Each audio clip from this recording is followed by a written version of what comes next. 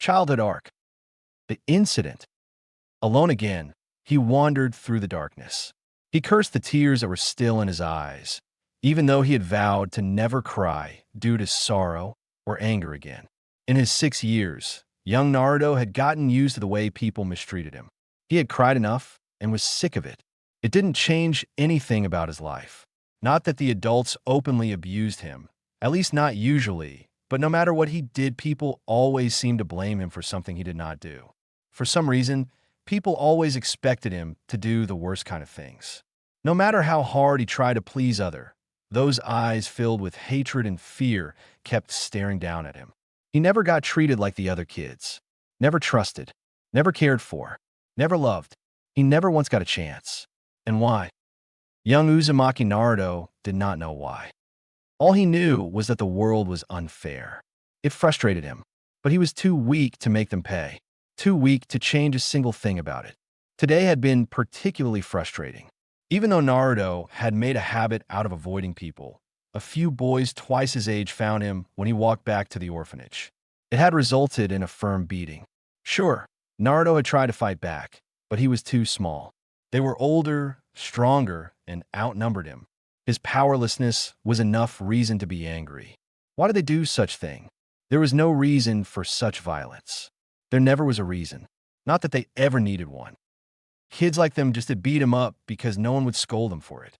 They could do to him what they wanted. And as long as he did not end up too badly injured, the adults would rather approve of their behavior than scold them for it.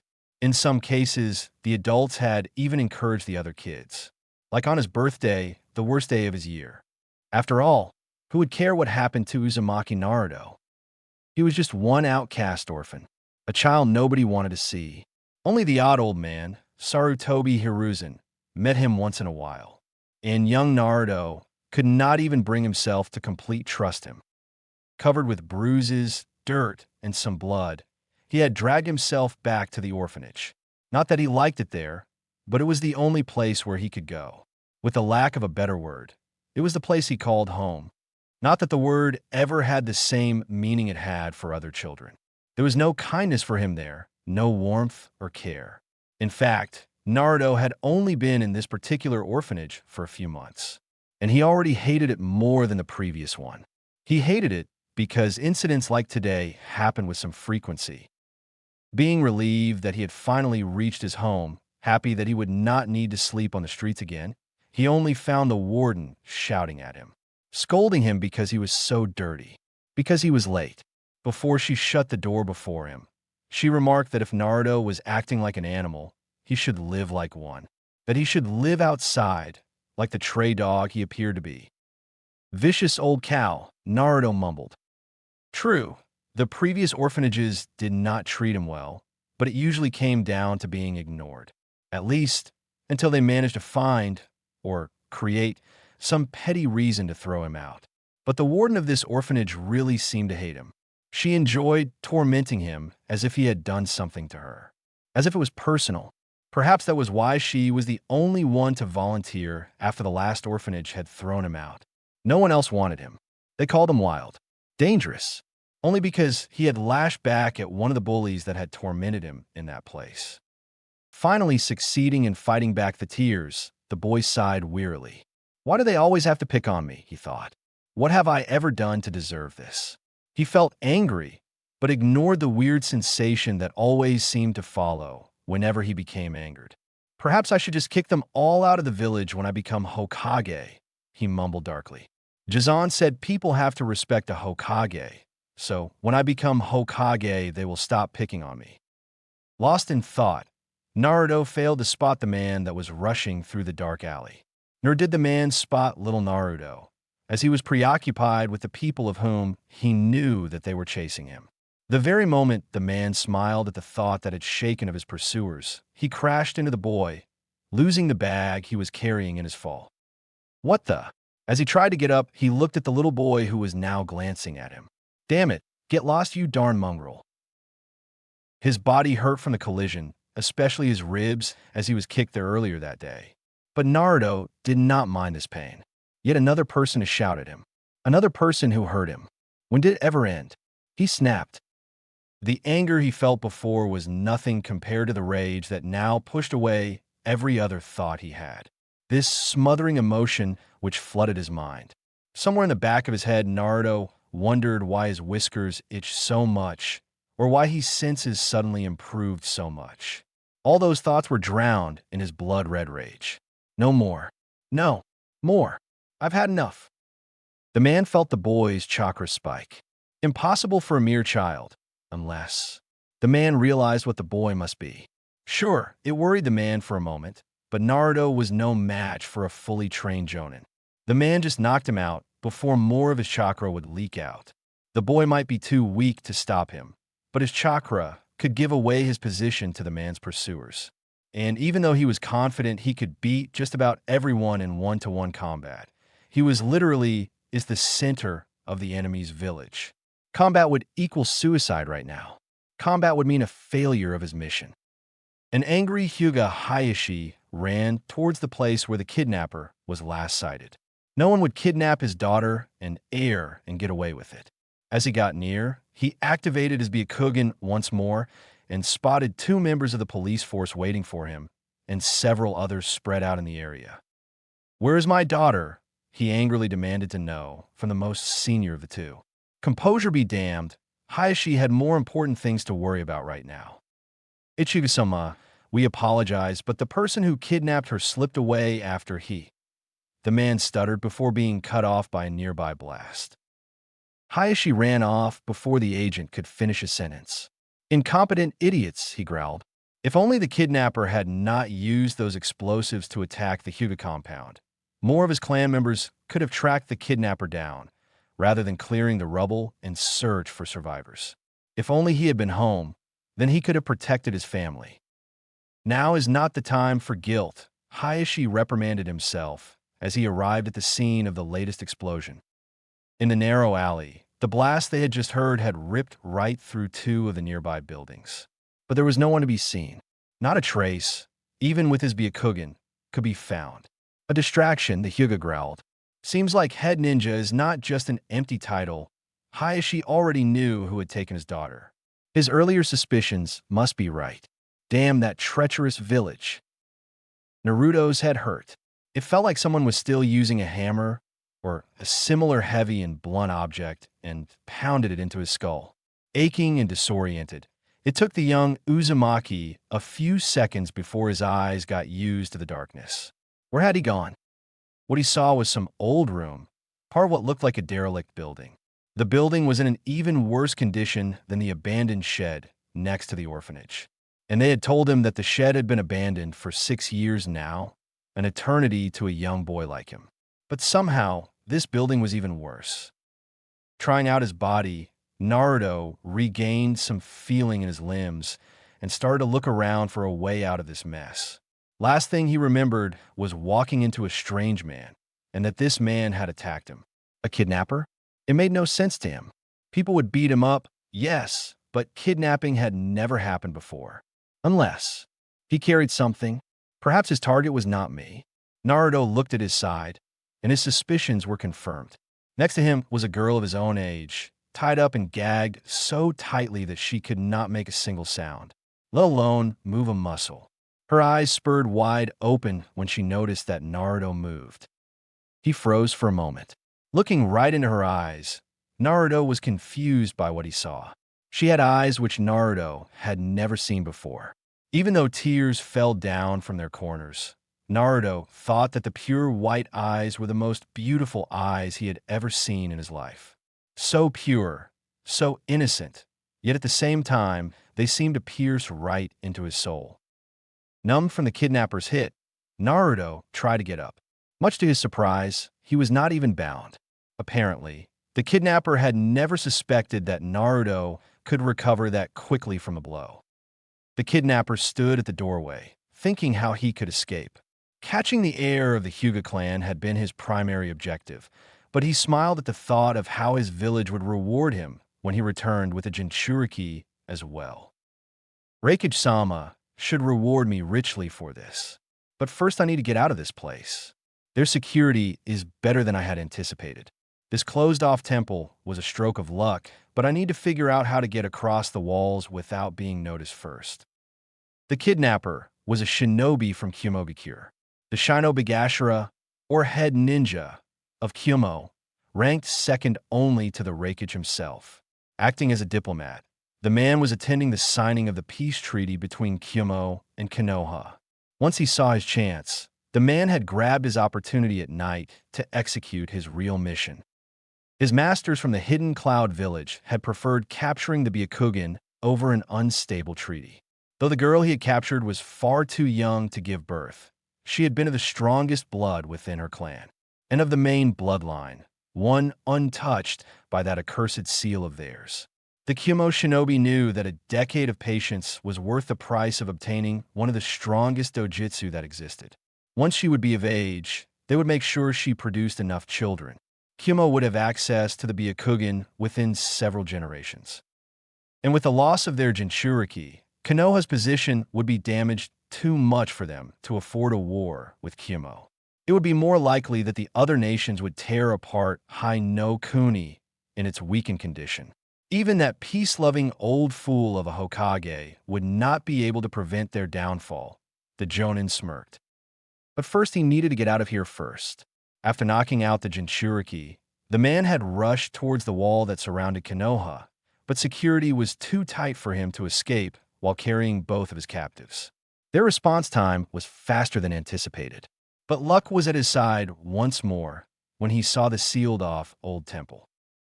Oddly, the Jonin had not noticed the temple the day before, when he had been watching for possible escape routes.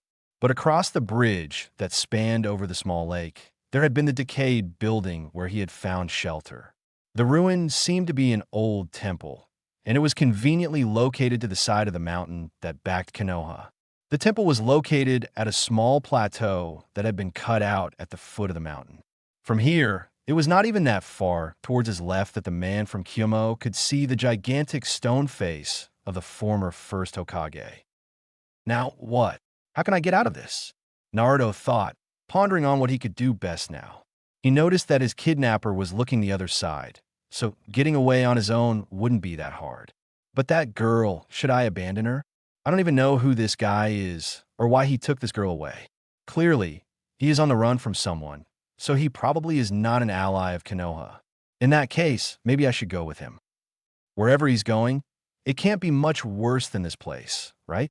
But that would mean that I would abandon this girl to whatever fate is waiting for her in the place this guy is traveling towards.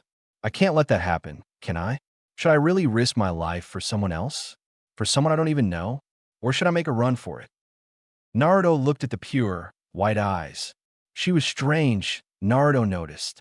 Most children around him seemed to hate him. He could feel their hatred towards him. He could describe the sensation, but he knew it when he was near someone who had strong negative emotions. And in his case, this applied to nearly everyone. But this girl, why does she feel so innocent?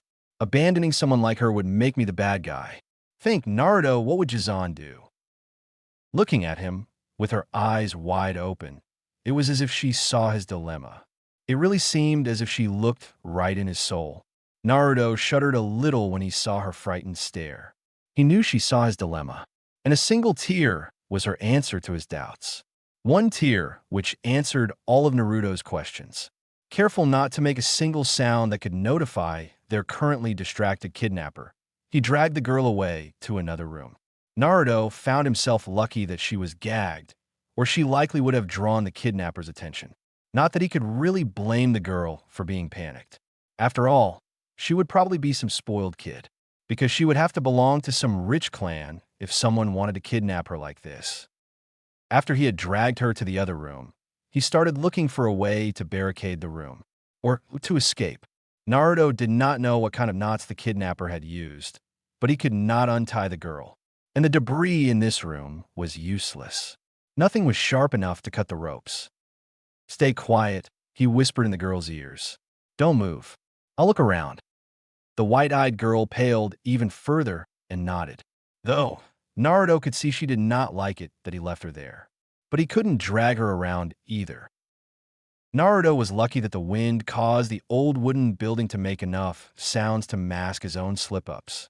Though he had practiced his silent movement for most of his short life, as he always tried to avoid drawing anyone's attention, Naruto could not avoid a few accidental creaking sounds. Sadly, the building was rather small, with a few small rooms and one large room in the back.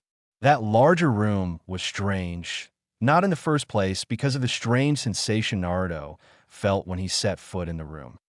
He looked around and felt confused by what he saw. Masks! Naruto mumbled under his breath. On the wall at the back of the room, there was a small platform, and on the wall, below the decaying curtains that were hanging above, Naruto saw the strangest masks he had ever seen. Those masks feel weird. Why were they abandoned in this run-down hovel? Naruto focused on one particular mask that drew his attention. All the masks were like the faces of demons, some broken, but most whole. Most demonic faces looked either angry, vile, or as if they were suffering from terrible pains. The one mask which drew Naruto's attention depicted a horned demon who smiled. Not an innocent smile, but rather a mischievous smile, as if it was taunting all it could see. Though he did not know why, Naruto grabbed the mask from its standard on the wall. The mask was not made out of metal or wood. It felt remarkably light. Bone, Naruto thought. He had seen Dog carrying those things, and this felt very similar. What is this place? And on the back of this thing, writing, Naruto saw some strange drawing on the inside of the mask. It almost resembled some kind of seal, like the ones he had seen in the old man's office. Only, the weird thing was the spiral in the center of the drawing. It was the same symbol as Naruto could see on the top of the wall, on the place where the old mothy curtains were attached to the wall. What is the meaning of that spiral-like symbol? The head ninja had seen enough. Though the wooden construction looked unstable, the stairway was the only pathway to the top of the mountain he could see. It was worth the gamble. The Konoha shinobi would be searching in different directions, so the chances of getting away would be highest if he fled across the mountains. Going back through the village would be a no-go. I should strap that girl to my back. She is my primary mission, the man mumbled to himself. He knew he had an impressive enough physique to carry 2 children without being slowed down too much. The Jinchuriki brat could just be carried along in the bag he had used for the girl earlier. If he somehow got into trouble, he could always drop the brat from the mountain. He had heard that upon death, the creatures sealed inside a Jinchuriki would break free, and a rampaging demon would form the perfect distraction in case of trouble. What the? The man cursed after walking back into the forsaken building. The children were gone. He punched the wall near him. Of course he would heal quickly. He has a damn demon inside him. Stupid. I should have tied that accursed kid when I had the chance. With the mask of the mischievous demon in his hands, Naruto was sneaking back to the room where he had left the white-eyed girl. Then he heard shouting. Damn, he found out. The child muttered softly. What should I do now? Naruto had not found a single thing that he could use to untie the girl, other than a few splinters of the wooden building itself. So he wanted to return to her and try to look if he could find some other way out of their predicament, but it was already too late. Though perhaps, if the man started to search in the building, Naruto could grab the girl and drag her out through the now unguarded front door. It is the only way out of this building, so if I move quick enough, it should be possible. Naruto remained careful, not wanting to be spotted by the man, and hurried to the room where he had left the girl who had shared his fate. But, again, Naruto was too late. The man had already found the girl and looked quite stressed. Of course, that brat would leave her behind while he looked for a way out. Naruto heard the man talk to himself. Stupid, the man cursed. And now he probably slipped away. Damn monsters. They're all the same. Shit. He found her. I suppose I could hide myself and let them go. Naruto shook his head. He knew the man was bad news. Naruto never knew why he could do it, but he always felt if people wanted to mistreat him. That was how he managed to escape the worst people. And this man had definitely no good intentions. This man felt worse than usual. And whether it was aimed at him or the girl, Naruto could not say. But Naruto could not abandon the girl.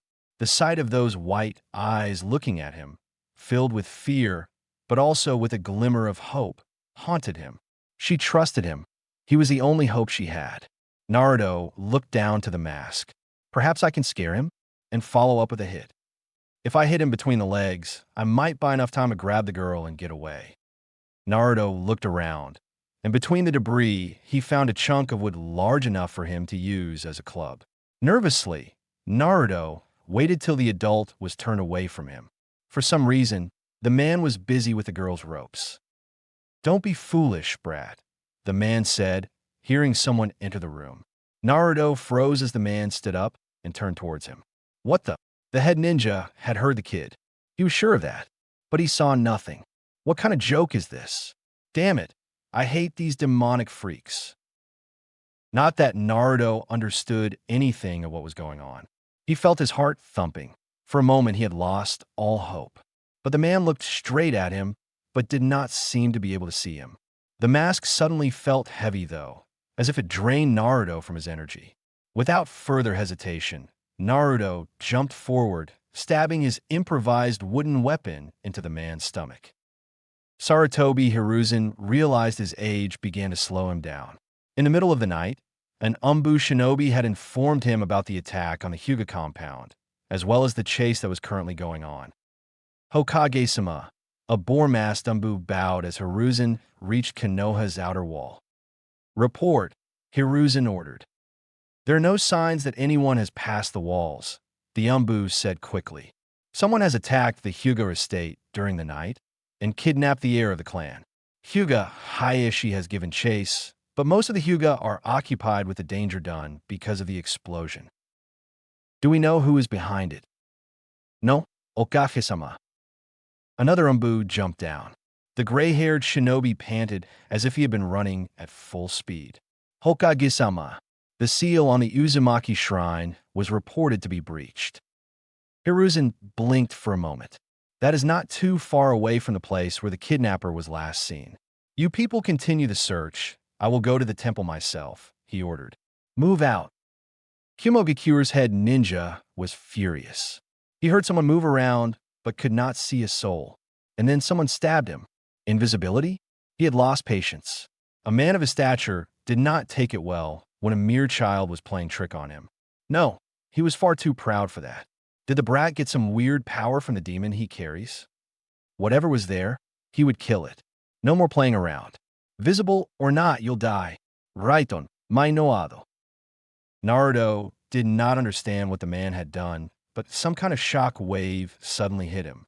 Every hair on his body stood out, and his mouth suddenly was as dry as if he had not had anything to drink in days. The demonic mask broke into several pieces when Naruto fell backwards, with his limbs moving uncontrollably. But there was no pain, only a burning sensation, as if something in his stomach had caught fire, and the fire spread through his body. Grabbing two of the largest pieces of the now broken mask, Naruto tried to get up again, but his body failed him. The last things Naruto saw before losing consciousness were the kidnapper move towards him, and then seeing same man falling to the ground after something or someone else burst into the room. Then all vanished in the darkness. Childhood arc. The honored guest. Hyuga Hayashi rushed to the Hokage's office. A silver-haired Umbu with a dog mask had informed him that the Hokage summoned him, stating that it was a matter of the utmost urgency. Not that he really wanted to, though. In fact, he was outright annoyed at the moment. He wanted to inspect the damage done to his clan. He wanted to see how his daughter was doing. The dog-masked Umbu had assured him she was doing fine, but he wanted to see that with his own two eyes. But he could not disobey direct orders from his Hokage, clan head or not. Hokage-sama, he bowed slightly, only barely enough to show the proper respect which the elder Sarutobi deserved. Hayashi, Hiruzen nodded, ignoring the man's restlessness. I'm sure Kakashi told you already, but both children are at the hospital, where they will first be checked for injuries. I think they will both be fine, even though a little startled from everything that happened to them today. Both? Hayashi frowned, though he quickly discarded that bit of news. What happened to Hinata?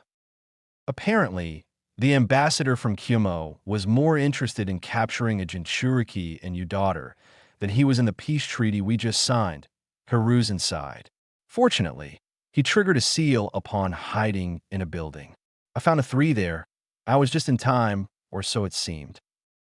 Now, with my daughter, I said Hinata is fine, and from what I could see, it was because Naruto managed to slow the kidnapper down.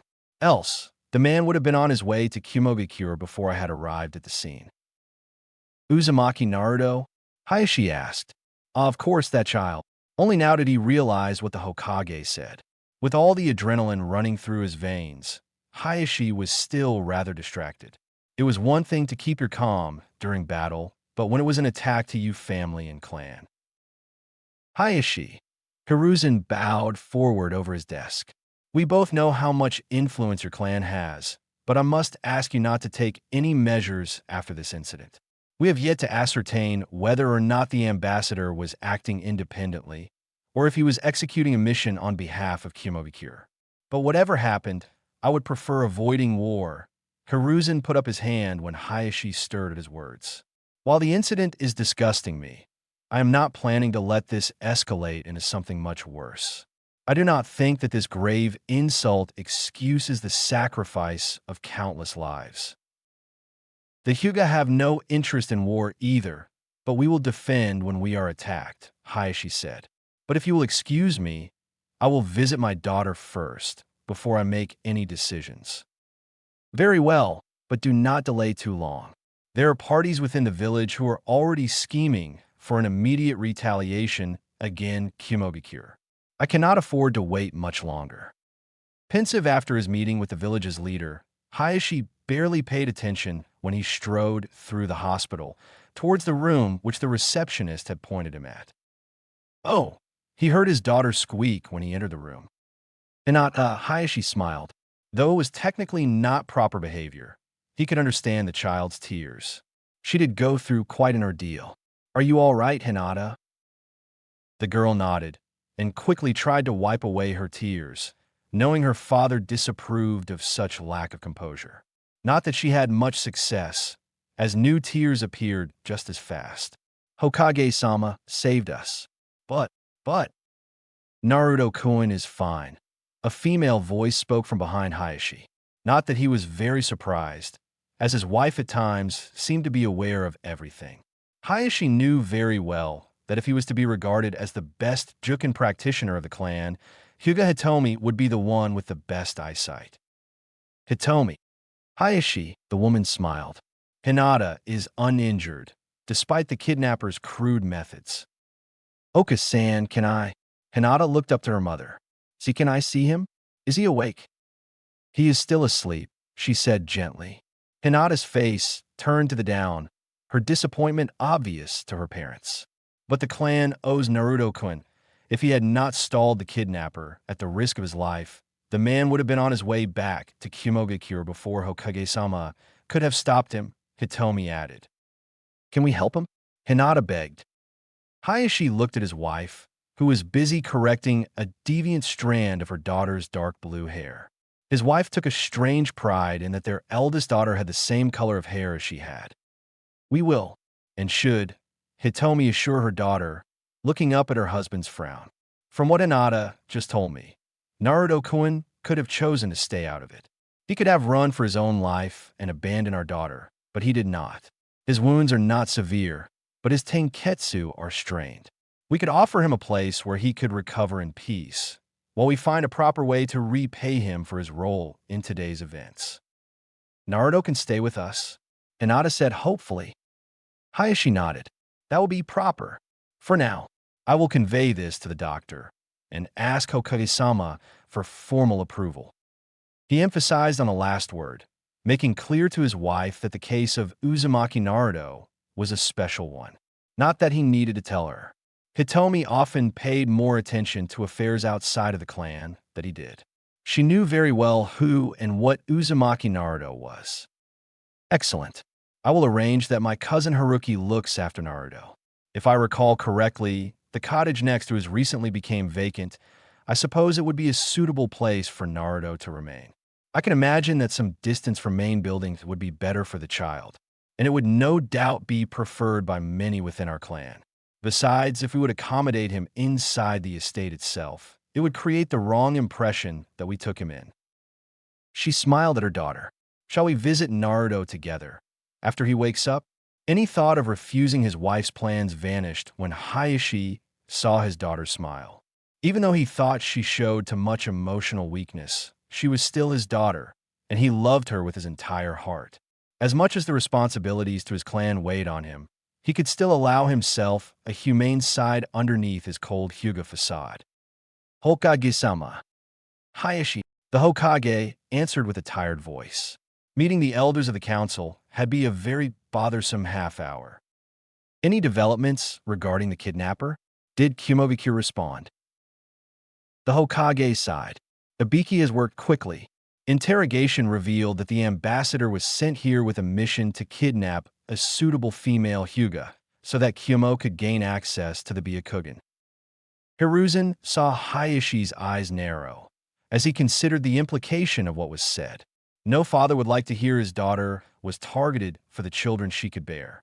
It wasn't like Hiruzen wasn't angered by this, but he lived too long to know that he couldn't make decisions based on emotions.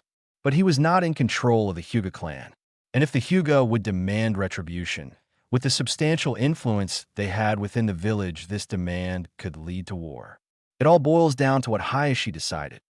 Fortunately, things did not turn out that way, Hiruzen added with his weary voice. Now that the peace treaty is formalized and we have quickly spread that piece of news across the borders, Kumo knows that their position is unfavorable. They cannot make any demands without revealing that they breached the treaty themselves first. Besides, we know that Kumo ordered their ambassador to execute this kidnap, and have proof of this. Kumo will not be able to try something like this again, not without damaging the diplomatic position it has with other nations as well. If this got out, no one would trust them again. I believe Kumobiku would choose an uneasy peace over an international scandal, which could potentially lead to a war between them and a coalition of hidden villages. Hayashi nodded. Though alliances and treaties were not respected as much as many would like, there was a consensus between the nations that those who broke a treaty within the same year should be considered honorless and could therefore be attacked by any nation without consequences to international relations. Even though the military prowess of Kimagaku was great, perhaps even being the strongest nation in the world, it would not withstand a combined attack from the other nations. Hokage-sama, the Hyuga will not officially blame Kyomo, neither for the attempt to kidnap my daughter, nor the damage they have caused at our estate. We were fortunate that there were no grave injuries, and that Hinata returned safely. Hayashi took a short breath before he made his request, knowing the sensitivity of the subject for Sarutobi Hiruzen, who was rumored to have an attachment to the boy. And even beyond that attachment, the village's Jinchuriki was deemed to be a creature outside of the control of a single clan. Else, the Sarutobi would have adopted him the day he was orphaned. But the potential power which a Jinchuriki represented was a thing which every clan coveted, and as such would not allow another clan to have.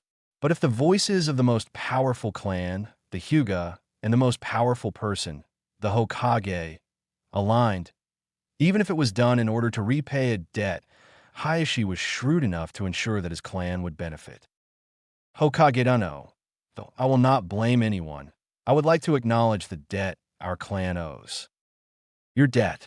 Sarutobi answered wonderingly.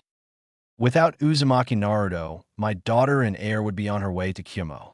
I would like to repay him, at least by sheltering him for a while. Hiruzen's eyes went wide with surprise at the request, and dropped back into his chair. For a few moments he stayed silent, considering the possibilities. Hayashi, you know very well that this child cannot be attached to any clan.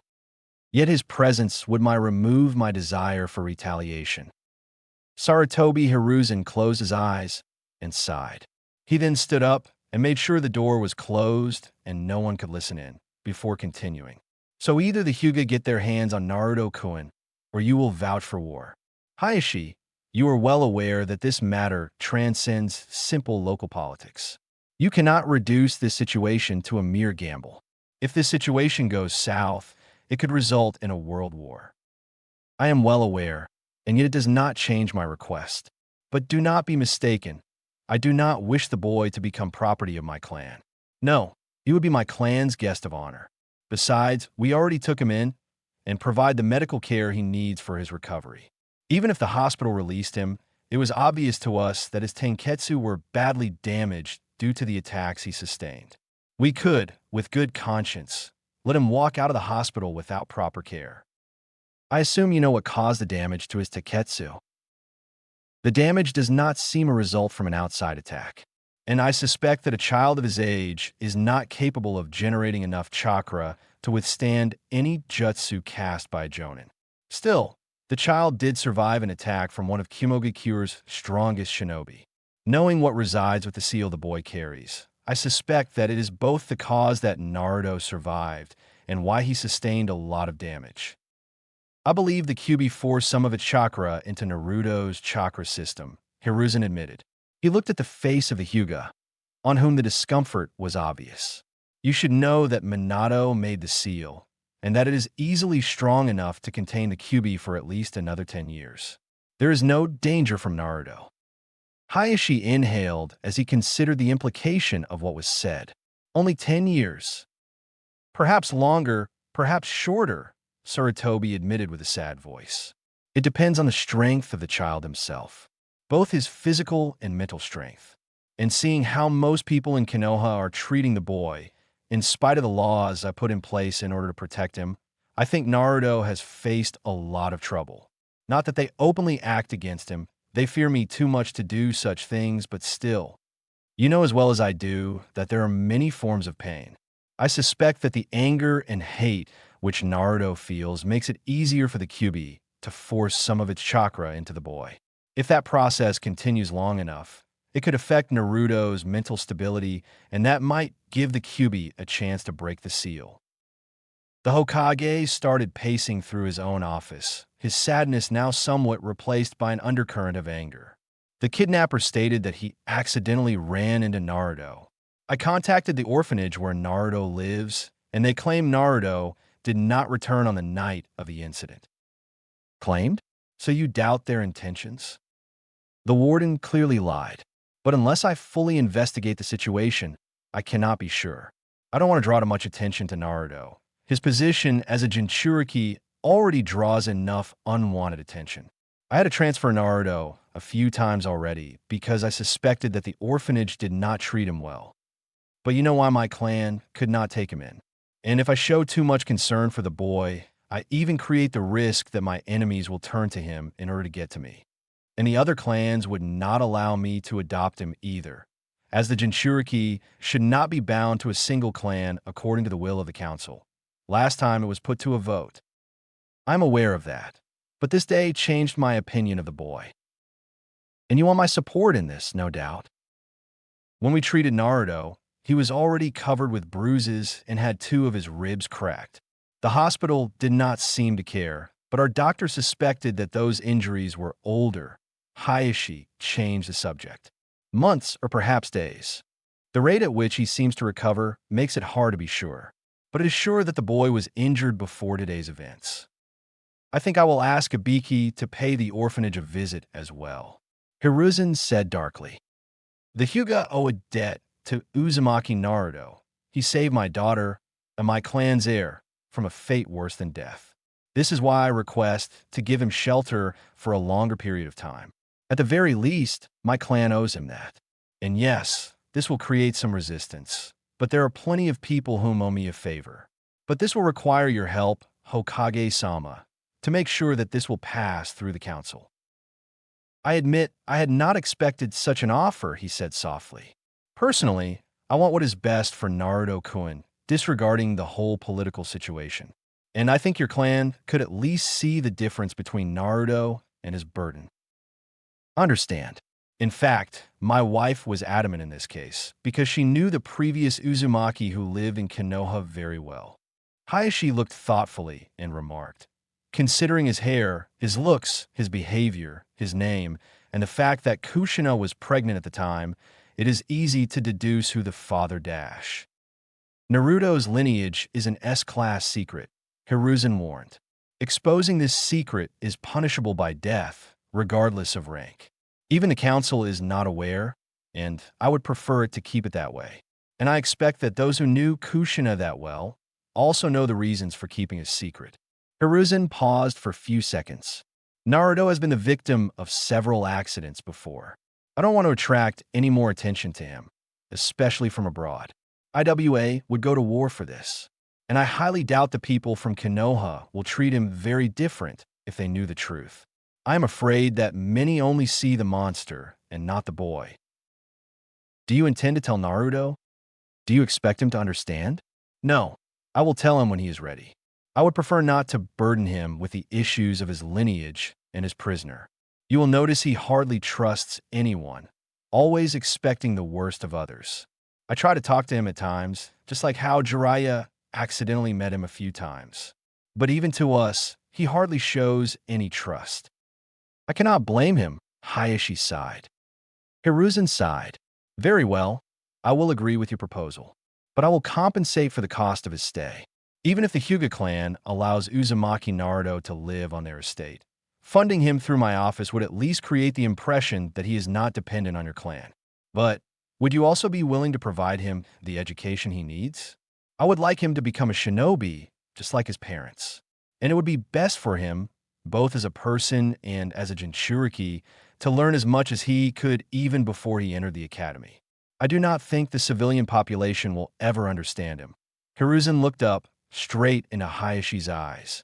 Even the majority of the shinobi would never come close to understanding his burden. I accept. Naruto will be taught and prepared for when he will enter the academy. He will remain on the estate as our honored guest and get a small cottage near the main building on the compound. Thank you, Hayashi, Hiruzen said, when the Hyuga nodded and left the office. Once alone, Hiruzen slumped down in his chair. Out of the hidden compartment in his desk, he took a bottle of his best sake. Nothing worked better than a few sips of the marked man to cure him from his tensions.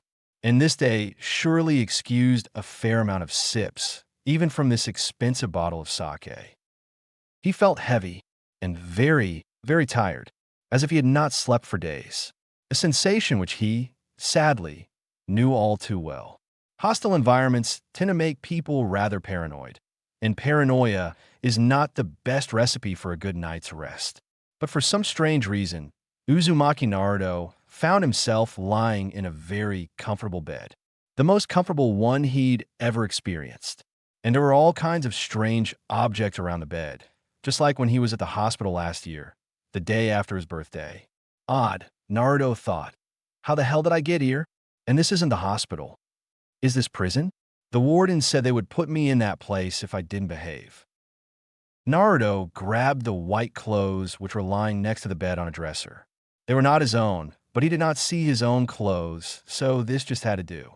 He would rather steal than get stuck in prison because he got caught for nudism. Wait, how did I get here? I was in that old rundown place. That big mean guy did something, and then I wake up here. But where is here? Before Naruto got the chance to figure out what had happened and where he was, the door opened and a tall man with white eyes appeared. He appeared to be in his 30s, but it was a bit difficult to estimate due to the exhausted look on the man's face. Good morning, Naruto-san, the man said, oddly formal and polite, unlike everyone else Naruto had met before. Well, Jizan and that strange toad man were nice to him, but they were old and strange, so Naruto suspected they just were different from normal adults. And this man had regular brown hair, not white or silver. So he could not be that old, but he didn't feel wrong either. Should he run or try to act friendly? Naruto was at an impasse at how to deal with this newcomer. The white eyes scared him, though. HLO. He forced the words out of his throat. I see you already got out of bed. How are you feeling this morning? The man remained patient and polite. No shouting, no scolding. It actually unnerved Naruto more than the usual treatment he received. Feel? Me? Good, I think. Wait, what? What is this place? Where am I? Who are you? Is this a weird hospital? Am I in prison? I didn't do anything wrong. Calm down, Naruto-san. The man chuckled, seeing the child's confusion. My name is Hyuga Haruki, and you are the Hyuga estate. When we found you, you were wounded. You were recently attacked, and we also found that some of your ribs were broken and that you had quite the number of bruises. I am here because I was asked to check up on your condition.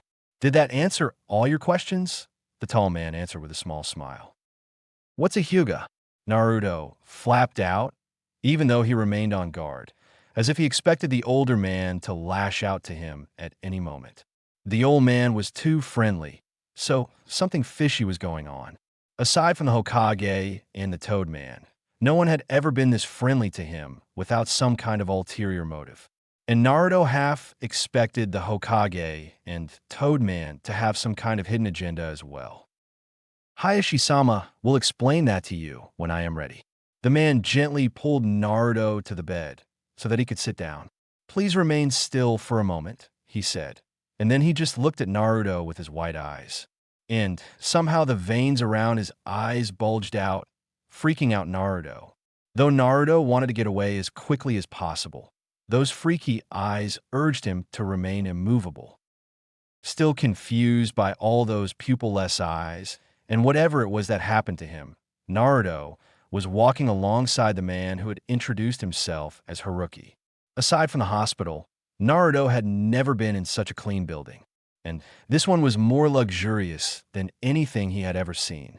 Haruki had said something about a speaking hashi, which he knew to be a fancy word for chopsticks. His preference for ramen had taught him some good things as well. He had heard the stories at the orphanages, even though they were not meant for his ears, about the talking chopstick. Though he thought it would be a bit silly, Naruto guessed that rich people like this could also own magical shinobi stuff, so speaking hashi would not be a big deal to them. Haruki turned left and opened a door to a larger hall. Greetings, Naruto, another white-eyed man said when Naruto entered. Hello, Naruto asked, still utterly confused. This was a plain man and not a chopstick. It actually disappointed Naruto a bit. The confusion did not escape the white-eyed man's attention, but he seemed to be expecting it. My name is Hyuga Hayashi, head of the Hyuga clan. I was wondering if you wanted to eat something with me. Naruto nodded, though his stomach agreed even more, and so loudly that Naruto had to blush and hastily apologize. Naruto's curious eyes were cast down immediately, as if expecting Hayashi would try to hit him. Hayashi swallowed his annoyance. Is this how people raise that child? Haruki left the room and quickly returned with a platter with some food, then excused and left the room. Though initially disappointed that there were no talking chopsticks, Naruto soon forgot about that when he saw all the food. Only once in his life he had eaten such nice food, and that was when the old Toad Man had taken him to something the man had called a restaurant. But these were places that were usually forbidden for him to enter, just like most of the shops in Konoha. This must be the best orphanage ever, Naruto suddenly exclaimed. Well, this is no orphanage, Naruto-kun. A gentle feminine voice spoke up. The woman, with long dark blue hair, walked into the room and took the seat next to Hayashi. Greetings, my name is Hyuga Hitomi. The woman introduced herself, and I thank you for saving our daughter. Daughter? 4 days ago, you aided in the rescue of our daughter, Hayashi answered. 4 days? Naruto pondered, and then shrugged as he continued eating. After 2 bites, however, he realized what was said. I stopped that evil man. Evil? Hitomi asked, somewhat confused. Naruto tilted his head somewhat, as if he was considering telling them the truth or not. Yeah, he felt evil, he decided. I do not know how to call it otherwise. It's not sight or smell, but I definitely felt that he was wrong. If he can sense malice, the QB's influence might be stronger than I anticipated, Hayashi thought. Aside from everything he had to manage for the repairs to the compound, he had also taken the time to research several of the records on Jinchuriki and their abilities. And Mito, the wife of the Shodai Hokage, had this peculiar sensory ability. You saved our daughter, who is the heir of our clan. As such, we would gladly thank you and offer you to stay at our estate. Naruto looked like his brain just exploded. I don't need to go back to the orphanage? Is this a joke? He asked cautiously, prepared to have his hopes shattered. No, Naruto-kun, it isn't a joke, Hitomi smiled gently. If you so wish, you can live at the small cottage next to that of Haruki-san. If I wish, Naruto frowned, as if his mind could not process their words. Seriously? It's not a joke? You're not. Eh? Yes. I mean, thank you. He quickly stood up and bowed deeply, both out of gratitude and in order to hide the furious blush on his face. As such, Naruto moved from an orphanage into a small cottage near the main building on the Hyuga compound. Even after a few days, Naruto still could not comprehend why they let him stay there, but even Jizan seemed to be happy about it when he visited. The Hokage's visit also made it clear to Naruto that this wasn't a joke, a dream, or a hallucination. Not that the wide-eyed people seemed to like jokes, though. They all seemed oddly serious, quiet, and reserved. Well, Haruki seemed to be a little different. At least he smiled from time to time, though it was scary how much the older man knew. Not as scary as when he changed his eyes, though. Pretty soon, Naruto spent nearly every day with Haruki, as the latter took charge over his education. The two other exceptions to the regular Hyuga were Lady Hitomi and her daughter, Hinata. Naruto could not understand the latter. Not all. The girl was of his age, but did not chase him away like most of the children he knew. Did not call him names. Did not try to hit him. She didn't do that. In fact, she didn't do anything at all. Instead of the mistreatment Naruto expected from those of his own age group, Hinata blushed every time he saw her and seemed to be unable to speak, though he thought she had said something which resembled "thank you" the first time they had met after Naruto had woken up in this peculiar clan. Naruto really did not know how to act around her. She was of high birth, so Haruki urged him to watch his behavior, something which Naruto had to struggle with anyway. All this San and Sama stuff was really confusing to the little boy at first, but in the end he managed. But Hinata, her eyes seemed to have something that no other person Naruto had ever met before had. Nearly all the Hyuga had that cold and calculating look in their white eyes, but Hinata was different. Beyond that, it was strange for Naruto to meet someone who was invisible to his other sense. It gave Naruto an oddly naked and blind feeling. Not that Naruto knew how to properly talk with her. No one his own age had really done that. Even at the orphanages, both because he was often kept away from others and because he was often moved. Still, there were many more things which Naruto could not comprehend. For one, why there was such a difference in how the white-eyed Hyuga behaved. One group was humble and reasonably friendly, even though distant. The other group, however, barely took the effort to notice him, as if he was too low for them to even want to see. Haruki-san, why do so many Hyuga cover their foreheads? Naruto asked in one of his lessons. There's a difference between the main house and the branch house, Naruto. The main house is the family of the head of our clan, while the families of the branch house serve the main house. So are you of the branch family, Haruki-san? Naruto asked upon looking at the man's head protector.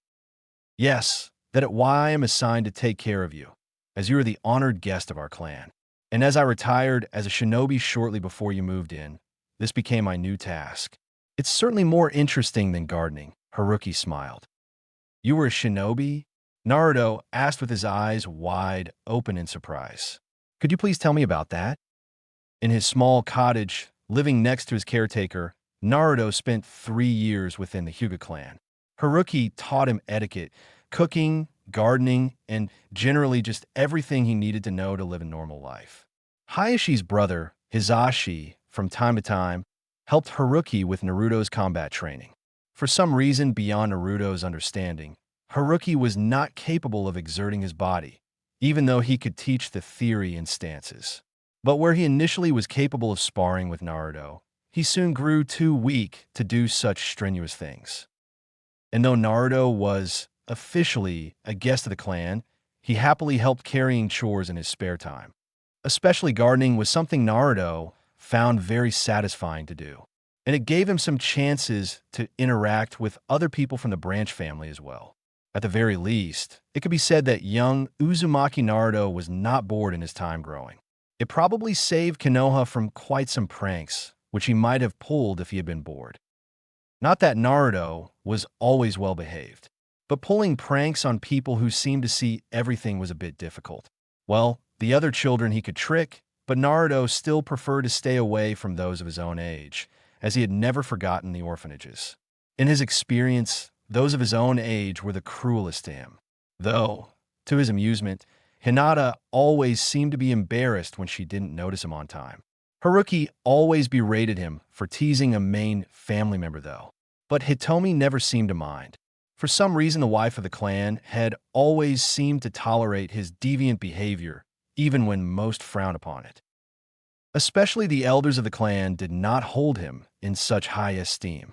They, and with them many others, avoided him whenever they could, or ignored him if they had been unable to avoid him. Still, these 3 years were by far the best of his life. He did not even notice that the weight in his stomach had lifted as he grew happier. But this happiness was not supposed to last. The day he had to go to the academy came closer, and Naruto was not really looking forward to his first day at the academy. But for the Hyuga, it seemed to be a celebratory event. Hayashi and Hitomi invited him to a party, which was thrown in honor of their daughter Hinata, who would enter the academy at the same day as he would. As Naruto approached the dining room, he frowned at the thought that they would have the same classes. Naruto never really understood the girl.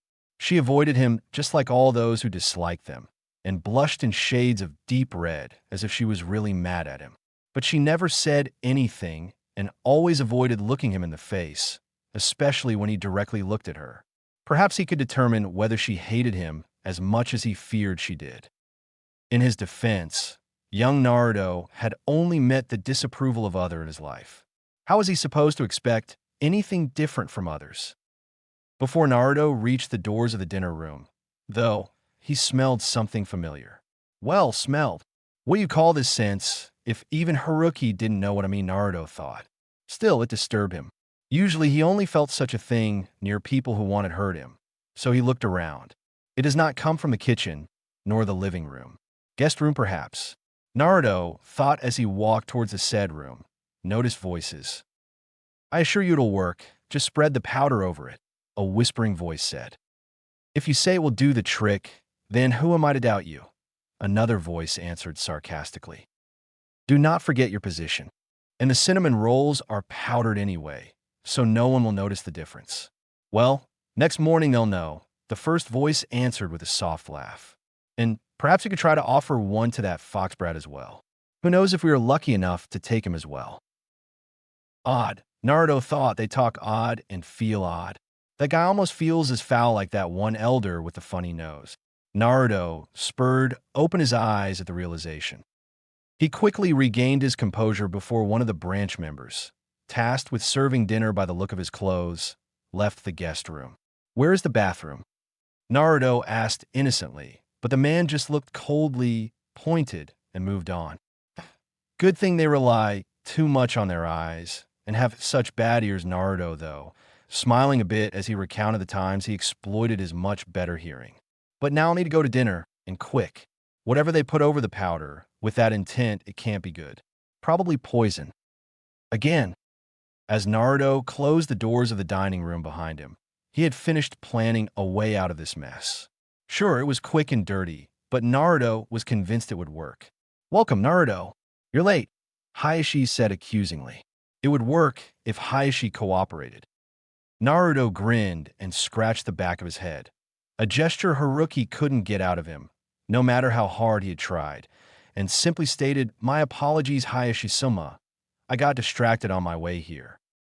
Hizashi muttered Kakashi while massaging his forehead, which made Naruto notice it wasn't just the head of the clan, but also his wife and children, along with his brother and cousin who attended the private celebration. Well, it doesn't matter today. Take your seat, Naruto, Hitomi said with a gentle voice. Appetizers have just been served, so you're just in time. Naruto took his seat next to Neji and opposite to Hanabi.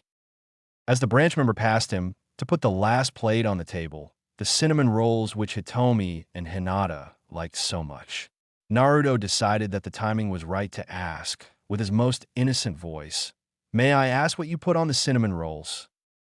The branch member only froze for a fraction of a second before he recomposed himself, but Hayashi noticed. And before the man could start to attempt talking his way out of it, Hayashi asked, "Why do you ask such an odd question, Naruto?" The latter chuckled, as he knew Hayashi was suspicious. And he knew the clan leader well enough to know that he wasn't the type would let go easily once something drew his attention. But Naruto did not want to lose the momentum, so he just told the truth. "Well, as I walked towards this room, I heard something interesting had to be put on the cinnamon rolls. And since they said that it wouldn't be noticed due to the powder which was already on them, I merely got curious as to what would be different, and why it would be so interesting." The branch member paled and backed away, looking for an escape route, but Hizashi already stood behind him. "What is the meaning of this, Katashi?" "In nothing, Hizashi-sama. Quit your stuttering and answer my question. What did you put on those rolls?" "In nothing. Only what I had to," Katashi said before he tried to get away. It was a futile effort, though. With the two best Juken practitioners of the Hyuga clan next to him, Hyuga Katashi of the branch family merely took 2 steps before he was paralyzed. Sadly, that was also the last thing Katashi ever did, as he suddenly twitched and suffered an unspeakable pain as his caged bird seal was invoked. While Hitomi ensured her daughters and Niji left the room, Hayashi gestured Naruto should stay put. Then, Hayashi's anger was pointed at Hizashi. "Find out who is responsible." Now, he growled. It had to be someone of the main family, but who would betray him? He needed to know. No one would hurt his wife, nor his child. Even though the performance of the latter was disappointing until now, Hinata was still his daughter. And the idea of someone of his own family trying to hurt them, a cold fury took hold of Hayashi. "Yes, brother." Hizashi bowed and left. After a branch member confirmed the extra powder to be poison, as already expected, Hayashi turned to Naruto, who had patiently remained in the room after the hand gesture from Hayashi earlier. "Thank you again, Naruto. You saved the lives of both my wife and my daughter. If I hadn't been a bit late, I would have missed it. It was merely coincidence, Hayashi-sama. Blind luck. Coincidence or not, this is the second time I am in your debt. If there is anything the Hyuga clan can do for you, please ask." Naruto closed his eyes while thinking if there was something. Then he just shrugged and said, "There isn't anything I would want, though I am curious of one thing. Why do some people refer to me as Fox? Many people talk about it when they think I cannot hear them, and they seem to mention me with that word.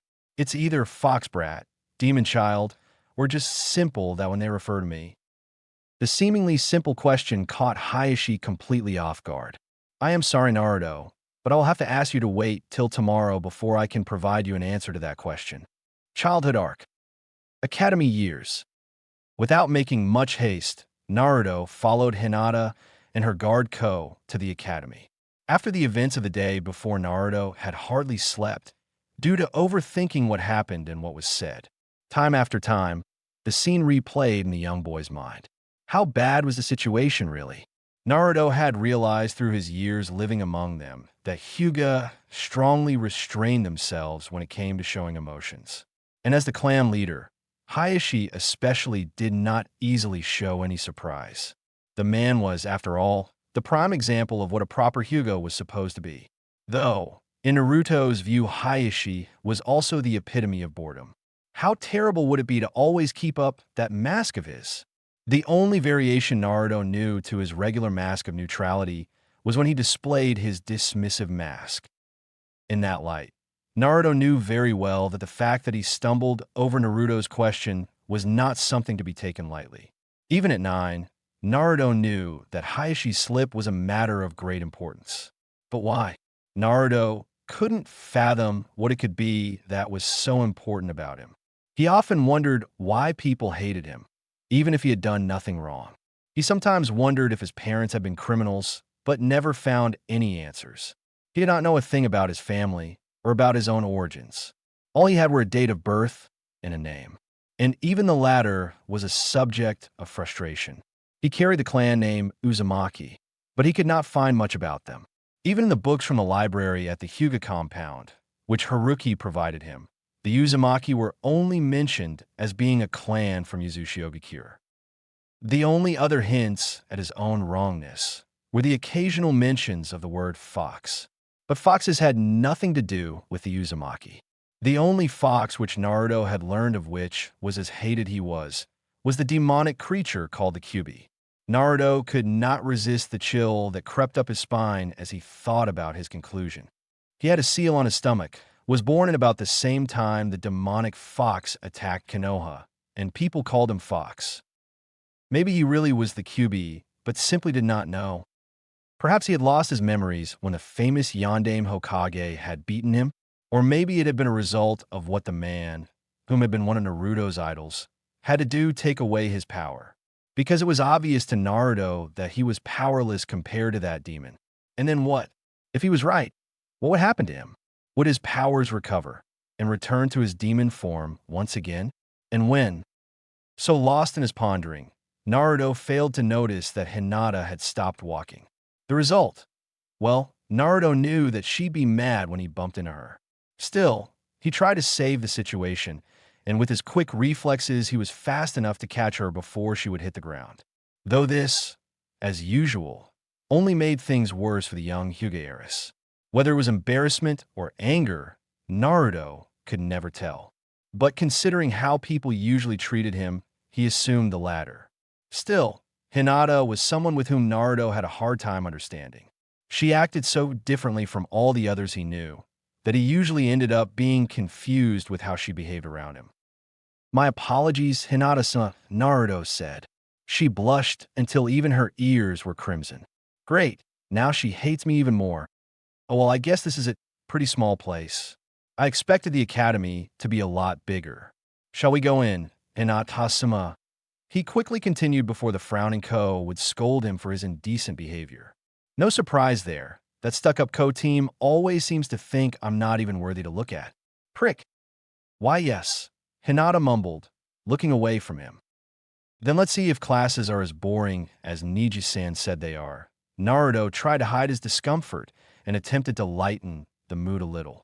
But considering the shades of crimson which Hinata still displayed, he failed miserably. So he sighed, entered the building, and left the two Hyuga behind. "So, how was your first day at the academy?" Naruto, the Hokage, asked kindly. "Well, it was more interesting than I expected.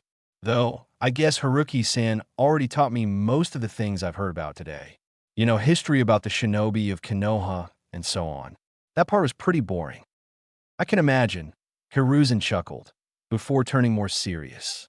"I understand you asked a question yesterday." Hiruzen nodded to Hayashi.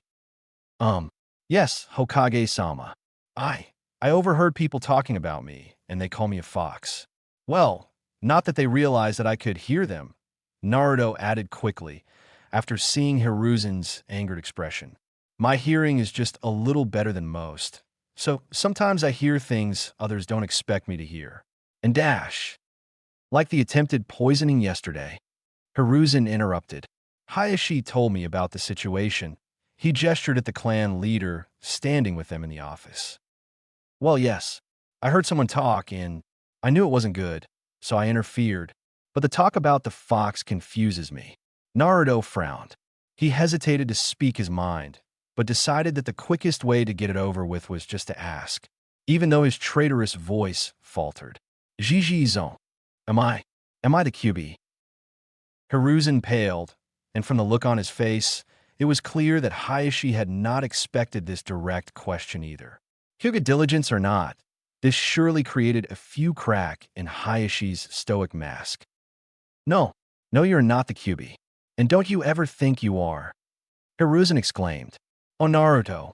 He sighed, and suddenly seemed to be older than Hayashi ever saw him before. "The truth is that you're not the fox, but that you imprison it. That is why my successor, the Yondaime Hokage, placed that seal on you. Despite what many think, even he was unable to kill it, so he had to seal it away. So, you are not it, but you are its prison." Naruto nodded and listened to the Hokage's explanation. Not that he fully comprehended the situation, but at least he was not a demon himself. At least, he decided to take the old man's word on it that he wasn't. This demon thing also explained the behavior of others towards him.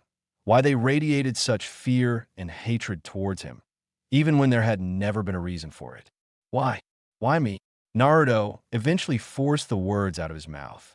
He felt tired, exhausted, simply because he had to process this piece of information. You were the last Uzumaki. You were the best candidate for it, the only candidate, Hiruzen said softly. The village was under attack by something we could not hope to defeat. The Yondaime had to act quickly to avert the village's total destruction. And you, because of you, he could save countless lives. A silence fell, uncomfortable even to Hayashi. The latter knew the truth and could see how much it pained Hiruzen to talk about these things in front of Naruto. Though he understood, he too would rather give his children a normal childhood. Unfortunately, our world doesn't allow us such things, Hayashi sighed. I am so sorry, Naruto. Hiruzen continued, his tired voice filled with sadness and regret. I'm sorry for the sacrifice you were forced to make. You keep the fox at bay. By all accounts, people should see you as a hero. But instead, all that people give you in return for your sacrifice is hatred. Hatred, because of the Kyuubi and their own ignorance. Naruto scowled at the thought. Why would people insist on blaming him for something he didn't even do? For being something he was forced to be? Why was the world so unfair? Naruto, please try to understand that at the time, half of the village was in ruin. Hayashi saw Naruto's conflicting emotions. That day, everyone lost friends, family, parents, and children. The people had lost their homes and lost their leader. All that was left to them was a little baby who now held the monster inside him. The monster which was responsible for all that suffering and pain. Hayashi sighed. I know it must be difficult for you, and I agree, it was wrong. But people had so much sadness that they took it out on you, the only thing left of the Kyuubi. It is as wrong as it is. The response was unavoidable. We believed you would not understand, Hiruzen continued. I believed that the truth, while you were still but a child, would only make your burdens even harder to bear. And I didn't want to burden you any more than you already were. That is why I forbade anyone from telling you, Hiruzen admitted. There were those who wanted to kill you for what you are, those who experienced the pain the Kyuubi caused. But I hoped that by forbidding anyone to speak about your burden and forbidding them to act against you, I could at least give you a somewhat happy childhood. A tear fell from his old eyes. I am sorry that I failed you, Naruto. The boy heard it all, but stood there as if he was frozen. When Hiruzen finished speaking, Naruto stood up and left the office, not wanting to show anyone his tears. Tears of anger, sadness, and relief. Relief that he was not the monster he had feared to be. He didn't know how to feel anymore, though he realized he had yet to understand the magnitude of his problem. Hinata was worried, not about herself, for a change. No, she knew well enough that she always disappointed her father, as she had little courage and even less talent. Her mother seemed to be the only one who was not worried about her shyness and accepted her as she was. No, she was worried about someone else, and she hated herself as she did not even possess the courage to speak to the boy who saved her life, who saved her not just once, but twice. She was found herself despicable. Yesterday, Naruto seemed very sad. Hinata thought it was because what happened to Katashi-san, but her mother said that it was not the case. She would not tell her why, though. Why don't you ask him about it, Hinata? She had replied to the girl's questions. But as they walked to the academy, flanked by Ko, she only noticed his pensive look and instantly lost what little courage she gathered. During the break, Hinata watched as Naruto sat down on the swing in front of the academy. He looked so lonely and sad. She realized she was pressing her index fingers against each other again. How can I be bothered by my nerves while Naruto-kun is in trouble? She mentally scolded herself. Startled, as he had not noticed her getting near, Naruto nearly fell of the swing. Regaining what little composure he had left after that action, he replied, Ah, Haji, hello, Hinata-sama. Are you all right, Naruto-kun? She asked hesitantly. Even his way of speaking was unlike the Naruto she knew. He was too pensive, too fragile. To her, Naruto was a shining example of strength. And to see that example acting like this, it just didn't feel right. Yeah, yeah, I'm Fine. Fine, Naruto said sheepishly. He still held that absent look in his eyes, even as he spoke. Although, when she remained silent for a bit, he suddenly seemed to wake up and realize whom he was speaking to. Hinata almost giggled as she saw him scratching the back of his head, especially because she knew how much time Haruki had spent on it. By the standards of the Hyuga, such tics were a sign of bad manners. But no matter how hard Haruki tried, Naruto stubbornly continued to do it, even leading Haruki to lament that Naruto just didn't seem to think before he would act. If I may, I'd like to. You don't seem to be very happy about going to the academy. Naruto frowned a bit. Well, most people don't seem to like me much, so I just stick to myself. He tried to smile it away. Hinata saw it bothered him, though. She had seen his subtle glances at the other children of their class, and how they played and laughed together. To Hinata, it seemed as if he wanted to join in, but for some reason he wouldn't. Mind if it eat L lunch here? She asked while blushing furiously. Eh. Naruto squinted his eyes and looked at her, wondering if she was serious. Of course I don't mind. But there's no seat. Wouldn't you rather go inside, Hinata-sama? I am fine. She waited a moment to gather the courage for her next question. W, would you like something to eat? I have too much. And I noticed you forgot your lunchbox, she squeaked. Please. Naruto seemed to be completely puzzled, and for a moment Hinata expected that he would just turn her down, causing her to fidget even more. Would he turn her down like everyone else did? Sure, fine. Thanks, Hinata-sama, with a very strange voice, as if he did not believe this was real. Naruto sat down on the grass beside her, not comfortable on the swing, and ate a little from the food stuffed in her, far too big for a single person, lunchbox. Is this why Oka-san gave me this lunchbox? Hinata realized, so that I could. Though they ate in silence, as she didn't trust her voice anymore, and he was too confused about her sudden change in behavior, Hinata rejoiced. Finally, she was a little closer to him. Finally, she managed to cross that frightening distance between them. She was painfully aware that Naruto was only a few foot away. So close. She looked on as he ate, noticing the movements of his whiskers, the somewhat confused look still in his bright blue eyes. She looked at his beautiful golden-colored hair. She still recalled the first time she saw him. Why would Hinata-sama do this? Naruto pondered. I thought she disliked me like everyone else, but now she just offered me food. Maybe she wasn't angry anymore? She never seemed to like to talk to me, but at least she didn't run away this time. Oh well, whatever it is better than it was before. And the food is nice too. I should thank her, but how would I thank someone of the main house for such a gesture? As he looked up, he realized why it had become so silent. Hinata had stopped eating.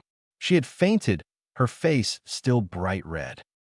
The teachers don't seem to like me very much, Naruto realized. They weren't too happy when he brought the unconscious Hyuga to them.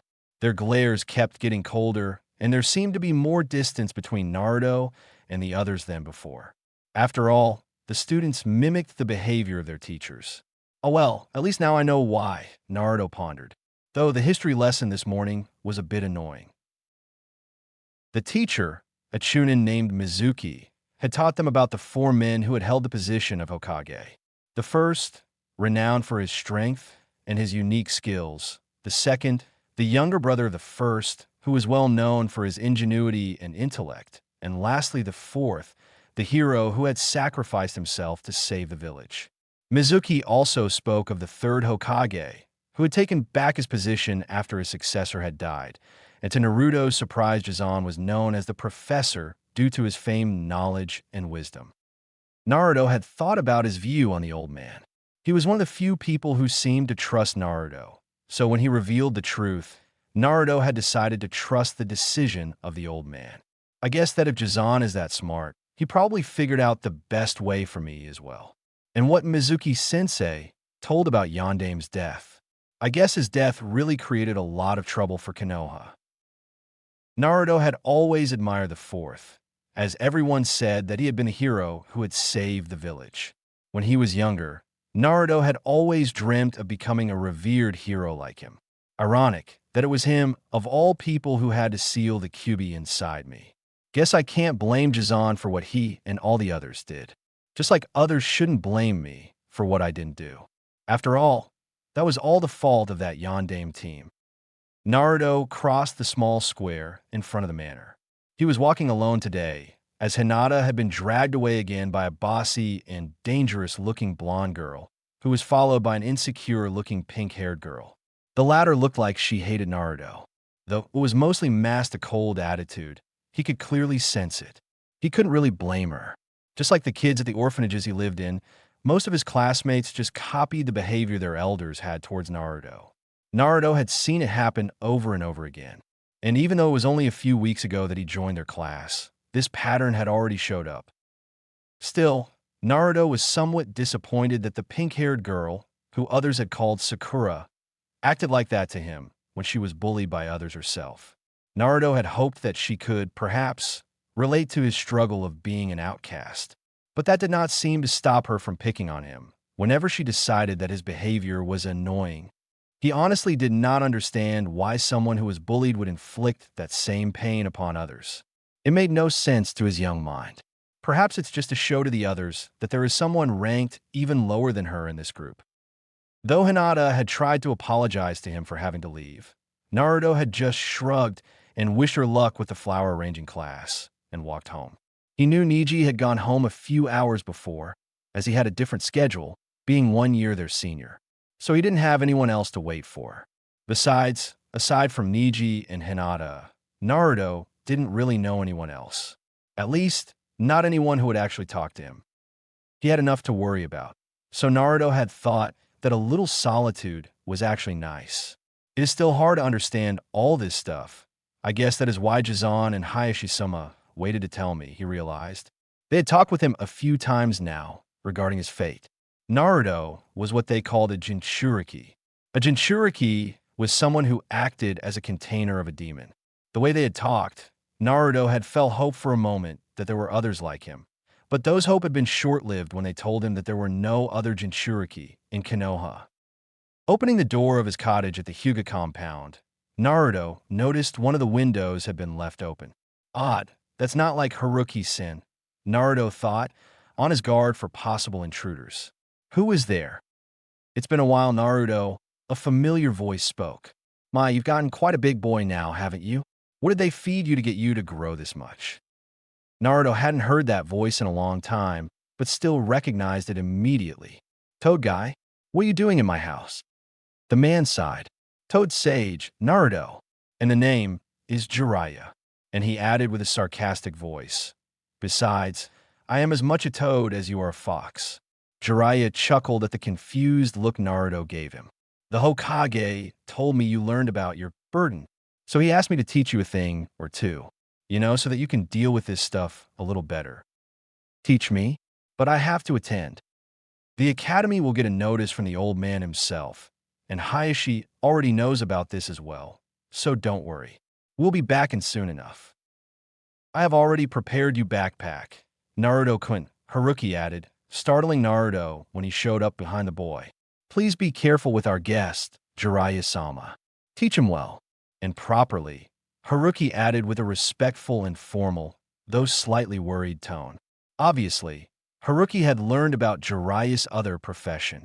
Erotic novels were not something a 9-year-old boy should come in contact with. In fact, Haruki would rather have joined the boy in his travels. Don't worry, Jiraiya smiled. I'll take the brat to the forest around Konoha. He will probably need some space for the jutsu I intend to teach him. Picking up the backpack and dragging along a stunned Naruto, Jiraiya left the estate, making sure no one would notice them leave the village. 2 weeks should be enough. But between the Bunshin and the summoning contract, I will probably need all the time I can get. Sensei and Hayashi may think the kid has talent, but to expect a 9-year-old brat to grow that much in such a short time. Naruto-kun is not at home today, and Atasama, Haruki said when he saw Hinata standing in front of the door of his pupil's house. Hey, where did Naruto-kun go? He did not attend today's classes either, she asked shyly. Is he ill? She continued with a worried expression. No, he is fine. You know how Naruto is. He's incapable of getting sick. So don't worry. Haruki smiled gently. The truth is that Naruto-kun left Konoha for training, so there is nothing to worry about. It is only for a few days, he added after seeing her distraught look. Naruto-kun had some trouble with the lessons from the academy, so he received some separate lessons to deal with those issues. So please don't worry about him, Hinata-sama. After she bowed and thanked him, Haruki watched her walk away. Poor girl. She's too kind for her own good. If only she hadn't been the heir. Though he could not suppress a smile when he noticed the small bouquet of flowers she left on his pupil's doorstep. Ah, so her admiration has already gone that far. That would explain her behavior during the attempts to talk with Naruto. Hinata-sama, he called out to her. Why yes, Haruki-san. Hinata froze, wondering what it was that she had done wrong. If you want to give Naruto-kun those flowers, why don't you help me putting them in a nice vase? Haruki suggested. Though the girl blushed furiously, she agreed and helped him, if only because it meant she could be in Naruto's cottage for a little while. Thanks to Haruki's lectures on the 12 hand seals, Naruto picked up the basics of the skills easily. But the Bunshin no Jutsu proved to be extremely difficult for the young boy. After 2 days, Naruto only managed to produce 2 copies of himself, which both looked sickly and frail before they weakly exploded in a little cloud of gray smoke. The forms are good, the way he draws onto his chakra is correct, and he certainly doesn't have a shortage of chakra either. What am I missing? If only I had those Byakugan, Jiraiya thought. Not for the first time, mind you. For someone like Jiraiya, having to be a Byakugan was a lifelong dream. Either that, or the Hokage's crystal ball, as these would enable him to do all the research he ever wanted. All the women in Konoha should count themselves lucky that Jiraiya had neither. The Bunshin no Jutsu is basics. Though, I haven't used the Jutsu much ever since I was a genin myself. But if I want him to learn the Kage Bunshin, he should at least be capable of this. Suddenly, it occurred to him. Basics? What kind of fool am I? Normal rules don't apply to the brat. He never needed to train to grow his chakra reserves. And I am wasting time on basics. Stupid. He never needed to grow his reserves like any other person would. In his case, it would probably be the contrary. He has to learn to control his reserves first. Perhaps I should just skip to the Kage Bunshin. Though I gotta be careful he doesn't go too crazy with the chakra.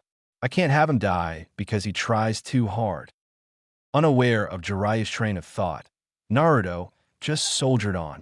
Training proved difficult for Naruto's confidence. His chakra control always seemed to lag behind others, a fact which people like Neji enjoyed to emphasize. Whenever Hisashi or Haruki tried to teach him something basic, Naruto either performed badly or far too good. Like how he spectacularly failed when he had to create a soft breeze, but instead blew a section of the garden apart. The old man's curious gaze annoyed him. Even though the geezer remained patient, Naruto couldn't figure out why he had to learn this separate from the other children of his year. He remembered meeting the man a few times, and he even got a frog-shaped plushie once, when he was very young. Or over a year ago, when Naruto had found a frog-shaped wallet, which Naruto had named Gamachan. Naruto was convinced that he got it from this man, and still Naruto couldn't figure him out. Why would anyone do this for him? Why would anyone willingly spend time with him? There is no darkness in him either, so why would he be genuinely kind to me? Suddenly, Jiraiya stood up. Naruto, perhaps you should try this, as he showed Naruto a different combination of hand seals, though you should only put about half of your chakra in it. I trust that Haruki taught you how to estimate your own chakra reserves. Naruto nodded and did as was asked of him. The first few tries went wrong, as he either messed up the sequence of seals or failed to generate enough chakra at the right time. But at the 4th attempt, Jiraiya paled as he suddenly looked at 5 Narutos. Kami, he exclaimed slowly. So many clones at that age? Even several of the Jonin. Contrary to his earlier attempts, these clones were solid. and they all looked confused upon seeing himself so many times. So I was right. Kid, you have so much chakra that many of the basic skills become near impossible to you. Several of the Narutos frowned, like they didn't know whether Jiraiya was giving them a compliment or an insult. Meanwhile, Jiraiya pulled several sheets containing the drafts for his next book out of his pockets and handed those notes to several of the clones. Read them, he said, and dismiss one of the Bunshin after you've read them. All the Narutos shrugged, not seeing the point of it at all, but decided to humor the man and do what he said. Like anything could happen. Naruto blinked and looked at his clones. Wait, how do I? You figure it out? Jiraiya chuckled. How could I remember what the Bunshin read? Naruto was shocked when he realized that he somehow knew what his clone had read. Popping another Bunshin, Naruto knew for certain that this was no mere freak accident. How? I didn't know Bunshin could do this, he exclaimed. I know what he just read. What I read, I mean. It is impossible for the Bunshin no Jutsu, but it is easy for the people who master the Kage Bunshin no Jutsu. Kage Bunshin? Shadow clones. Yes, those are autonomous, unlike the normal Bunshin who are merely an illusionary distraction. Unlike the elemental Bunshin, like a Mizu Bunshin, the Kage Bunshin is created purely from chakra. You effectively create a complete replica of yourself, which is capable of thinking and acting on its own, with the added benefit of transferring whatever it experienced back to the caster when it gets dispelled. Jiraiya explained patiently. Though the sheer amount of chakra it takes make the jutsu impossible for most shinobi, aside from those who have at least high chunin or jonin level chakra reserves. But considering who you are, Jiraiya paused for a moment. Well, you know, who you are and who you hold inside you. Fact is, your reserves are probably near jonin level already, though your control over it is extremely bad. But you possess a crazy amount of raw chakra, kid. All you need is the skill to use it properly. I mean, 5 were taxing for you right now, but once you learn to use your chakra a bit more effectively, a dozen clones will be a piece of cake. Naruto couldn't help but grimace once he saw the exaggerated pose which Jiraiya struck after finishing his speech. And moments like that make me wonder whether he is the greatest teacher alive or the greatest idiot. 16 clones is his limit now. He finished counting a few hours later. It went way faster than I estimated. Sure, the clones he created are weaker than the ones he created initially, and they'll be mostly useless in battle, but still, 16 Kage Bunshin is quite the feat for a kid his age. At this rate, I can let him sign the Toad summoning contract, give him the scrolls, and make his clones practice Fuinjutsu. This might work out after all. Jiraiya frowned. He had read the reports, but during his 14-month absence from Konoha, Naruto had grown far faster than he had anticipated. It sure looked like the guardian the Hyuga had appointed to him had performed miracles on him. Naruto's chakra control and capacity had grown considerably, but that was not it. The brat has always been troubled. Who can blame him after the treatment he got? Jiraiya mused. He still recalled his rage when he had heard about the way the last orphanage had mistreated Naruto, though the owner had been lucky enough that Hiruzen had punished her. Else, Jiraiya would have made sure she would have ended up like a petrified toad, or that she had wished to be petrified instead. But despite the improved situation, Naruto still kept to himself, barely trusting adults and avoiding other children. Naruto had associated social interaction with danger, especially with those of his own age, and it frightened Jiraiya when he thought about the consequences it might have for the future. Especially now that idiotic sensei of mine decided to tell him the truth. It was way too early, Jiraiya sighed. Though, I guess that telling the truth would be for the best, now that Naruto had partly guessed why he is hated that much. Having him walk around with the wrong ideas would have been an even worse situation. Still, the question remains why the kid acts like this. It's like his behavior is getting darker over time. While he was near, Jiraiya decided that he could just as well go fishing for the truth behind this. So Naruto, how was the academy? A sweaty Naruto looked up, with a hint of annoyance that he was disturbed while gathering chakra for a next attempt to execute the Kage Bunshin no Jutsu. I guess I will learn a lot. if Haruki-san is right. Jiraiya tilted his head a bit. Still, the boy mistrusted what others told him. And your classmates? What about them? Well, anyone friendly? Some nice girls, perhaps, he grinned. Aside from Inada-sama, I don't really know anyone else, Naruto shrugged, uncaring. You're kidding, right? Well, there's a blonde girl who looks like trouble.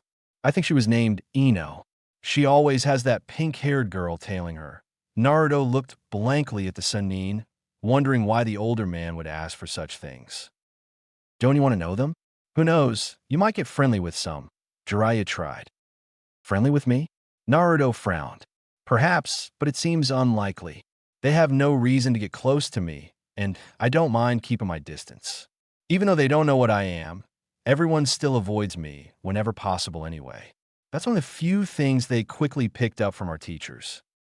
Don't refer to yourself as a what? Jiraiya corrected him gently. You are Uzumaki Naruto, and you will become a shinobi of Konoha. A great shinobi by the looks of it. And believe me or not, but I've got a great eye for talent, kiddo. No matter what others have done to you, you are not to be blamed for the creature that was sealed inside you. Yeah, right. Naruto scoffed. Even if they shouldn't, they still will. People will call you a Jinchuriki, as you are someone who acts as the jailer of the demon that was sealed inside you. Jiraiya continued as if he hadn't heard Naruto.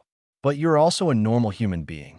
We all need friends if we want to survive in this world. No one can last while all alone. Also, after you graduate, you will form a genin team with 2 of your classmates. So spend some time to get to know them a little, and show them how wrong they are about you. Naruto opened his mouth, but shut it again as if he forgot what he wanted to say. After a few minutes of silence, he spoke again. Perhaps I could try, if they did not resent me like all the others. Otherwise, I just follow my own path and become strong enough that I would never need someone else. No human can live alone, Naruto, Jiraiya said with a hint of sadness. What would you fight for if you had no one you cared about? What would be your reason to live? Naruto looked at the old man's face, and for a moment Jiraiya saw only loneliness and pain in the boy's eyes. Not want to talk on, Naruto changed the subject. Why did I need to learn the Bunshin no Jutsu before the Kage Bunshin? Jiraiya sighed, knowing that the stubborn boy would refuse to talk about it any longer. He swore that this kid was even more stubborn than his former teammate. Then again, she was part Uzumaki too. And considering how his mother had acted, Jiraiya suspected that this stubbornness was an inborn trait of every Uzumaki. Normally, people need to be able to do the regular Bunshin before they can attempt to master the Shadow Clone variant. But you already possess too much chakra for the regular, or simply too little control over it.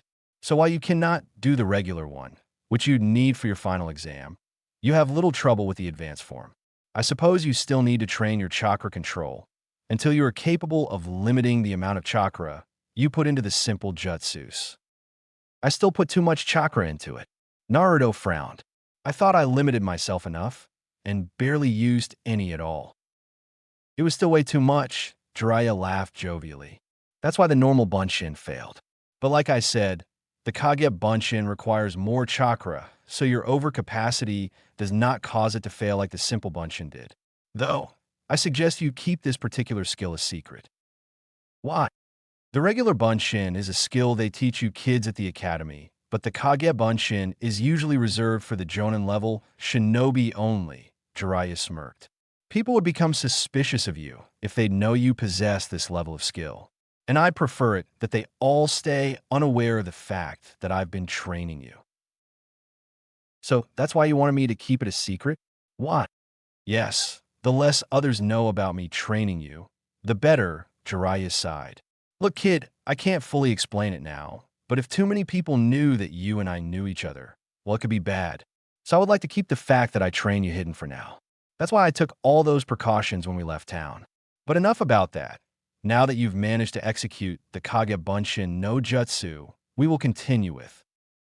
3 weeks later, a very ragged-looking Naruto finally showed up in class again. Though now he wore a subtle orange belt over the otherwise regular long-sleeved white robes and black pants, which were custom to the lower ranks within the Hyuga clan. Hinata was happy he returned and quickly decided to go talk to him when they had break. At least, once she could get away from Ino, who seemed to have taken the duty to take care of the hesitant Hyuga heiress. After all, the others knew each other from the previous year, which Hinata and Naruto had skipped due to the training they received from the Hyuga clan.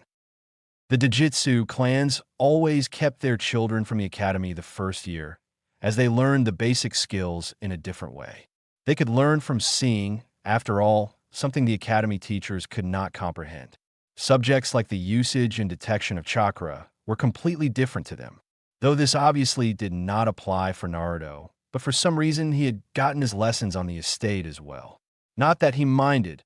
Haruki was a far better teacher than those at the academy. Avomon, why do those ruddy things transfer memories but can't get some sleep for you? Naruto yawned as he walked outside with a sluggish pace.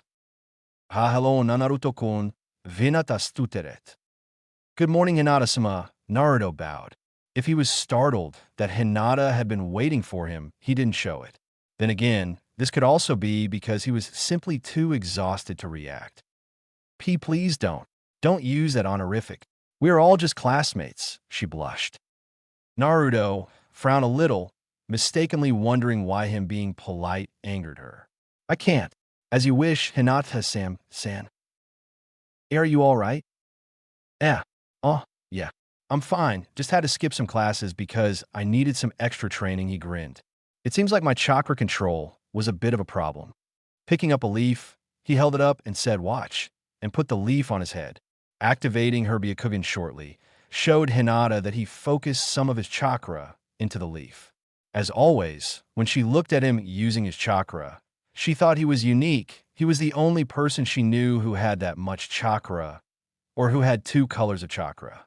Sadly, Naruto's little performance turned sour when the leaf ignited. Moving quickly, Naruto threw the burning leaf away and stomped on it to extinguish its tiny flames. The only fortunate thing was that no one else saw his failure, but Naruto noticed someone walking towards them. Together again, a blonde girl mocked. One might get curious what kind of relationship you two have, she added with a curious voice. Relationship. Hinata's poor mind suddenly spun out of control and crashed. Wait, Hinata-chan? Hinata-chan? The girl exclaimed after Hinata lost consciousness once more. Naruto looked down on the girl who now glowed with a bright red light and shrugged. She'll be fine in a few minutes, he stated, earning him a curious look from the blonde. Don't look at me. I didn't do anything. She just does this from time to time. I think she is ill or sometime, but she always denies that. The temperature is too high, though. You live at the Hyuga compound, don't you? Yeah. They took me in a few years ago. So, you are related to the Hyuga? Not that I know of, he shrugged. They offer me a place to live at, and it certainly beats any orphanage. But you know Hinata-chan? I guess. Not that we ever talked that much, Naruto frowned. Why? Just curious, Ino chirped. Yamanaka, Ino. She extended her hand. Well, come on, it's not like I would bite you. She frowned when Naruto stared at her hand. Uzumaki Naruto. He didn't understand why she was acting like this, but decided to answer the gesture. Shall we carry Hinata-sama back in? But I haven't asked you about Dash. Despite her inborn curiosity, Ino could not figure out the new boy. Most of the others seemed to ignore him, following the example set by their teachers and parents. Her father did not want to give her any information about the boy either, though he did seem very weary because of the subject. Yet, Ino refused to give up. The more of an enigma he became, the greater her determination to unravel his mystery. Yamanaka, Ino knew one thing for sure. Uzumaki Naruto was not a regular boy. There was something fundamentally different about him. He was something very special, and yet she could not define why or how. As she stalked him, she noticed that he preferred spending his time alone, though he seemed to accept the presence of Hinata. But with the exception of her, he remained neutral and distant towards all the other kids in their class. It had already been more than half a year since he and Hinata had joined class. He was still an outcast. Even the ever-silent Shino belonged more to their group than Naruto did. Hey Shikamaru, I found out that he came from an orphanage, But why do you think he is such a loner? She asked her classmate one day. It doesn't make any sense. If he came from an orphanage, he want to make some friends, right? Who cares? Shikamaru sighed. He wondered why she kept prying when it was obvious Naruto rather not talked about it. If Naruto prefers to be alone, let it be alone. Don't be such a meddler. But before he finished speaking, he already knew as sure as his name was Nara Shikamaru that she wouldn't just leave it at that. He knew her long enough to recognize that look, that troublesome curiosity of hers. He sighed. Listen, for some reason, most of the adults seem to avoid him. Have you seen Mizuki-sensei's eyes when he looks at Naruto? I don't know why they do it, though. Naruto seems friendly enough, even though he seems to be extremely careful with keeping his distance from others.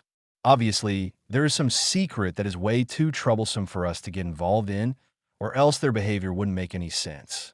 I mean, they wouldn't just hate him for no good reason, right? Though he didn't tell Ino what his father told him earlier, when Shikamaru had asked nearly the same question. Naruto may be different from other kids, but don't let the behavior of others affect you. Though a lot of people do not like him living in Konoha, the Hokage trusts him. So try to shape your own independent opinion about him. You know what I taught you? Only trust your own observations. Do not believe what others might say, or you'll end up making the same mistakes. Shikamaru frowned at the contradiction while thinking back. How was he supposed to both ignore others' opinions and to accept them at the same time? Adults were always so troublesome. Similarly curious, but less frank about it, Hinata also tried to learn more about Uzumaki Naruto. But the more she hesitated, the harder it became for her to start talking to him. And he never started talking himself. She could see that he was hiding his real ability, as she also saw his efforts at the Hyuga complex, but she couldn't fathom it. He was neither weak nor stupid, so why was he deliberately holding back? Why did the others avoid him, and why did many of the teachers act so differently towards him? Hinata felt like she was a disappointment herself, but people treated her well at the academy. Not that she was popular, in the contrary. Her position as heiress of the famous Hyuga clan seemed to intimidate most others.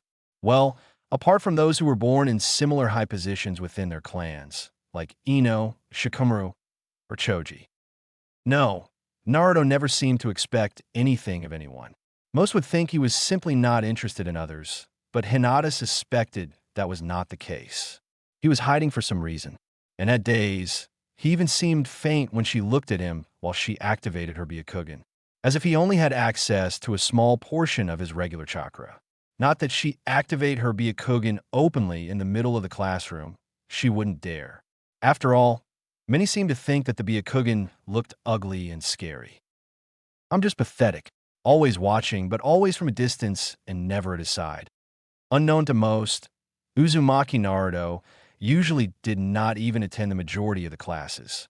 After he managed to master the Kage no Jutsu, he just sent clones to the lectures, though he did go to the Taijutsu and Bukijutsu trainings himself, not wanting to risk his clones getting popped and revealing his secret. No, right now he thought it was more useful for him to spend time with the scrolls the Toad Sage had given him. At the orders of the Hokage, and with permission from Hayashi, Jiraiya had given Naruto the scrolls of the Uzumaki clan he had in his possession. Since Naruto was the last known survivor of his clan, he had the right to possess the scrolls. Though Jiraiya had sealed most of the scrolls, just like how he had explained when he gave Naruto the scrolls. You will first require learning the prerequisites from these scrolls, before you can unlock the seals I have placed on the others, the Toad Hermit had said to him. You will get access to those skills the moment you are ready for them. That is why I sorted them out like that. First, you need to learn the basic theory behind Fuinjutsu. Once you know that, you can start practicing the low-rank seals. That's the way your clan taught their children, if my sources are correct. The old man had patted Naruto's head when he saw the annoyed look of the boy. Listen, brat, he smiled. There aren't many people around with such knowledge of Fuinjutsu. Be patient and learn as much as you can, as fast as you can, and keep your knowledge hidden from others for now. Jiraiya had only made one exception to the secrecy he had made Naruto promise, and Haruki was happy to help Naruto where he could, though his ability to help had decreased over the years. Naruto had long been unaware of this, but it was now clearly visible that his caretaker suffered from illness. They never spoke much about it, though Haruki did seem to regret that it had forced him to quit as a shinobi. Naruto worried about his caretaker and often did as much for him as he could. The man's seemingly indifferent attitude toward his own fate also puzzled Naruto. But the situation did not affect Naruto's training. As the scrolls predominantly contained theory about Fuinjutsu, the sealing techniques of the Uzumaki clan, Haruki could help him a lot with understanding the theory, despite his inability to create the required amounts of chakra to actually form the seals himself. Seals require an eye for detail Naruto never really had. Not before, at least. However, his impatience was outmatched by his desire to learn his clan's techniques. To Naruto, it felt like the only link he had to a family he had never known. It made him feel as if he was part of something bigger. And with time, and a lot of Haruki's help, as well as the ever-increasing skill with his Kage Bunshin, Naruto's skill grew faster than anyone suspected. Haruki quickly realized that Naruto's unusual creativity allowed him to alter seals in ways normal people would not have thought of. Not that Haruki would tell his protege that he was a genius. No, that would be far too dangerous, especially because Haruki's Byakugan had more than once avoided costly mistakes. So overconfidence was the last thing Naruto needed. And with the use of his clones, Naruto also quickly mastered the Kawarimi no Jutsu. Quite an invaluable technique when testing seals that carried the risk of explosions, shock waves, or electrocutions upon activation. More than one clone ended up in a small crater. Most of the seals he mastered, however, were not used for combat, but rather for utility, like a simple storage seal which allowed him to carry several objects with him at all times. But the seal which was Naruto's favorite made people unable to notice him. Even Jiraiya, who usually visited once every few months, was surprised by the Suitor-use no Fuin stealth seal, as Naruto had named it. Jiraiya even joked that it was more useful than his peeping jutsu, earning him a glare from Haruki, though he remarked that he never knew that the Uzumaki scrolls contained anything like that. A fact Naruto did not emphasize on. In truth, the scrolls had not contained that particular seal at all. Naruto had kept an item from the events that had changed his life so much, a part of the mask that he had found in that run-down temple when he was kidnapped. Though the seal written on the mask was very, very tiny, and a small part of it had broken off, Naruto had still been able to recreate the seal. Though, the chakra consumption for maintaining the seal was no joke. Not even for Naruto, who had come to realize that his chakra capacity truly was exceptional as time had passed at the academy. In fact, Naruto suspected that this particular seal would be completely useless to most others. But to him, it was invaluable. Even though Naruto kept growing, he carefully kept his increasing skill a secret from his classmates. Though he did well enough during classes, Naruto made sure not to stand out. He attracted enough attention to him as he was, even though they did not know about his guest. Though Ino kept prodding, at times even nagging, him for more information. And more than once he spotted the shy Hyuga heiress watching him. At some times, Naruto simply activated the stealth seal just to avoid Ino during breaks, whenever he spotted a blonde ponytail. Some people are just too curious. While I have no desire to tell anyone anything that might arouse suspicion, Naruto sighed. He had promised Jiraiya to keep his skills a secret for now, and Naruto intended to never break his promises. Not that his secrecy seemed to work perfectly. Some people seemed to look at him differently than most. Like Shikamaru, a boy who Naruto would almost call friendly. If Naruto had not grown the suspicion that the Nara was simply too lazy to hate him, that is. But Shikamaru often made sure that either he or Choji, a rather big bone Akimichi, paired up with him when they had to spar during classes, something which Naruto never really understood, but appreciated nonetheless. Though, he made sure never to call the usually calm and gentle Choji fat, having seen the effect when the unruly Inuzuka had said that once. Still, their strange behavior was rather useful for Naruto, as probably they were only ones who willingly worked with Naruto aside from Hinata. And the latter kept fainting at the worst moments. Like during the taijutsu practice where Naruto accidentally hit her against the chest. Or when he tried to explain her how he threw his kunai and accidentally touched her hand. If Naruto learned one thing at the academy, it was that girls were strange, not to mention dangerous. A short-tempered Sakura, for example, was something Naruto quickly learned to avoid, not to mention the tenacity that someone like Ino displayed on a daily basis. Yet of all the people in class, there was one in whom Naruto could particularly empathize. Ironically, it was a boy who was his counterpart in almost anything. Uchiha Sasuke enjoyed endless popularity with almost everyone, not to mention the heart of nearly every girl. The teachers all favored him as much as they detested Naruto. At times, Naruto enjoyed pissing Sasuke off just for the fun of it.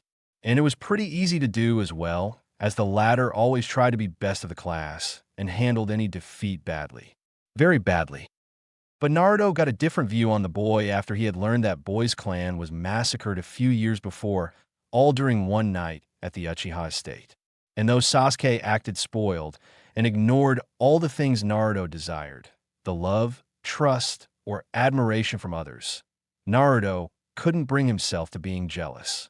Though Naruto never really had any family to begin with, while Sasuke was someone who lost everyone he had cared about. Naruto could easily see the pain, sadness, and loneliness the Uchiha boy tried to hide. It was certainly something Naruto could understand and relate to. The look in Sasuke's eyes was so similar to when Naruto saw his own eyes in the mirror.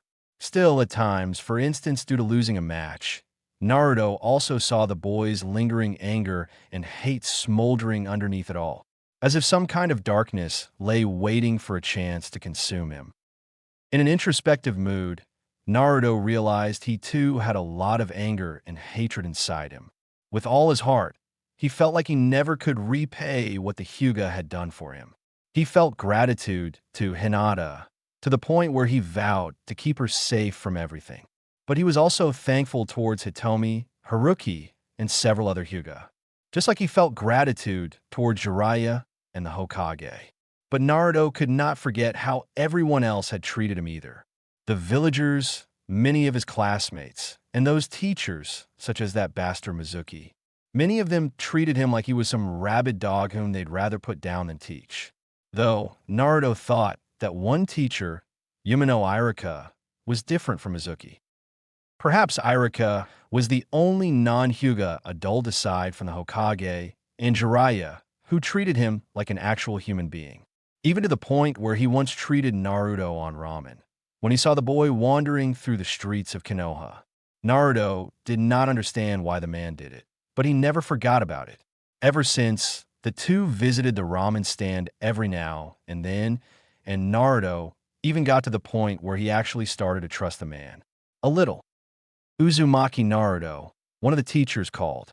Years had passed, and now Naruto was asked to enter the classroom for the final exam of the academy. The theoretical parts were already done.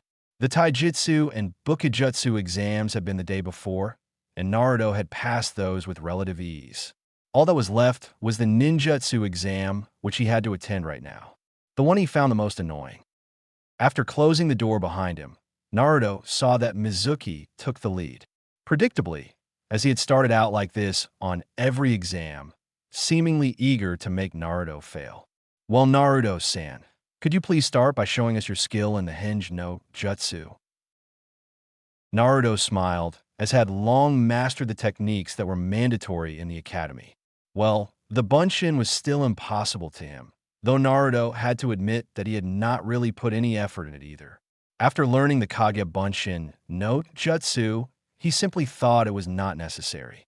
And again, that Mizuki bastard wants me to fail, Naruto thought bitterly, after the said person had picked every technique he thought Naruto was bad at. Naturally, he kept the Bunshin no Jutsu for last, knowing that Naruto never succeeded with that one. Thanks, but I'd rather not do that jutsu, Mizuki-sensei. What? Do you want to fail the exam? Mizuki asked, with a bad effort to keep a smirk from his face. I might not have the Byakugan, but the Haruki taught me well enough in the art of reading people's expression and posture. Naruto sighed. You know all too well that I cannot perform the Bunshin no Jutsu, sensei. But if you don't mind, I could show an alternative. An alternative? Mizuki asked, confused. What alternative is there to? A few hand seals later, and Mizuki's mouth fell open upon seeing the entire classroom filling up with Narutos. Irika, though equally shocked, at least responded with some cheer. Was that Kage Bunshin?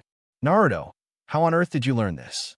This is not something that a genin or even a chunin is supposed to know. Naruto shrugged and smiled, not willing to reveal that Jiraiya had taught him. Can't tell, sorry, I made a promise to keep his secret, Irika-sensei. But does this mean I passed the final exam? Not answering his question, Irika just proudly stood up and gave him his forehead protector. You have earned this, Naruto. Congratulations on making it to Genin. He smiled at Naruto's exaggerated theatrical bowing, realizing that this was probably the first time he ever saw Naruto show real happiness. This boy had suffered more from the fox than anyone did, just like the Hokage had remarked at Irika's appointment the previous year. Sure, seeing Naruto made Irika remember the loss of his own parents, but this boy was not the demon. After the efforts of getting to know the boy a little better, Irika had only gotten angry at how easily all other had dismissed him as the demon. In the end, rather than reminding him of the Kyuubi, Naruto had reminded Irika more of his younger self. I guess that means I owe you some ramen in order to celebrate this, don't I? Irika joked, ruffling through Naruto's spiky blonde hair. He only smiled more as he saw Naruto beam even more. As Naruto walked out, finally free from the academy, he noticed Hitomi waiting outside. Obviously, Hinata was somewhere near, but she always seemed to have problems facing him. Well, how did your exam go, Naruto? Naruto held up the metal plate with the sign of Konoha inscribed in it, and proudly smiled. Perfectly, Hitomi-sama. Even though I messed up the Bunshin no Jutsu, the boy said at a mischievous tone. It must have been a pleasant surprise to them. The Hyuga smiled, knowing full well that Naruto had shown his alternative. Naruto's skill with the Kage Bunshin was probably the worst-kept secret in the Hyuga clan, as none of them were surprised when they saw dozens of Narutos littered around in the training grounds, library, or his own cottage. Naruto hasn't been this cheerful in a long time. Blushing furiously, but smiling as well, Hinata also showed her prize to Naruto. What followed could be viewed as a party, at least by Hyuga standards. No wild music, laughter, or free banter, but instead Naruto was invited to join a cozy dinner with main family. Fortunately, this dinner was without any incidents, which was a good thing, considering how restless the Hyuga clan was at the moment. The residents on the compound had gone through several incidents, which often involved fire.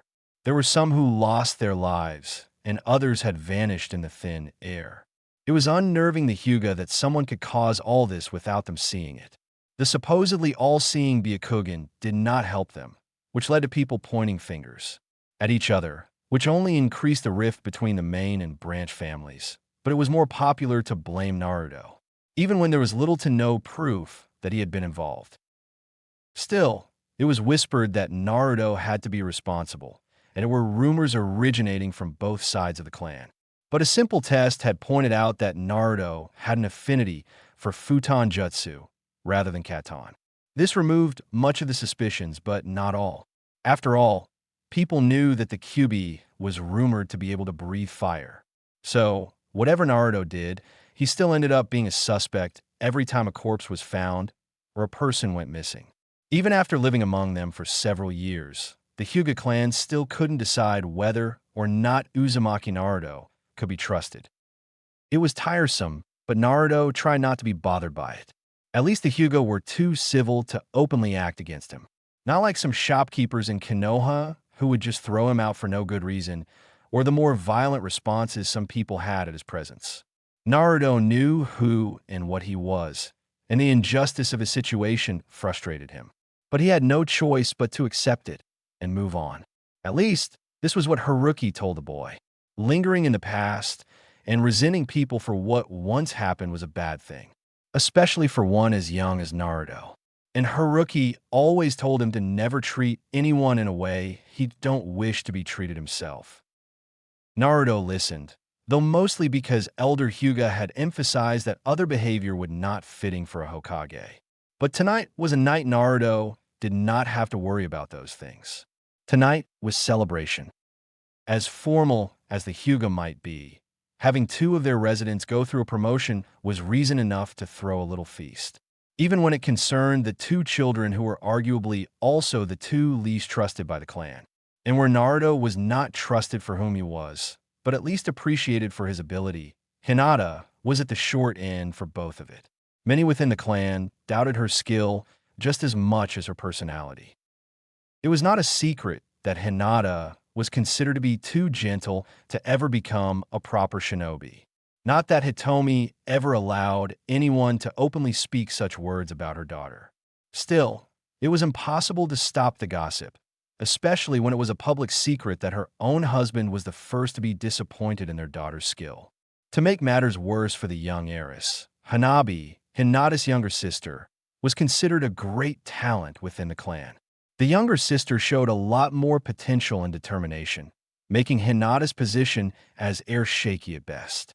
Especially now that Hayashi had shifted his focus on training Hanabi rather than Hinata. It left many people guessing when Hinata would lose her position rather than if. But in spite all these sad things, this dinner was a relatively happy occasion. There was enough food to even satisfy Naruto, though he really did not understand why ramen was not appropriate during celebratory banquets, no matter how Haruki tried to convince him about it. Apparently, this discussion greatly amused both Hinata and Hitomi, causing him to scratch the back of his head in embarrassment. How uncivilized would this boy have become if we hadn't given him lessons in etiquette? Was what Haruki thought at the display, and sighed, knowing all too well that Naruto would be a recidivist in this area. In the formal environment of the Hyuga clan, Naruto would always stay foreign, though the few who knew him well enough realized that his apparent cheerfulness was just a mask. Haruki recently discussed this with Hayashi, being aware of Naruto's burden. At the end of the dinner, Haruki saw Naruto's pensive look. Perhaps it would have been better if he had lived in a less formal and rigid environment. That look he has, could Hayashi-sama be right about him being slowly infected by the monster? At times, Naruto even feels the same as the fox did all those years ago. If it had been anyone else, it's not just his physical strength, but his mental strength which is extraordinary, Haruki mused. Perhaps this change is a good chance for him. A team could mean he finally creates some real bonds with children of his own age. It would give him a good reason to resist the corrupting influence of the Bijou. Jinin Arc. Team 7. Only the last 9 of those who passed the tests and made it as Jinin were now waiting in the classroom. Much to Naruto's rejoice, this meant that it was the last time he was forced to spend time in a place he had come to hate. Well, come to hate it back is more like it, he considered with some bitterness. And most of the biggest idiots of his class had already entered the previously summoned teams. Well, with the exception of the Uchiha, of course. I hope they don't screw me over and put me in a team with the team. After a while, a tall, black-haired and bearded man first entered. With a casual tone and posture he spoke. Would Akimichi Choji, Nara Shikamaru, and Yamanaka Ino come with me to Training Area 6? None of the 3 seemed surprised. Naruto knew that their parents had been teammates as well, and as they were the heads of their respective clans, it would be highly likely that their children would be put in one team as well. After all, it was tradition. Stupid traditions, Naruto sighed. If Naruto had to pick anyone from his class, he would have liked it if he had been in a team with Shikamaru or Choji, or both, which would be even better. Well, at least he wouldn't be in a team with Ino now. Not that he disliked his fellow blonde, but she was far too curious and meddlesome for her own good. And Naruto liked his privacy a bit too much to get along well with her. He did not want his secrets exposed just yet. He knew it would be impossible to hide the truth from his classmates forever, But as long as they would just see him as an outcast and not as an incarnation of a demon, they would at least treat him somewhat normally. At least Hinata-sama is still here. Perhaps I would end up in a team with her. That wouldn't be too bad either. But immediately after Team 10 left, a fairly tall, black-haired woman entered. She had remarkable red eyes, like they just looked right through someone. She had a gentle voice, though the message it carried was hard, as much for Naruto as it was for Hinata. Would Hyuga Hinata, Aburame Shino, and Inuzuka Kiba follow me? Downcast, the girl followed her, casting one last glance on the Uzumaki boy whom she had hoped to be teamed up with. Naruto groaned when he considered who were left.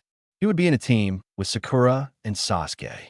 Great, just the two who hate me most, Sasuke's #1 fangirl and the team himself. Naruto barely heard how Irika apologized, stating that their sensei would probably be late. Perfect, Naruto thought sarcastically. A team that doesn't want me, and a sensei that seems to care too little about us to get here on time. Just fucking great. Can this day get any worse? He sighed, looked outside, and began dozing off. The downside of using the Kage Bunshin no Jutsu to learn things faster was the mental strain. These days, it seemed as if Naruto slept half of the day, even though he worked harder than any other genin of his class. Well, not that anyone who knew Shikamaru would call Naruto lazy. Shikamaru was the king of laziness. After a while, Irika had to leave, and Sakura started to talk to Sasuke. Though it was one-way traffic, as the latter hardly seemed to listen. Sasuke was equally disappointed in the team. He did not think that he would need team members being as talented as he was. But if they insisted he took some of these weaklings along, they could, at the very least, have picked a few more useful ones. Looking to the other side of the room, he saw Naruto had fallen asleep. Great, the annoying fangirl and the lazy idiot.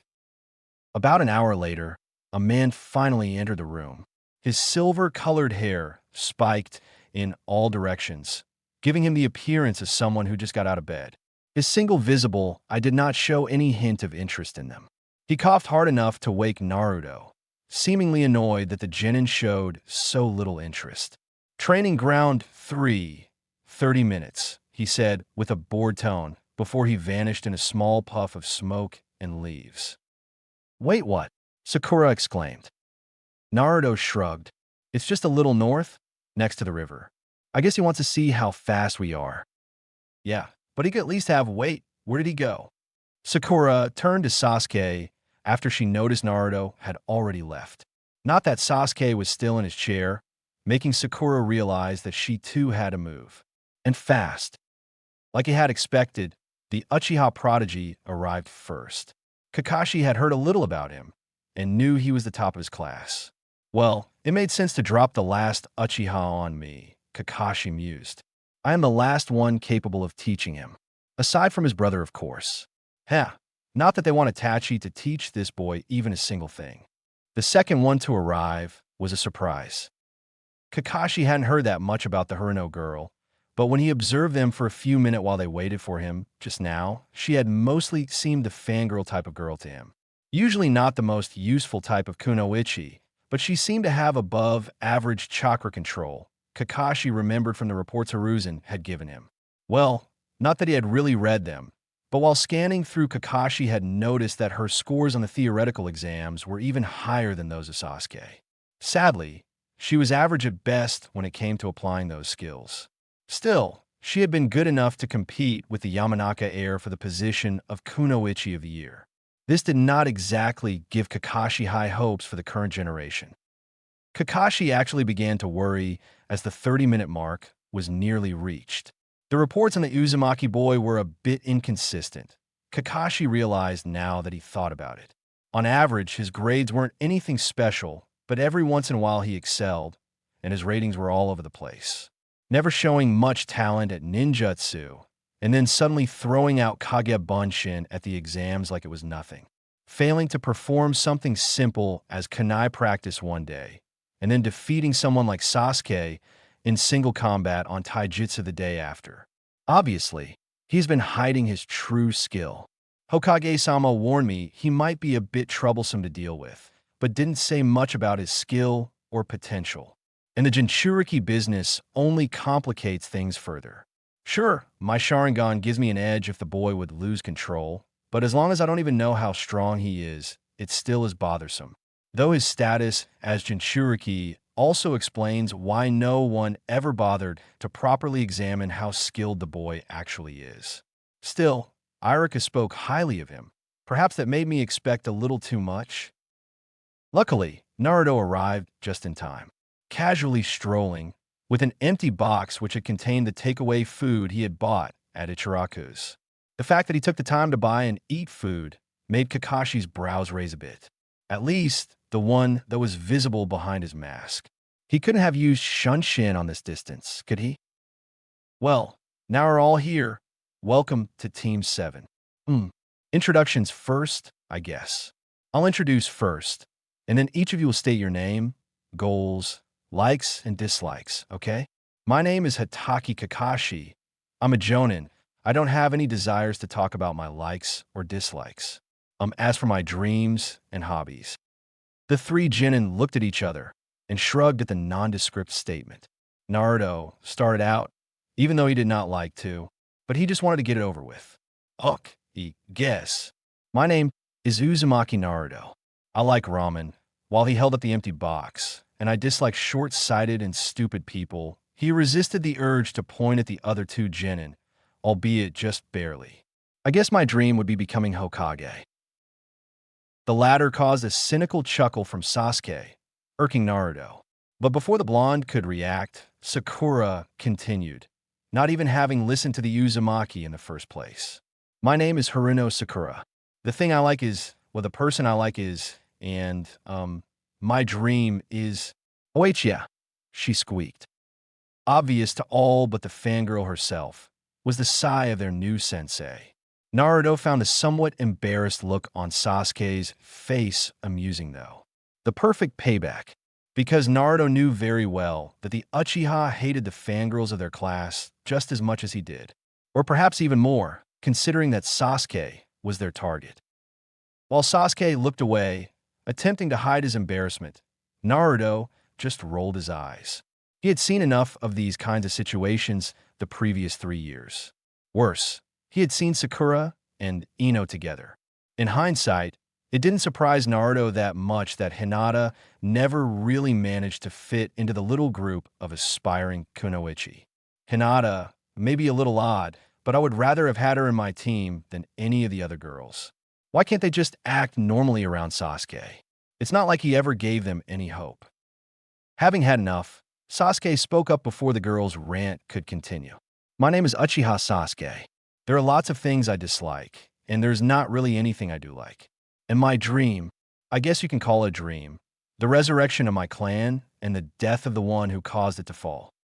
It was the first time Naruto saw and felt this kind of anger in Sasuke. It almost worried him, wondering if Sasuke meant the Kyuubi, but the Uchiha massacre had happened several years after that incident. Alright, so much for the introductions. Now we will do a little test, Kakashi said as he put down a clock. You three have till noon to get these 2 bells from me. Those who don't have a bell at noon fail the test, okay? What happens with the person who doesn't get a bell, Kakashi-sensei? Sakura asked, suddenly back to earth due to the stated assignment. Well, if you fail, you go back to the academy. So attack me with the intent to kill if you want to get the bells. Oh yeah, another thing. If I see you, I might attack you. So make sure to be careful. Kakashi added with a deceivingly innocent voice, and he vanished again. I wonder what was worse, that guy's lazy attitude or the plain disinterest toward us. Naruto frowned. Damn, I had hoped to hide it a bit longer, at least until the pervert returned. But I did not have to keep my promise if it was for Konoha. Naruto thought a bit and smirked. And showing that silver-haired bastard, what I can is my duty to Konoha right now, isn't it? Hiding on tree across the clearing, Hatake Kakashi watched how Sasuke and Sakura quickly hid themselves. It was the best option, considering they faced a superior opponent. He was mildly disappointed that Sasuke ignored the kunoichi, but at least she had some sense of teamwork. Well, she did ignore her other teammate, but wait, what is he doing? Kakashi wondered when he saw Naruto sitting down on the ground. The boy calmly put 4 sheets of paper on the ground and placed an empty scroll in front of him. What the barrier seals? Guess that explains all those scrolls at his belt. And what is he drawing? Did someone teach him Fuinjutsu? No, that is not something that suits the Hyuga. Then again, it isn't taught at the academy either. Oh well, I'd better take down that barrier first and worry about where he learned it later, Kakashi considered. To test the boy's constructs, he threw a couple of shuriken at the barrier. Though, he did not forget to keep an eye out for the other 2 genin. While unlikely, Naruto could also serve as a distraction, so that the others could strike. Surprisingly, the barriers exploded the moment the shuriken hit. And though the young Uzumaki jumped out of the smoke unharmed, he had an annoyed look on his face. Kakashi created a Kage Bunshin to deal with the boy. While the boy's Fuinjutsu had surprised him at first, the weakness of the barriers made Kakashi reconsider. Sitting out there with such deplorable barriers was just plain stupidity. Strange enough, the boy's look changed from annoyance to amusement when Kakashi's Bunshin popped up in front of him a few moments later. He's smiling? Either he is really stupid or this is some kind of trick. The clone of Kakashi eyed the boy suspiciously. Thank you, sensei, Naruto said nonchalantly. Not against the Bunshin, but against the real Kakashi. And not from down there, in the clearing, but from behind him. How did you get here? Kakashi managed to say, after a short pause, as he was caught completely off guard. In fact, he could still see Naruto in the clearing, happily waving at the confused Jonin. Bunshin? Kage Bunshin. The boy grinned. Well, I had to finish this while you were still underestimating me, so I only used the barrier as a diversion. I prepare my own jutsu as well as a Kage Bunshin. Naruto deliberately kept vague about his skills. The Bunshin leapt out of the smoke created by my barriers, giving me the opportunity to track you down. It was a basic way of distracting you, though it probably only worked because you were not expecting anything from me to begin with. But how did you sneak up to me? Kakashi wondered. The diversion had been smart, but the part where the real Naruto had gotten to him confused him a lot. How did you find me? I never noticed a thing. Simple. One of the seals I know makes sure you can go around unnoticed, unless you touch someone or start talking. The bell was kinda hard to take without touching you, though, the boy admitted while scratching the back of his head, with a somewhat embarrassed look on his face. I expected that your reflexes would have kicked in any moment, but luckily it worked.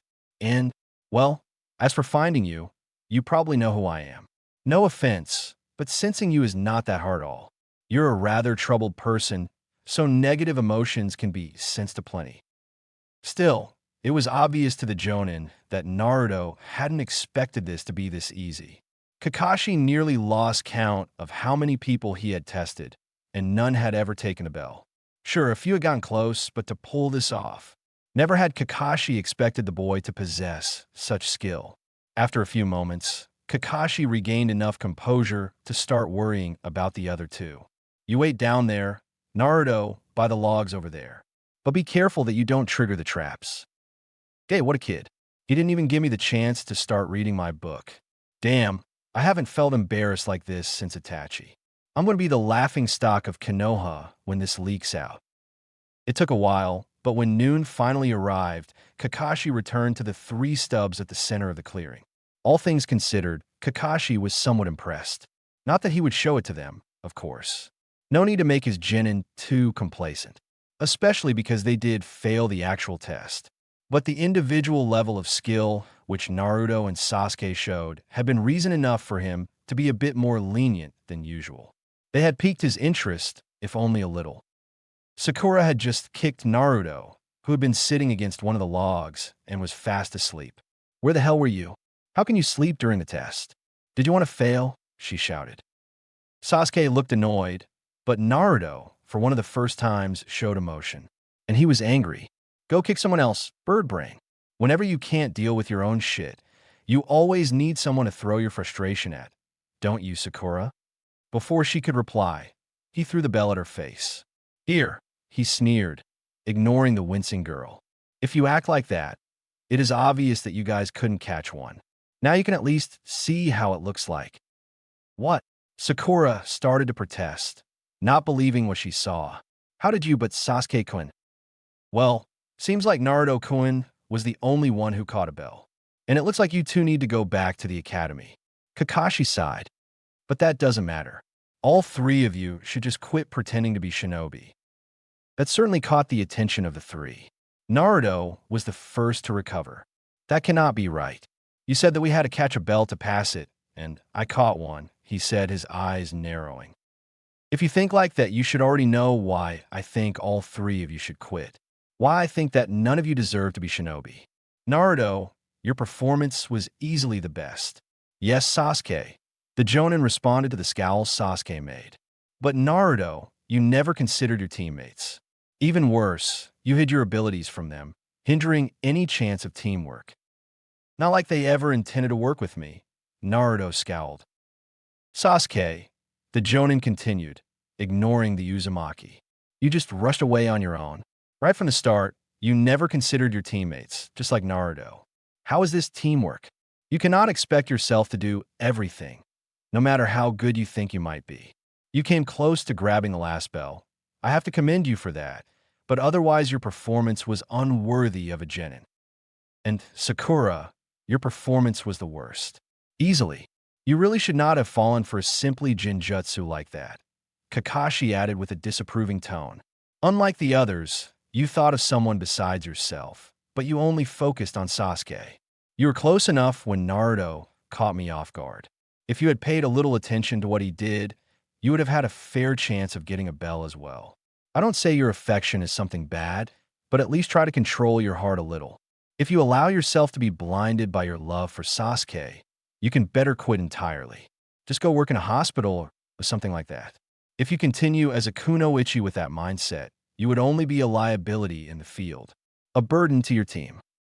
Sasuke looked infuriated, and Sakura blushed, ashamed but incapable of objecting to the words Kakashi had just spoken. Naruto was merely confused. Why would this Jonin expect others to want to work together with him? Surely the man must know who and what he was, so why even expect such a thing? All three of you should consider this. If you want to become a shinobi, you need to think about your team first. If you only think about yourself, it will not be just your own funeral, but also that of your team members. And then I don't even want to think about the possible consequences it could have for the village if you ended up failing a mission. Kakashi paused for a moment. But since you did manage to catch one bell, I suppose it would be fair to give you another try. Stop underestimating shinobi. Even the most basic genin should be capable of teamwork. We will start again in 15 minutes. Kakashi took Naruto's bell and vanished into a puff of smoke. Perhaps I should just fail on purpose, just for the hell of it. Would also be a chance to avoid being in this shitty team. Naruto considered for a moment before he rejected the idea. Going back to the academy again would hardly be any better than this. Both would be boring, but at least missions could be fun. Being out of the village would certainly be a welcome development. I don't get it. Why work as a team if one of us fails anyway? Sakura asked confused. The test isn't about the bells, he just said so, Sasuke replied with an undercurrent of anger. You, how did you manage to catch that bell? He pointed at Naruto, who was somewhat offended by the Uchiha's rudeness. At least, he would be, if he wasn't accustomed to it already. Have you really not paid any attention at all? Morons, Naruto sighed. Listen, I'm not particularly happy about this team either, but I don't plan to fail due to something like this.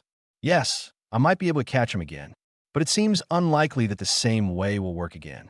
He's too good for that. The seal I just used to sneak up to Kakashi only applies to me. I have yet to figure out how to do it on anything besides myself and my bunshin. Besides, the chakra cost is annoying. Not something either of you could handle, I guess. But I do have other options. All I need to know is where he is, and someone to hold him still for a second. And that is where you need us, Sasuke inferred with a sigh. Even though it severely hurt his pride to cooperate with the blonde, he knew there was no other way against this opponent. Failing this test was an even worse option. And in order to pass, teamwork was inevitable. All right then, you were right. We have no other option. Not against someone like Kakashi. What do you need us to do? Wait, what are you planning to do, Naruto? Sakura demanded, surprised by Sasuke's sudden twist. Well, if I put enough chakra in my Inryoku no Fuin gravitation seal, it would probably immobilize him long enough for someone else to capture the bells. Though, I'm not sure how long it would restrain an actual Jonin. The downside of that seal is that it applies to everything within the range of the seal the moment I release it, so I won't be able to move either. And whoever manages to lure Kakashi-sensei will be caught as well. Naruto looked at Sakura and smirked for a moment. So, distracting Kakashi-sensei will be your job. Between the two of you, Sasuke is obviously the fastest, and considering the limited duration of the seal and the distance that needs to be crossed, he would be the only one to have a proper chance to grab the bells. There is no alternative? That sounds too much like a gamble, Sasuke scowled. Not unless you or Sakura have some hidden power, Naruto replied dryly. Luckily, they would not understand the irony of the remark he just made. Besides, he knew that Sakura would never hide anything that could impress Sasuke, and Sasuke would never hide anything if it gave him the opportunity to show how superior he was. Before I fell asleep, I watched Sensei move. Obviously, his speed is far above my own. His taijutsu is perhaps the best I've ever seen, unless I take someone like Hayashi-sama or Hizashi-sama into account. And he also uses skills to hide and escape, which I've never seen before. Not even mentioning the speed at which he executes his hand seals. We don't even stand a ghost of a chance if we rush up to him. Hell, even if the entire class was here, we would lose against this guy, especially when he stops underestimating us. But how? If Sensei is that much better, how? Sakura muttered. It is obvious that this task is designed so it would be impossible for any individual genin to even get near those darn bells. Yet still you did it. Sasuke grimaced before he nodded. Teamwork is the only viable option. Sakura could not follow all the new information. The outcast, Naruto, suddenly possessed great skill great enough that even Sasuke-kun would listen to him. But there are only two dash. The bells don't matter. Sasuke cut her off, annoyed that the girl was still repeating that. This is simply a test to look at our teamwork. And considering this is the first time we work together, it's probably aimed at our potential and not the actual performance. Teams always consist of 3 genin and a jonin sensei. We just got fooled, he concluded, frowning. Yep, that's correct. And this sounded a lot better, Kakashi said while looking down on the genin from the stub behind him. None of them had noticed him being there, a testament of his skill. Naruto wondered how the Jonin had managed to suppress his presence like this, though he knew he was focused on planning and not on his sense. Kakashi smiled carefree underneath his mask. If you continue to act like this, you might just make decent genin after all. I guess I can let you guys pass.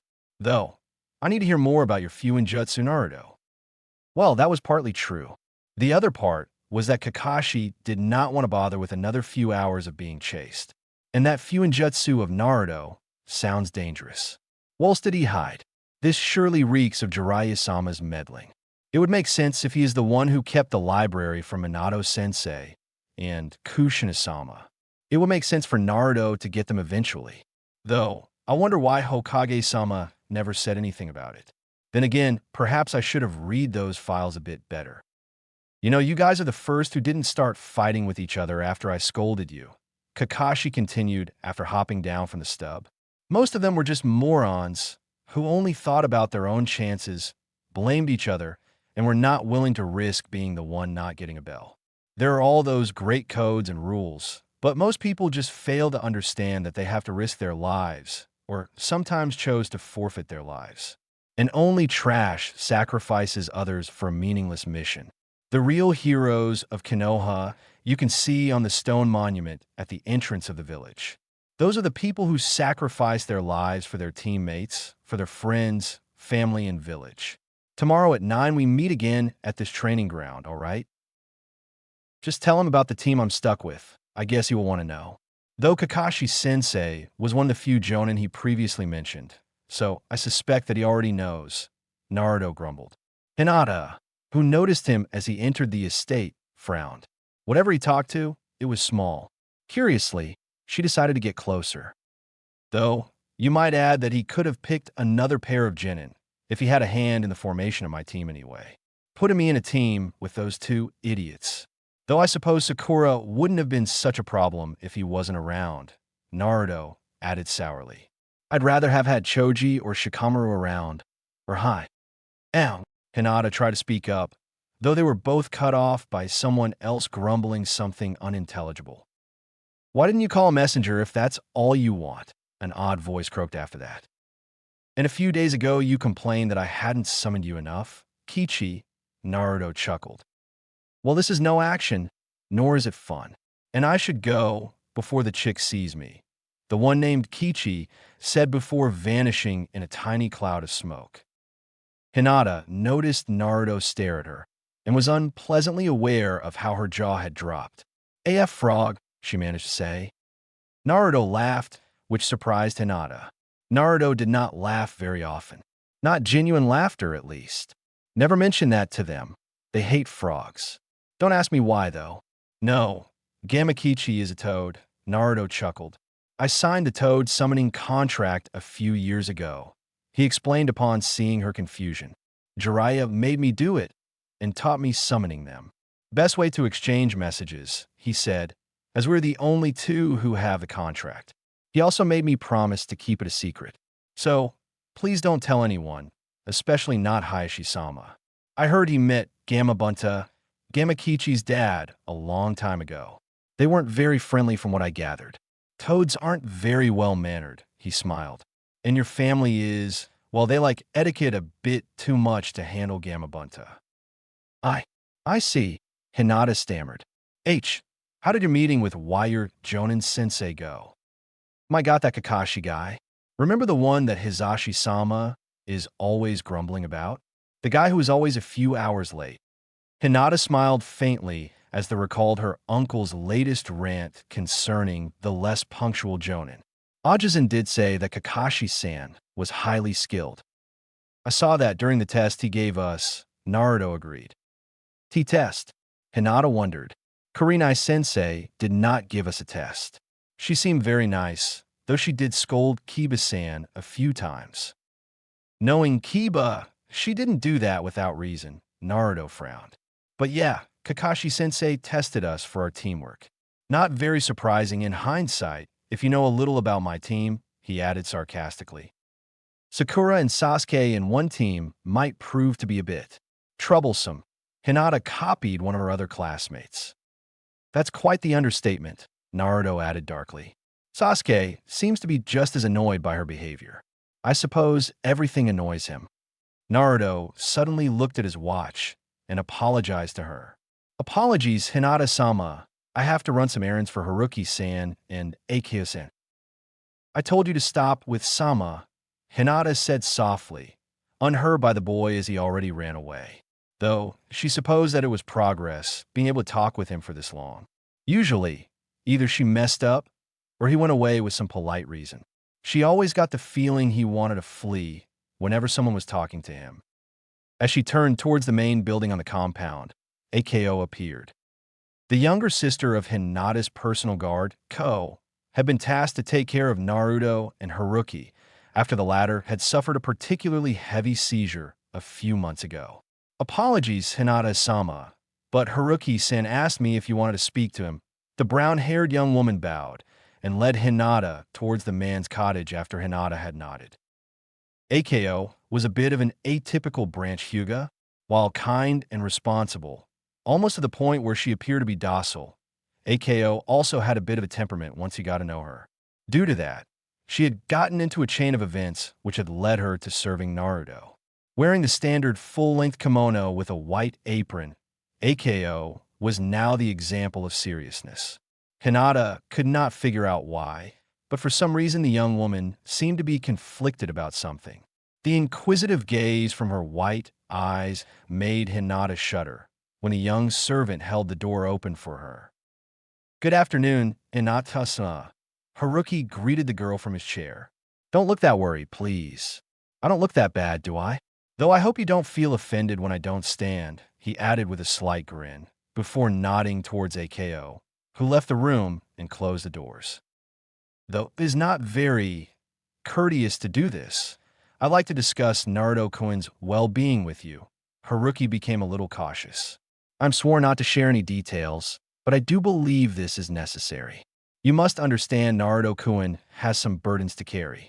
Many people dislike him for that, which in the return also adds another burden for him. Hinata looked downcast.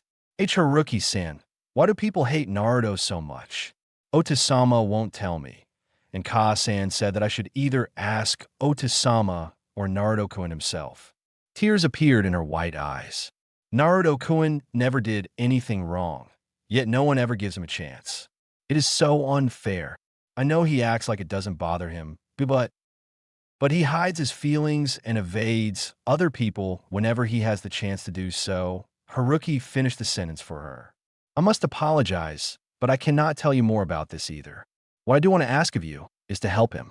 Naruto-kun has no luxury of friends, and no one of his own age to share his burdens with.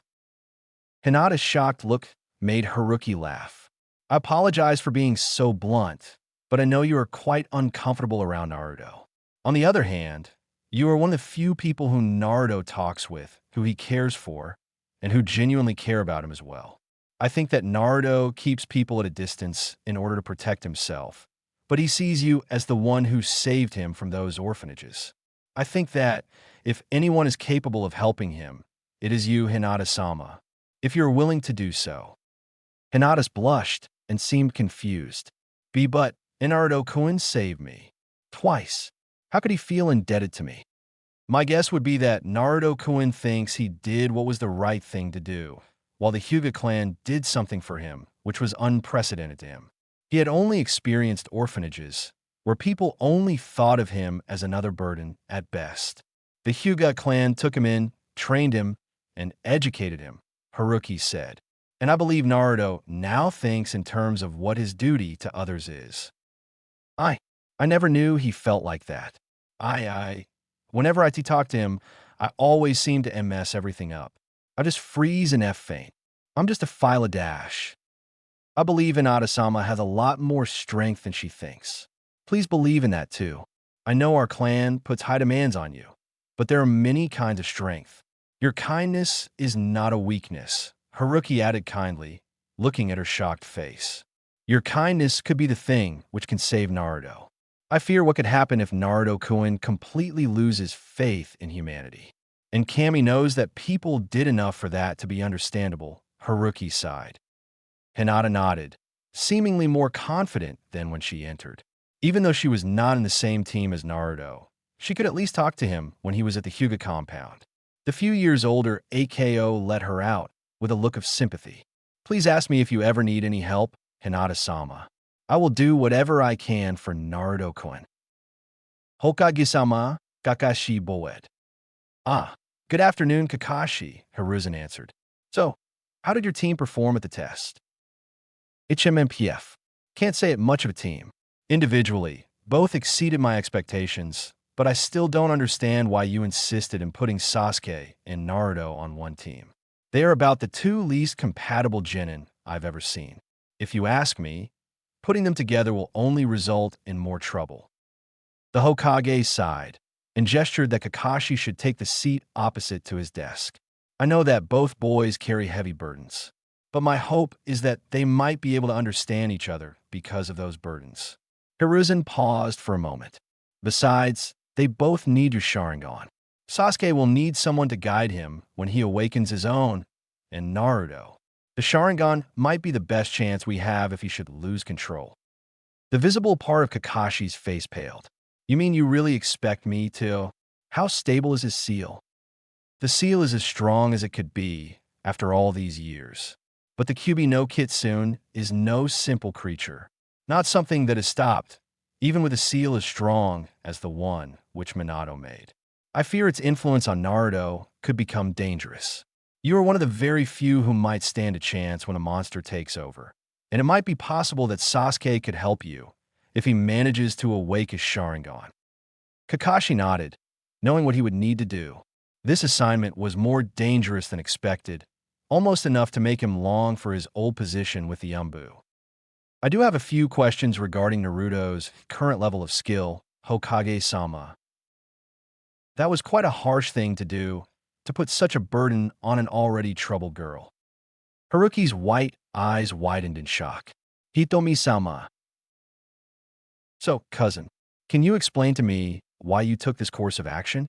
You must know there already have been a few attempts on her life, because the consensus is that my daughter is unfit to be heir. Why did you add another burden on her frail shoulders? Recognizing the undercurrent of anger, Haruki decided to tell her everything. Well, as much as could, without violating the trust Naruto placed on him. I realize her burden very well, cousin. Yet I also see Naruto's burden. I truly believe that they can help each other. Yes, the majority of the clan would not approve of her rather obvious affection for him, but I highly doubt either of them would care. Well, not that Naruto realizes any of it yet, even though Hinata is not very difficult to understand in this aspect. Haruki sighed deeply. Naruto may have his grand goal of becoming Hokage, but that is not his real goal. To him, becoming Hokage is merely a way to become accepted and to change the world that tormented him. From a moment he was born, his life has been a struggle. I care about him as if he was my own son. Minako and I always wanted to have a kid, but you know she died before we could get married. And as things are now, there is no doubt that I will soon join her. I do not regret it, you know that as well as I do. But I cannot simply abandon Naruto to the hatred of our village or the hatred of the Kyuubi, either. You of all people must be able to see that he is slowly losing the struggle. His body language fluctuates, his chakra sometimes spikes, and its color. I know enough also that Hayashi is concerned. But to shove it on my daughter, I cannot accept that. I know, but she is the only one capable of helping. In their own ways, they care for each other. More than even you would expect, cousin. If there is one who can break through the downward spiral he is locked in, it is your daughter. At the same time, he is the perfect person to help her with her problems. And about the consequences, Haruki took the time to formulate it carefully, knowing full well his cousin was the Hyuga's master of ready body language. I do not think Naruto would allow anyone to harm Hinata. Hitomi's eyes narrowed at his statement. Knowing that the boy's true lineage would not present a problem, she never opposed the two children getting closer, even though Hayashi had his reservations. But she thought it was even more important because of Hinata's feelings. Being accepted by the one she loved, her self-confidence would increase, and with it biggest problem in her fighting ability, which, in turn, might change the way the clan saw her. Still, the risks were no laughing matter, though she clearly saw her cousin and was hiding something. Were he or Naruto somehow connected to the failed attempts on her daughter's life? Either way, there are no signs he means to hurt Hinata, even though he knows the risk he took. Hitomi sighed and rubbed brows. Very well, I will not interfere. Not yet at least. But I warn you, she is not yet aware of his burden. Her response, when she will realize it, can cause a lot trouble, especially if you are right on how much he cares about her. But you should at the very least briefly teach him about the subjects of love and relationships. Though I have to admit that he is mostly an enigma to me, it is clear that he is oblivious on that. She chuckled. That would make teaching him etiquette look like nothing. After raising his brows, knowing how difficult that could become, he bowed. I will, Hitomi-sama. She left him while thinking how she could bring this to Hayashi. Gently. He might not think his daughter would be a suitable heir, but he did not seem to look very favorable towards her getting involved with a boy, especially not when that boy was Konoha's Jinchuriki as well. Or perhaps she should just remain silent. After all, she knew better than anyone that Hayashi used to be just as clueless as Naruto. She smiled while thinking back on how long it had taken until he finally realized that she loved him. Even after she taught him to read body language, Jin and Arc. Morning exercise. It was nearly 10:30 when Kakashi finally showed up. Much later than the time he had said they were supposed to meet. Naruto, knowing the man's reputation, had been too bored to stay awake and had fallen asleep sitting next to a large oak. Sakura knew that Sasuke was somewhere nearby, but he had stalked off after she had tried to talk to him. Sasuke-kun. Sensei finally showed up. The pink-haired Kunoichi shouted, waking up Naruto in the process. Morning, guys, Kakashi said on a casual tone. Weren't we supposed to meet at 9? Sasuke scowled. 9, you say? Kakashi raised his visible brow. Oh well, let's not fret about such details. Now we are all here, we should start our job. Naruto stood up, his bored expression making it obvious that he still had no interest at this charade anymore. You will always show up late, won't you, sensei? Kakashi ignored the remark, and instead focused on putting his flak jacket right. Well, we had a little experience in teamwork yesterday, but let's talk a little about our skills. You guys are supposed to work as a team, and the first thing I expect from my teammates is to know what they can do. Sensei, what do you mean by skills? Sakura asked, raising her hand. We just left the academy. Attending the academy did not stop you from learning jutsu outside the standard curriculum, right? Kakashi said on a dry tone. Well, no, but Sakura, in your case, I would recommend studying Jinjutsu, Kakashi said to the hesitating girl. From what I saw yesterday, it seemed to me like you were the Jinjutsu type. You definitely have the precise chakra that is required for it. Jinjutsu? But that would... Sakura started, before she noticed Sasuke's dismissive look. Of course, the Uchiha have the advantage with their Sharingan, Kakashi said pointedly, also spotting Sasuke's expression. But inborn talent rarely matches the actual skill people can reach if they work hard for it. They don't teach proper Jinjutsu at the academy anyway, Sasuke said coldly. The basic skills aside, I can execute some Katan ninjutsu. I saw, yesterday, Kakashi remarked. Though, with some additional training in your chakra control, you would be able to do more damage.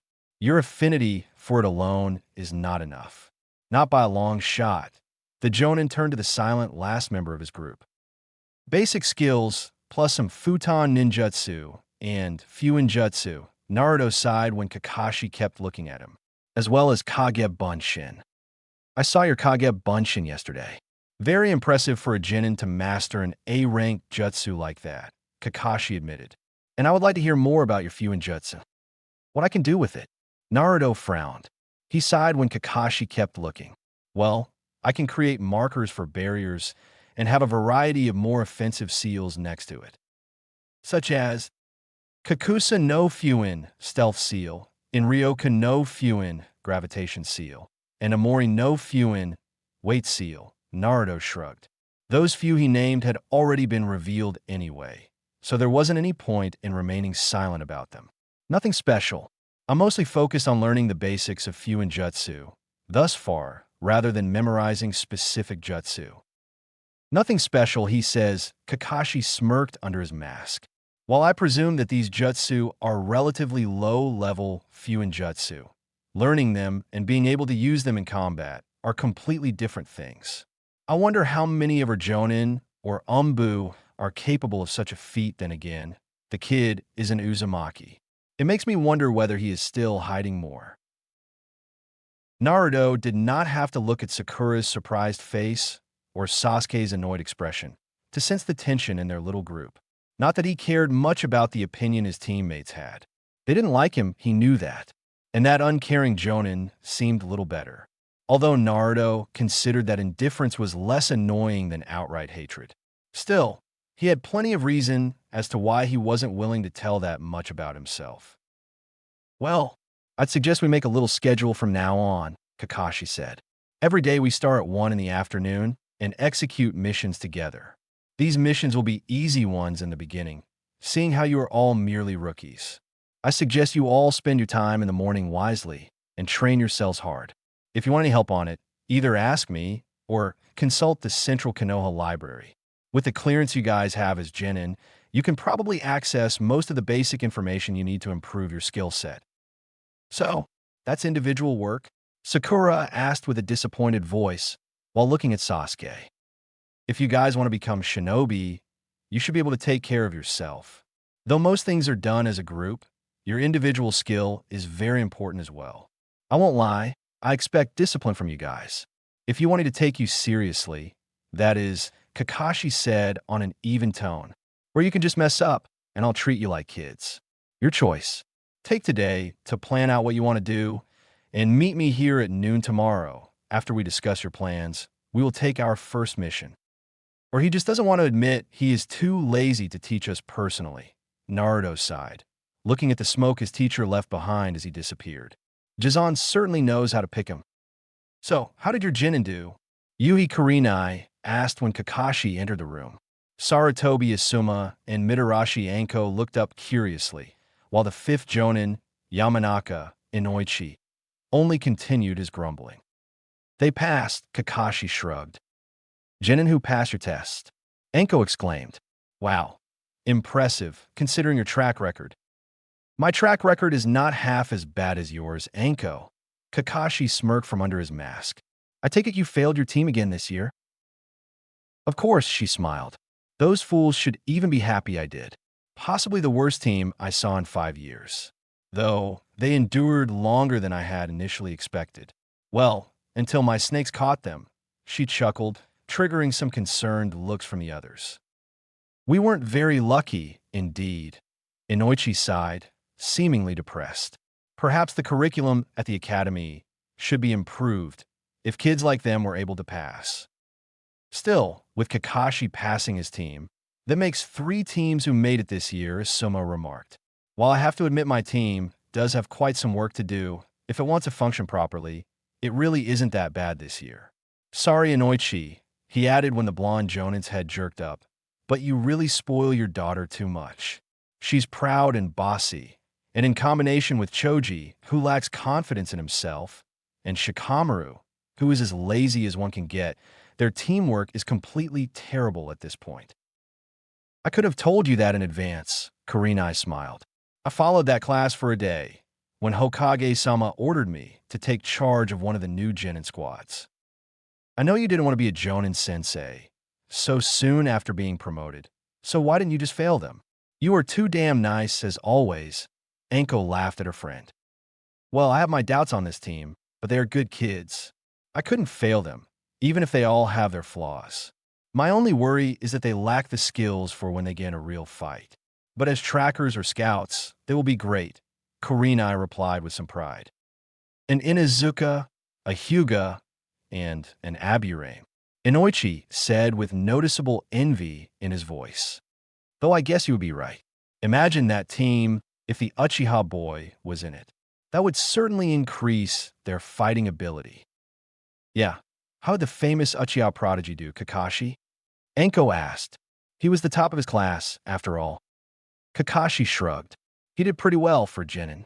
Not as exceptionally gifted as his brother was at his age, but with his lineage, he should be able to become one of Konoha's strongest shinobi in a few years. That good, Asuma whistled. Though of course it is a bit unfair to compare him to Itachi. Yeah, Kakashi sighed. Itachi was unlike any I worked with. He was already exceptional when he just joined the Umbu. I never saw anyone with such talent and determination. Though perhaps. What's wrong? Inoichi asked when the silver-haired Jonin remained silent. Don't tell me you have another Genin in your team with such talent? He laughed. I mean, if you look at the academy results, Sakura-chan excelled only in the theoretical tests, enough to rival my Ino-chan. While the Uzumaki, well, we all know. The others nodded and remained silent. Anko even scowled, thinking back of the Kyuubi's attack on Konoha. Kurenai solemnly remembered her father, who had fallen that day. He scored average on the academy, but either he was hiding his skill or those tests were falsified, Kakashi said, somewhat surprised by the others. He caught me off guard when I tried to test him, managing to capture one of the bells. What? What test did you do? Kurenai asked. The usual, they had to get the 2 bells I carried. But I guess I underestimated them this time, Kakashi admitted. Sasuke is considered a genius, and he came close to catching 1 bell, nearly touching it once, which is rather good for a mere genin. But Naruto, like I said, he must have hidden his real skill all these years. Next time I face him, I'd better use my Sharingan, or I'll be fooled once more. The brat managed to snatch onto the bells right at the start of my test. Asuma whistled, and the others seemed equally impressed. They all knew Kakashi's reputation, and a mere genin pulling off such a feat was extraordinary. Besides, it was supposed to be an impossible test, with the aim of forcing the rookies to work together against an overwhelmingly stronger opponent. For a mere genin to force Kakashi to use the Sharingan was. Did he use? Well, chakra? Enko asked, with a hint of fear. It was the only conclusion she could reach to logically explain Naruto's surprising skill. And by the looks the others cast at him, they too thought that way. No, he never needed it, Kakashi smiled. And I hope he never will. No, he used Fuinjutsu to somehow hide himself from me, while I tried to attack his Kagebunshin. Kagebunshin? Asuma exclaimed. Damn, how'd a kid like him learn that jutsu? I really do not know how he learned it. I think you would have to ask your father for that, Kakashi replied dryly. But with Naruto's reserves, it was to be expected that he would never get the chance to grow up like the other kids. Unlike us, who grew up in a time of war, none of those kids had to struggle like Naruto had to. Aside from him and Sasuke, none really know what it is to suffer. I admit I am curious to see how those two will grow while on one team. They did not seem very compatible, Kurenai remarked. I saw how the Haruno girl acted, and Naruto and Sasuke seemed pretty much the opposite of each other. The Uchiha wasn't exactly subtle with his sneers against Naruto, even though Naruto ignored him most of the time. Kakashi nodded, but did not want to repeat his hesitation regarding the decision that the Hokage made. It'll be fine, he answered nonchalantly. So everyone's curiosity is satisfied? Where's Gunma, by the way? He failed his team in what must be an all-time record, Anko laughed. The bastard was even faster than I was. He already got back to his regular duties, though. Hey, why don't we stop by at Dangoya's? Enjoying his break, Yumino Irika took a stroll through the village. With the class having graduated and the next one not having started yet, he had a lot more spare time, which was a good thing. As much as he loved teaching, those kids could really get under his skin at times. Lost in thoughts, Irika suddenly noticed a blonde tuft of hair between the people on the street. Hey, Naruto, Irika shouted. How are you doing? He added, when he caught up with the surprised genin. Fine, Iruka-sensei Naruto's mild. And you? Ah, good actually. Though the academy is a little quiet now you guys left, the Chunin laughed. It had taken him some time to get over the fact that Naruto was the Jinchuriki of the Kyuubi no Kitsune. But in the end, when he got to learn who the boy was underneath his distant facade, Irika had come to appreciate the boy's company. Though, fewer classes also mean more spare time.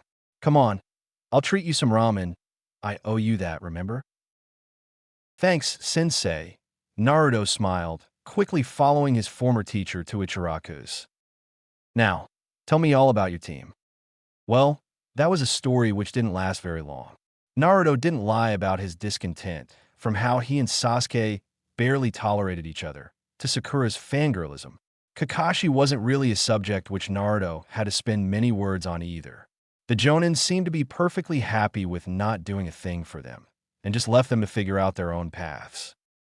So what it boils down to is that you guys train in your own time, individually, and take missions as a team in the afternoon, Irika repeated. So what are you planning to do for your training? Well, I got no shortage of work, Naruto admitted. My clan's Fuinjutsu is a bit difficult to learn. So I've heard, Irika smiled. There are some quite incredible rumors going around about you, Naruto. Why did you keep such skill hidden? Rumors? Naruto was a bit worried. Rumors regarding him usually were not good. At all.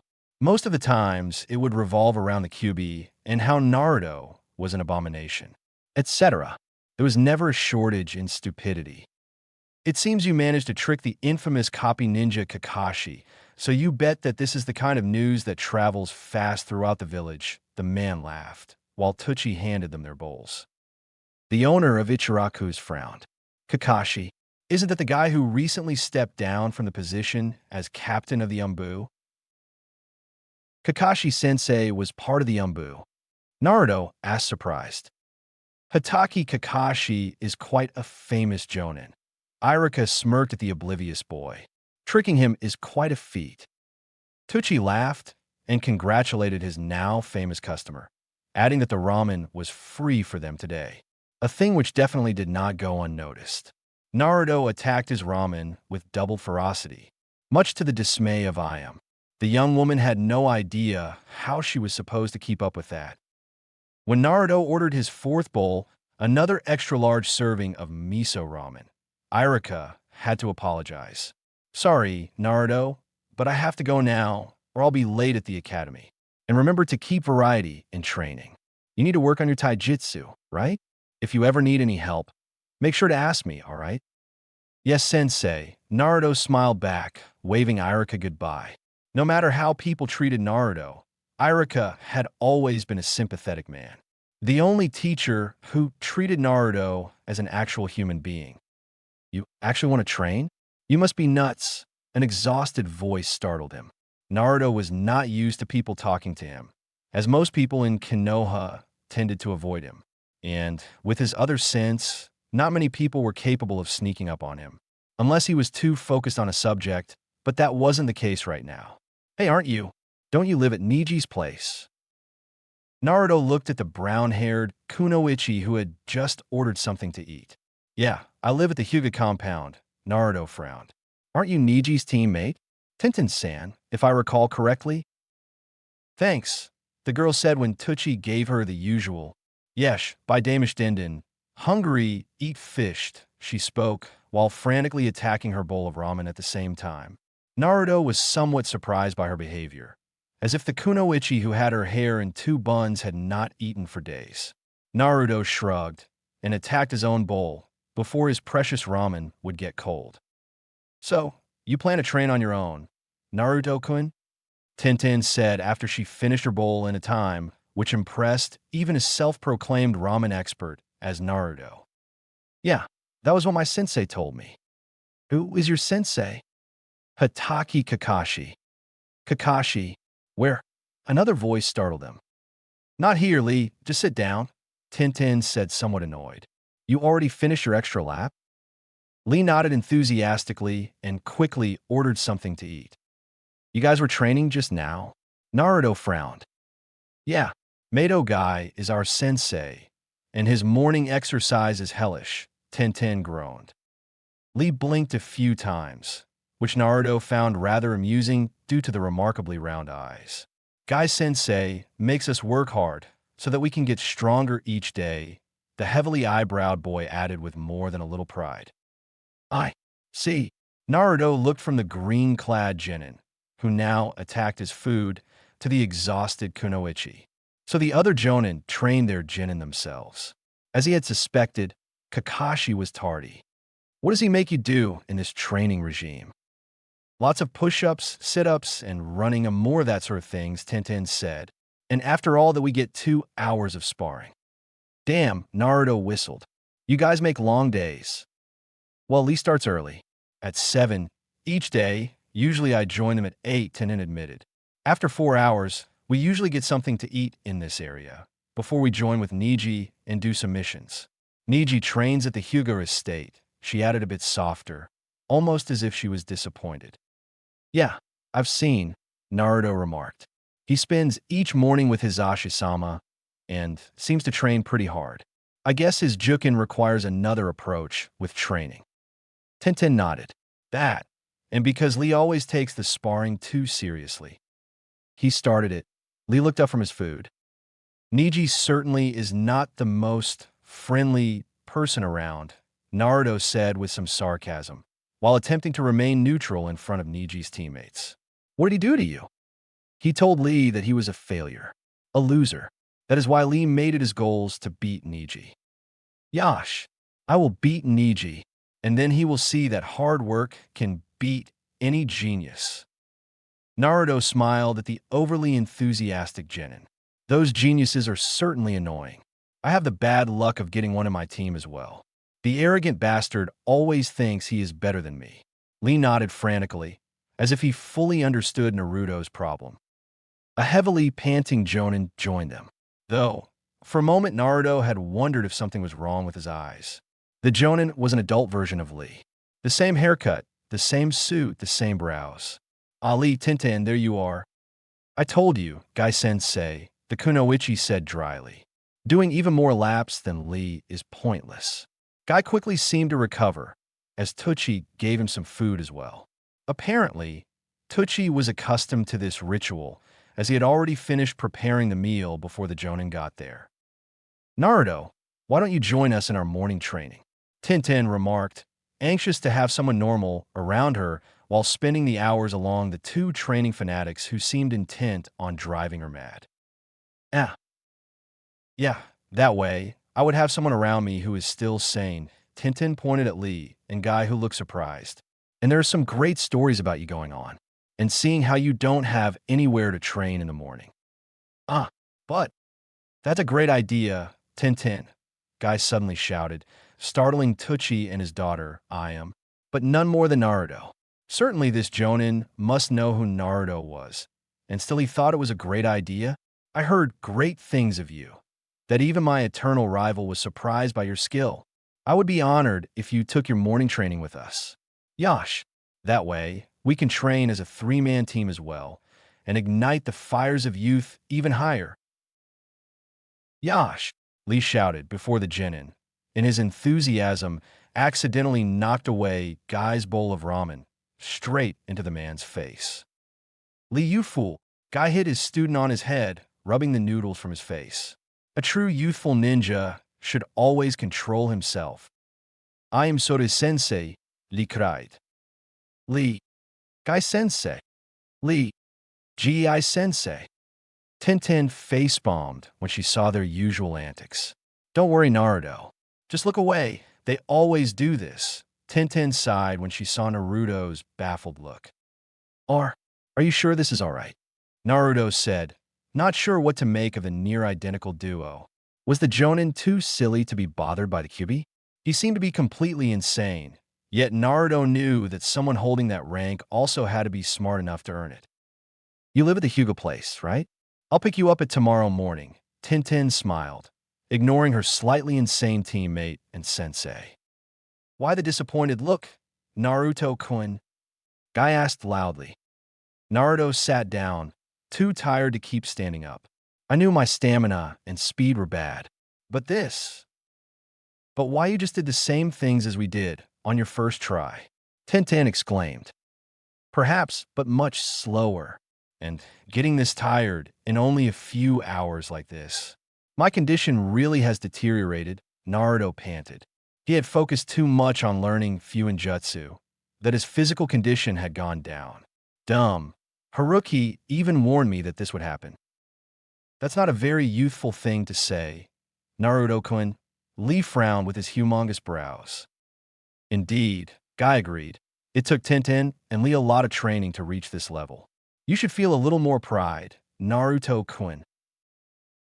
Perhaps, Naruto sighed. Why don't you join us more often? Guy proposed. You mentioned that you had other materials to learn as well, but training your taijutsu should also improve you chakra reserves and control. Naruto frowned. You wouldn't mind that? He said, surprised. I mean, most people. This training isn't fit for most people, Tintin replied sarcastically, not understanding the point Naruto wanted to make to Guy. Besides, wouldn't it beat training on your own? Yes, I guess, Naruto said softly, surprised that anyone would make him such an offer. Perhaps, if you guys don't mind, I could join you another morning? Next week, maybe? Why don't you join us every other day? Guy laughed at the surprised Genin, who opened his eyes as widely as Rock Lee had them all of the time. You need to train in your other arts as well. Besides, I heard something about Kage Bunshin. Those would be ideal for Tintin's target practice. Genin arc. Cats and rocks. What happened to you? Sakura looked disapprovingly as Naruto came near. And why are you so late? We were supposed to meet up a while ago. Training, Naruto sighed, wondering if that wasn't obvious already. Right. Sasuke smirked like the sight of the dirt-covered Naruto was a big joke. You could at least have cleaned yourself first. Either a shower or food. Chose food. Naruto grumbled before sitting down. Naruto's expectation about Kakashi being late again came true. Not that he cared much, as he found it rather amusing to see Sasuke's annoyance. Naruto wondered if Sakura would ever realize that the object of her affections did not like to talk. Probably not. Naruto quickly dozed off, enjoying the moment of peace after 4 hellish hours of training. He really understood why Tenten had been like that the day before. If he had to go through this every morning and then still had to do missions with both Guy and Lee around. Naruto was not very surprised she had developed a more strict nature, with the need to continuously slow the green-clad duo down before they went out of control again. Naruto felt the warm sun and the gentle breeze and sighed. He just made himself a bit comfortable. Well-deserved, he thought. Sorry about being late, Kakashi said, what had to be at least half an hour after, looking at the position of the sun. Good evening, sensei, Naruto said sarcastically, opening his eyes. Just in time, our poor Sasuke-kun almost got a seizure from anger. They each had described, briefly, how they planned to train themselves, something at which Kakashi had made several additions, for instance at the theory Sakura had planned to study, or better, the lack of physical training she had planned for. Kakashi advised at least 2 hours of hard physical training each day, claiming that theory and knowledge alone were insufficient. He had frowned when Naruto had explained what Guy proposed. Quite unusual for a Jonin to approach another Jonin student, Kakashi remarked. But I don't mind. Guy's taijutsu is probably the best in the whole of Konoha, if not the whole world. Don't tell him I said so, though. He takes that rivalry stuff way too far. But I approve of your schedule, Naruto. Just a word of warning. Guy is rather insane when it comes to training, so it's not yet too late to back off. Though Kakashi did not add that a large part of his surprise was due to the fact that Guy hardly ever accepted students. Despite his peculiar persona, the man was actually rather secretive about his skills and training methods. Guy didn't just do this because of his rivalry with me. He is not that petty. No, he must be convinced that Naruto has quite some potential in taijutsu if he decided to include him with his daily training. If that's true, only Jinjutsu would be a weak spot for him. When you look at them, I guess Sasuke is more all-around in terms of talent, though not as exceptional as Naruto in several aspects. I knew Naruto was a monster when it comes to chakra reserves, but I expected him to have a whole lot more trouble with controlling it. The Hyuga really did well with training him. Good, he continued after approving Sasuke's schedule. Then we start doing our missions today. Each day we will meet at 1, in front of the Hokage's office. Sakura, he blinked, somewhat surprised why the genin had put up her hand. Sensei, why don't we agree to meet at 12? Sakura suggested politely, while scowling enough to make it abundantly clear she was fed up with waiting each and every time. That way, you're still more or less on time when you finally show up, Sasuke agreed, showing his lingering annoyance. Naruto nodded, not really caring because he had already decided to never show up right on time with the sluggish Jonin. Well, that's fine as well, Kakashi replied sheepishly. As I was saying, we meet in front of the office building and take missions each day. Now, I brought some communication devices along for you guys. Take some time to get used to them so you can properly use them during the missions. Remember, my cute little genin, communication is vital for teamwork, so use this wisely, at least until you get used to each other to such a degree you don't need words anymore. Chasing cats, pulling weeds, collecting and disposing of garbage, chopping wood. When do we get a real mission? Sasuke grumbled after they had just reported to the Hokage about their successful weed disposal mission. Every genin is assigned D-rank missions until they are capable of handling the more difficult C-rank missions, Sarutobi Hiruzen remarked. And until your sensei says you are ready for those more difficult missions, you will either do these missions or quit being a shinobi, he added with a strict tone. Esafin didn't mean it like that. Sakura quickly stuttered, trying to help out her crush. Naruto just looked away, bored by his team just as much he was by the missions. Right now, the morning trainings with Guy were more interesting than the actual missions, not to mention more dangerous, especially when Tenten started with her target practice. Hiruzen smirked. Well, Technically, this is still a D rank, but there have been some, let's call it unexpected troubles.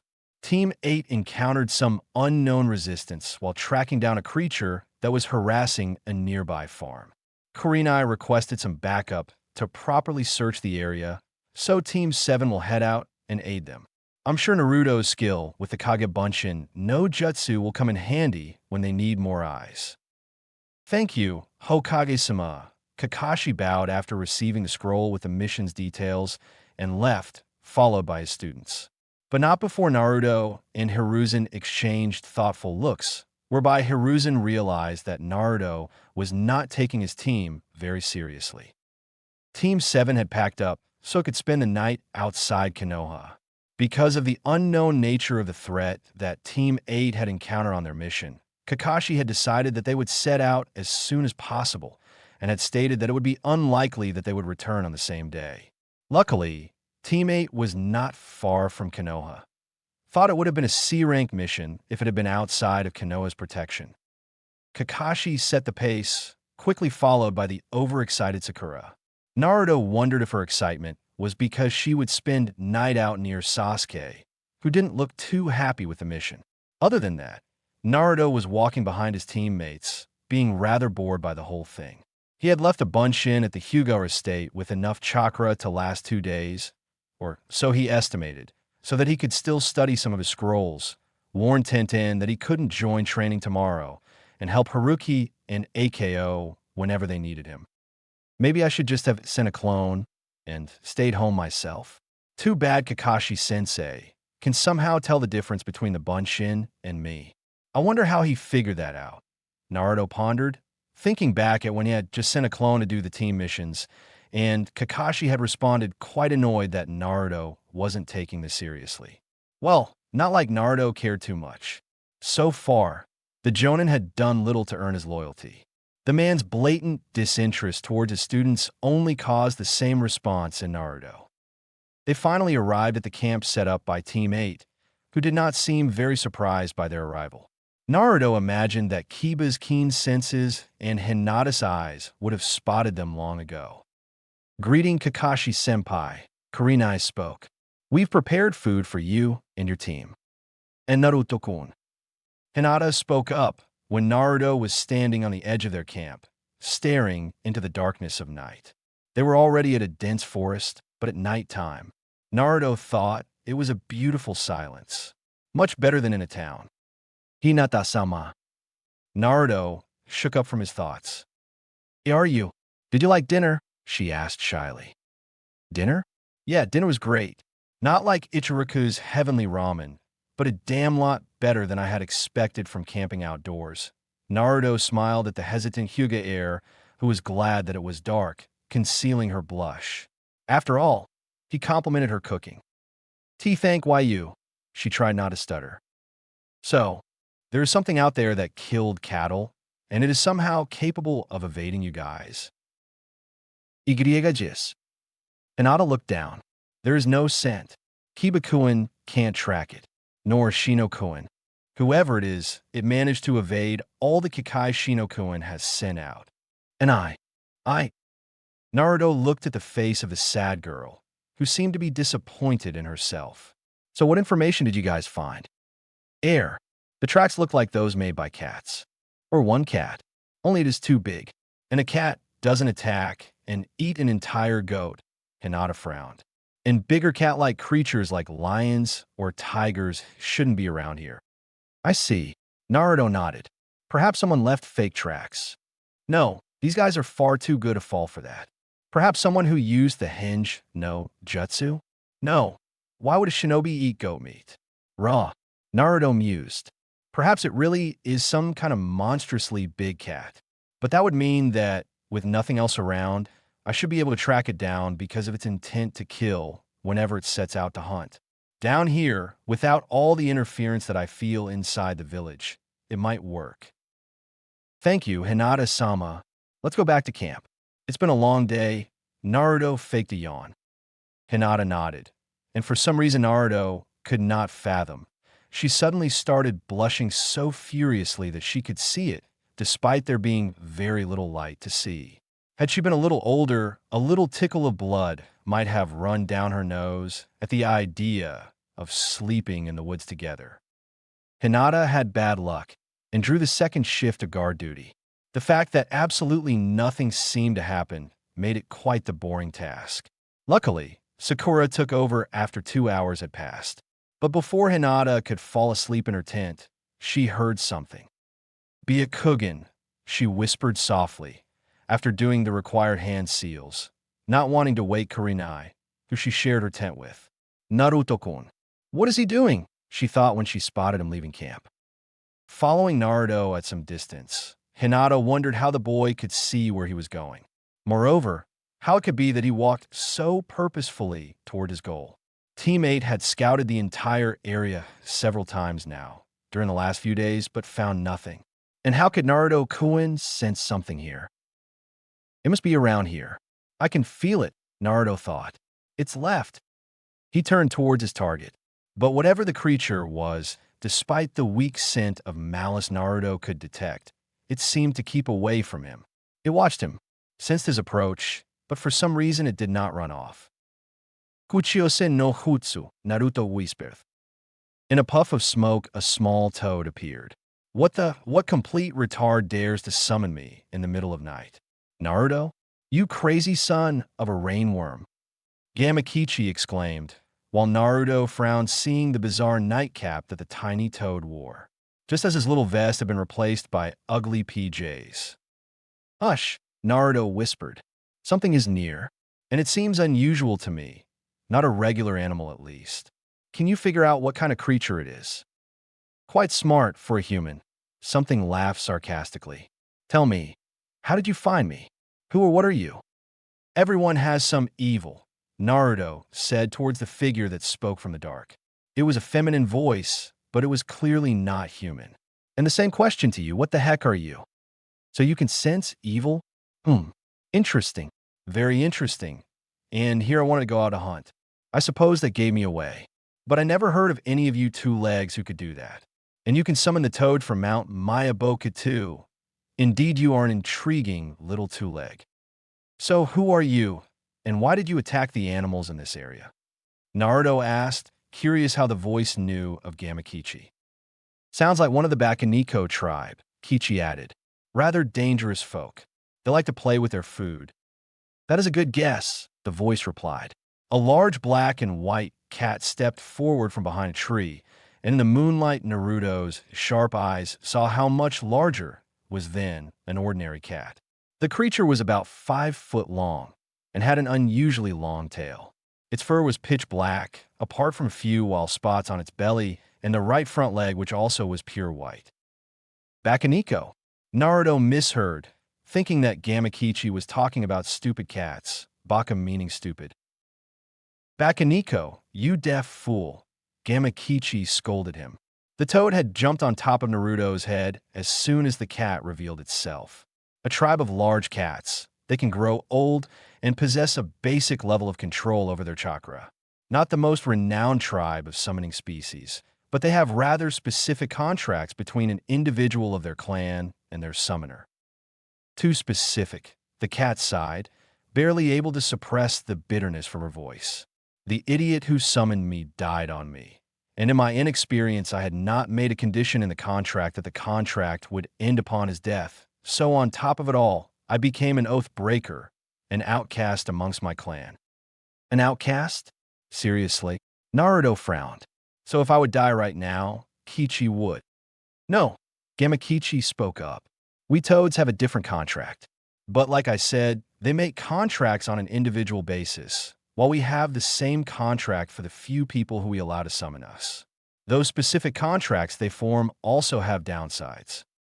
"So they're indeed Baka," Naruto smirked. "Well, fine, I understand your position, but why are you raiding this area? And how should I call you, anyway? I assume you have a name." The cat tilted its head, as if it became curious because of what Naruto said. Obviously, she had expected him to behave differently. Unexpected. Very unexpected. Humans usually treat us, summoned beings, differently. Few see us as their equals. "I'm not really human anyway," Naruto shrugged. But that's beside the point, and you did not answer my question. I see, the cat said on a thoughtful tone.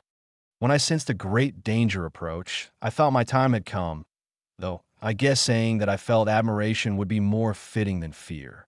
All right, I will tell you. The cat stepped forward until it was barely a meter away from Naruto. Hinata stopped her chase and hid behind a nearby tree. Naruto was talking with something. She saw 3 different patterns of chakra, one being Naruto, and the smaller one being identical to the toad she once saw him summon, which sat on top of Naruto's head. But the third pattern was strange. Cloaked, nearly completely concealed, even to her Byakugan, and it was quite a large creature. Naruto-kun, the shy girl thought, afraid he was in danger, but not sure if he needed her help. If he had raised a chakra, she would have jumped in without hesitation. But Naruto was too relaxed. It didn't look like he saw the creature as a threat. My name is Chia, the cat spoke. Like the toad said, I am one of the Bakaniko tribe. Or at least, I used to be, to answer your question, yes. I killed and ate several of those weak 4-leghorn heads. Why? Because I was hungry. I needed to consume meat. To keep up this large form, I need to survive out here on my own. Chia, Naruto mused. Chia means wisdom. I wonder if it is a name she chose or got from her clan. She sounds proud enough for the first. So, you were an outcast and killed those animals as your prey in order to survive, Naruto summarized. And you have a smaller form? Yes, Chia said softly. I'm only a few decades old, so I'm still rather small. Seriously? Naruto exclaimed. You're twice my age? 2 legs grow quicker, Chia said with an amused voice. Perhaps that is why their brain is so underdeveloped? But what do you plan to do, abnormal 2-leg boy? The name's Naruto. Uzumaki Naruto. My mission was to stop whatever killed that farmer's cattle. It did not specify how we were supposed to stop you. And, as a fellow outcast, I do not intend to hurt you either. Naruto scratched his chin, frowning as he thought of a solution to this situation. Kichi, if I remember correctly, I cannot sign more contracts, right? So I wouldn't be able to send her home. You can only have the Toad contract, Gamakichi admitted. I believe signing another contract is a violation of your contract with us. Wait, you would be willing to sign a contract with me? An oath breaker? Chia asked, not managing to contain her surprise. I am sorry, Chia, but I cannot break my contract with the Toads. I gave him my word, Naruto admitted. And I did not take back my word, but I can do something else. How big are you normally? That's a very rude question to ask a woman, Chia chuckled. About the same size as those pathetic cats the 2 legs keep around their houses. A bit bigger, but not so much that it seems unnatural. Only my tail is much longer than those of my lesser cousins. So how would you like to live at my place? Naruto suggested. I know it is not your own home, but at least it should be better than living out here, right? Chia blinked and looked from Naruto's face up to Gamakichi. Hey, don't look at me. I am no dinner, the toad quickly croaked. Toads are not on my menu anyway. Much too slimy, Chia joked. But is this guy serious? Naruto? He's an oddball, but he is dependable. I see. But why would he? Listen, Naruto urged. You already said you noticed something is odd about me, right? That is why the other humans treat me like I am scum. I know what it is to be discarded, and it is not a good feeling. So how could I abandon you here? But if you are not willing to dash. No, Chia cut him off. I will accept. I am not as foolish and short-sighted as you 2 legs are. Well, the ordinary 2 legs. Chia seemed to shrink drastically. Not like a normal hinge, which disappeared in a puff of smoke, but she really shrank down as if Naruto was watching years of natural growth being reversed. This is my real form, she said. If you are willing to accept me, I shall honor you as I did my master. Despite the absence of contracts, Naruto-sama. Please, no honorifics. Naruto smiled at the now small cat. Chia had shrunk down to a cat only a little bigger than the cats Naruto had seen in Konoha. Only her tail was nearly double the length of a normal cat. Not to mention, regular cats did not talk back. If you truly want to honor me, you have to treat me like a friend. As you command, Naruto-sama. Chie. Just joking, the cat laughed mischievously. So, I can go now. Gamakichi yawned. Pops will go mad if I fall asleep during my lessons tomorrow. Sure, Kichi. Thanks for the help. I'll make sure I'll have some snacks next time I summon you. Sleep well. Naruto thanked the toad before he puffed into a cloud of smoke when he went back to Mount Mayaboku. Shall we go back to camp as well? Chie-chan. Calling a female, twice your age Chan, Chie started. Chieba-chan. All right, you're joking too. Cheeky two-leg. I always keep misunderstanding the expressions you two-legs have on your strange faces. Though I have to admit, your whiskers make it easier for me to understand you. I never knew two-legs had them. They don't, Naruto said as he turned around. I told you, I'm different. Chie nodded and jumped on Naruto's shoulder, wrapping her long tail around his neck in order to hold on to him. This will go faster. Oh, and there's another two-leg nearby. A friend of yours? Well, she's sneaking up on us, actually. Quite rude. As Naruto stood there, Hinata was torn. He had slipped away from their camp, so he obviously wanted to do this on his own. One of the things the Hyuga hammered into their children at an early age was an immense respect for another's privacy. A necessary thing to teach people with eyes who see through pretty much everything. But right now, the Hyuga heiress was rather curious what Naruto and the creature were talking about. But Naruto-kun has sharp senses. He will notice me. What has happened? Hinata thought as saw the creature suddenly shrink down into a form which was hardly bigger than a regular cat. Hinata tried to get closer as quiet as she possibly could. It took her a moment of hesitation before her curiosity got the better of her shyness. A moment of pondering in which she closed her eyes. Hinata-sama. Naruto suddenly spoke up from behind her. The cat on Naruto's shoulder seemed to laugh when Hinata jumped nearly a meter up with a loud eek. Naruto, ga-kun. How? Sunsin no Hutsu, Naruto's strength. Why were you following me? Weren't you on guard duty? Sasakura-san relieved me. I saw why you walk away, Naruto-kun. How much did you hear? She was too far away to listen. The cat spoke. Hinata looked at the cat with an open mouth. What?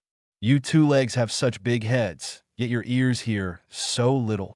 And would you stop looking at me like that, wide-eyed to leg? The cat sighed. Hinata-sama. Meet Chie-chan. Chie-chan, Hinata-sama. Naruto introduced them to each other. Chie was the one who we were after, but it was all a bit of a misunderstanding. Either you stop with that chan of yours, or I will put my claws in your face, Chie said with some annoyance. Proud little bastard, Naruto smirked. A tea-talking. God. Noah Bakaniko OW, Naruto said when Chie extended her claws for a moment. Not that Naruto minded much, as the small punctures healed nearly instantly. Bakaniko, he chuckled. She was in trouble when the guy who had summoned her died. She had to survive out here, so that's why she attacked the cattle. She was just hungry. So, I'm going to take her with us. Ako-san loves cats, so she won't mind. Ako-san, Chie asked curiously. You'll meet her soon enough, Naruto explained. Though I should warn you not to be rude to her. That would be rather painful. Naruto shivered a little at the memory. Now, shall we go back to our camp? I really want to get some sleep now. I am exhausted. What do you mean? The mission is over. Kakashi blinked with his visible eye after Naruto woke everyone up in the morning. He had the last shift with keeping guard. Chie, everyone. Everyone. Chie, Naruto said dryly to the cat next to him. They all looked down at the cat that was staring back at them, and then they looked up at Naruto as if he was insane. Have completely lost it, Sakura exclaimed. What are you thinking, you moron? I see Pinky Two Leg has quite the big mouth. Might it be because she wants to overcompensate for her lack of skill? Chie remarked sarcastically. Weaklings usually shout the loudest. Sensei what? Kiba started. Chie is one of the Bakaniko tribe, summoned here, and after the guy who summoned her died, she was trapped. She was the one who ate the cattle, because she was hungry and wanted to survive, Naruto monotonously repeated the story. I convinced her to come along with us and offered her to stay at my place. So that is why I said that our mission was done. I see. Kurenai frowned, trying to understand the situation. But how did Chie kill those goats? How did she manage to avoid capture? And how did you find her? I can shape shift, red-eyed to leg, Chie replied. And in my larger form, killing those four-leg horn heads is simple. Chie demonstrated this by shortly changing into her adult form, shocking most of the shinobi present. Only Naruto had seen it before, and Hinata knew to some degree what to expect. But especially Akamaru was badly shaken. To see a cat of his own size suddenly grow like that, it would be the inspiration for many nightmare for the poor young Ninkin. Chie-san indeed has chakra, and chakra control, Hinata confirmed, blushing when the other turned their attention to her. I saw her after Naruto found her last night. What were you two doing out in the woods in the middle of night? Shino frowned. I heard something, Naruto shrugged, ignoring Hinata's stuttered protest. So I went looking and found Chie. Kakashi looked sharply at his genin. I see. But you will not wander on your own at night again, Naruto. Not without warning someone else. You got that? Did One-Eye Two-Leg think I would attack Naruto-sama? Chie tilted her head, making her surprise obvious to the others. But neither Akamaru nor I can smell. Kiba frowned. Did you think I would allow a mere flea-ridden dog to hunt me down? Chie scoffed. Or those insects Cloaky Two-Leg over there tried to use to locate me? Did you think I didn't smell your chakra on them? I'm not as stupid as you two legs are. Chie jumped onto Naruto's shoulder, using her long tail in order to keep her balance again. Why don't you listen to Whisker Two-Leg and go home? I admit I am rather curious to see my new home, and the promise of food is rather alluring. The others looked at each other. Kiba's annoyance was obvious because of by the way Chie looked down on dogs. Shino frowned a bit because of the nickname Cloaky. Ugh. Let's go then. Sasuke broke the silence, walking to his tent. Grumpy Two-Leg, Chie said sarcastically, laughing when she saw Sasuke freeze and twitch his face a little. Let's go to that farmer and tell him we completed the mission, Kakashi sighed. If Naruto trusts her. The report Hokage-sama gave me mentioned that he could sense the evil in others. And it all fits perfectly with what Kurenai told yesterday. It must be how he managed to track her down.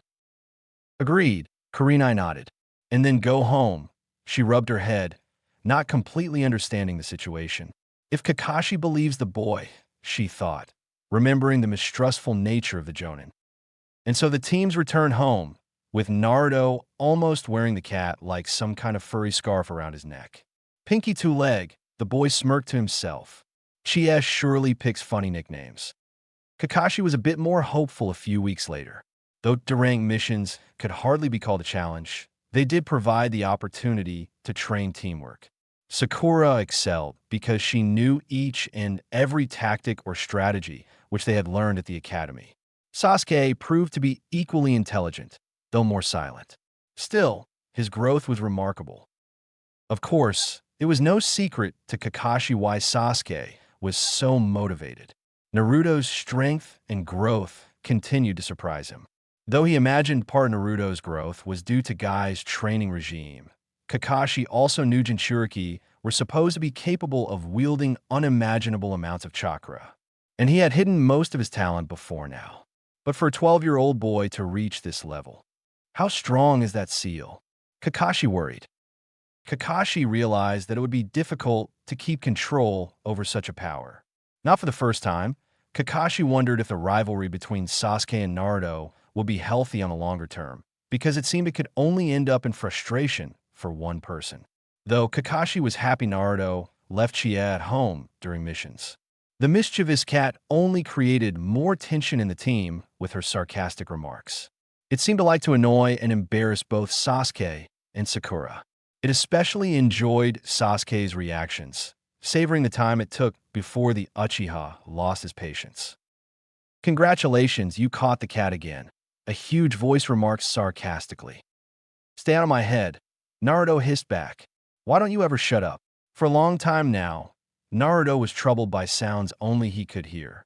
First, he thought he was going nuts, but recently the sounds had gotten clear enough to hear its voice. And at times, the Kyuubi no Kitsune seemed to enjoy dragging Naruto towards the sewers he was trapped in inside Naruto's own mind. Let's see. You have all those great missions for you, noble village, with those incredible teammates of yours who never trust you. And yes, how could I forget that sensei whose fear of you can easily be sensed? They only respect you because of strength. My strength, the monster added pointedly. I knew how people act before Team 7. I knew how they were before they were teammate. So I did not expect anything else. So shut you damn mouth, you darn fox. The Kyuubi smiled at Naruto's anger. Good.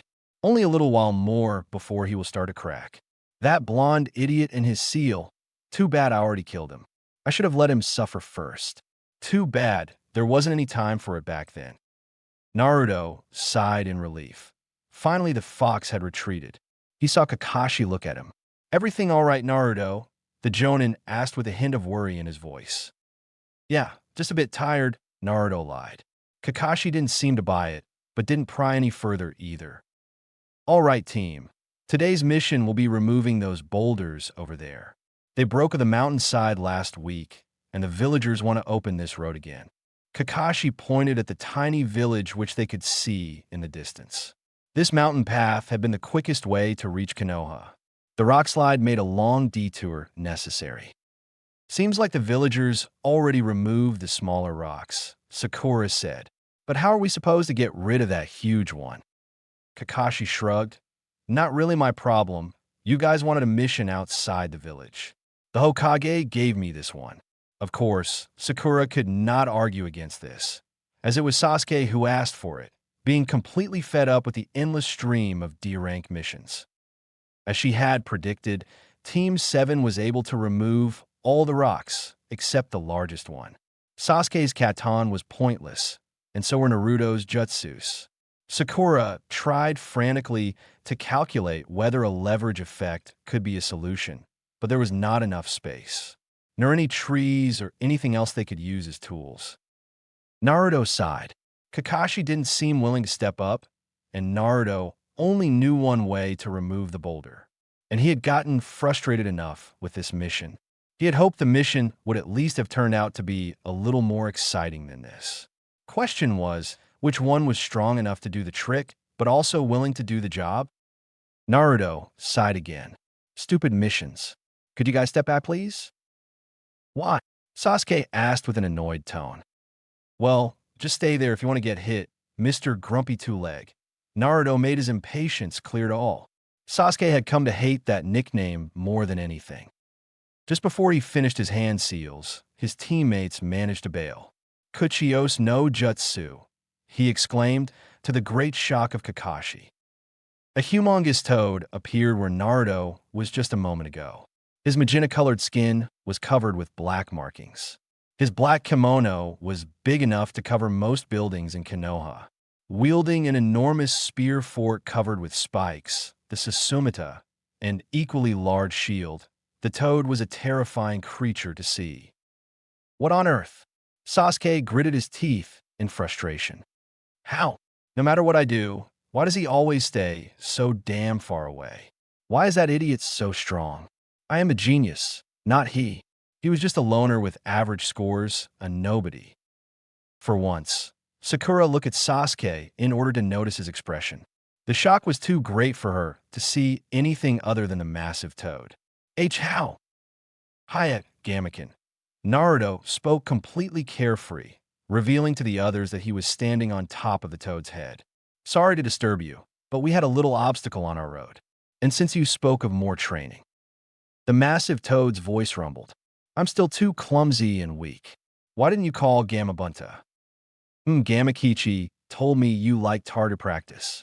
But if you don't wanna. Fine. TSK. That little tadpole and his big mouth, the toad grumbled.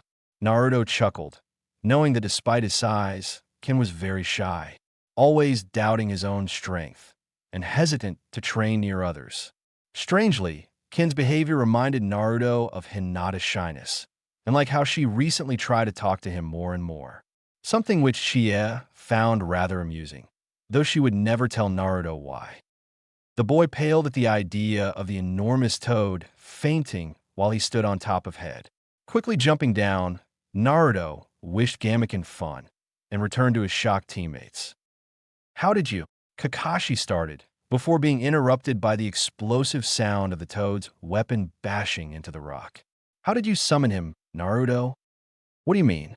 I signed a contract, so why shouldn't I be able to?" the teen replied in light surprise.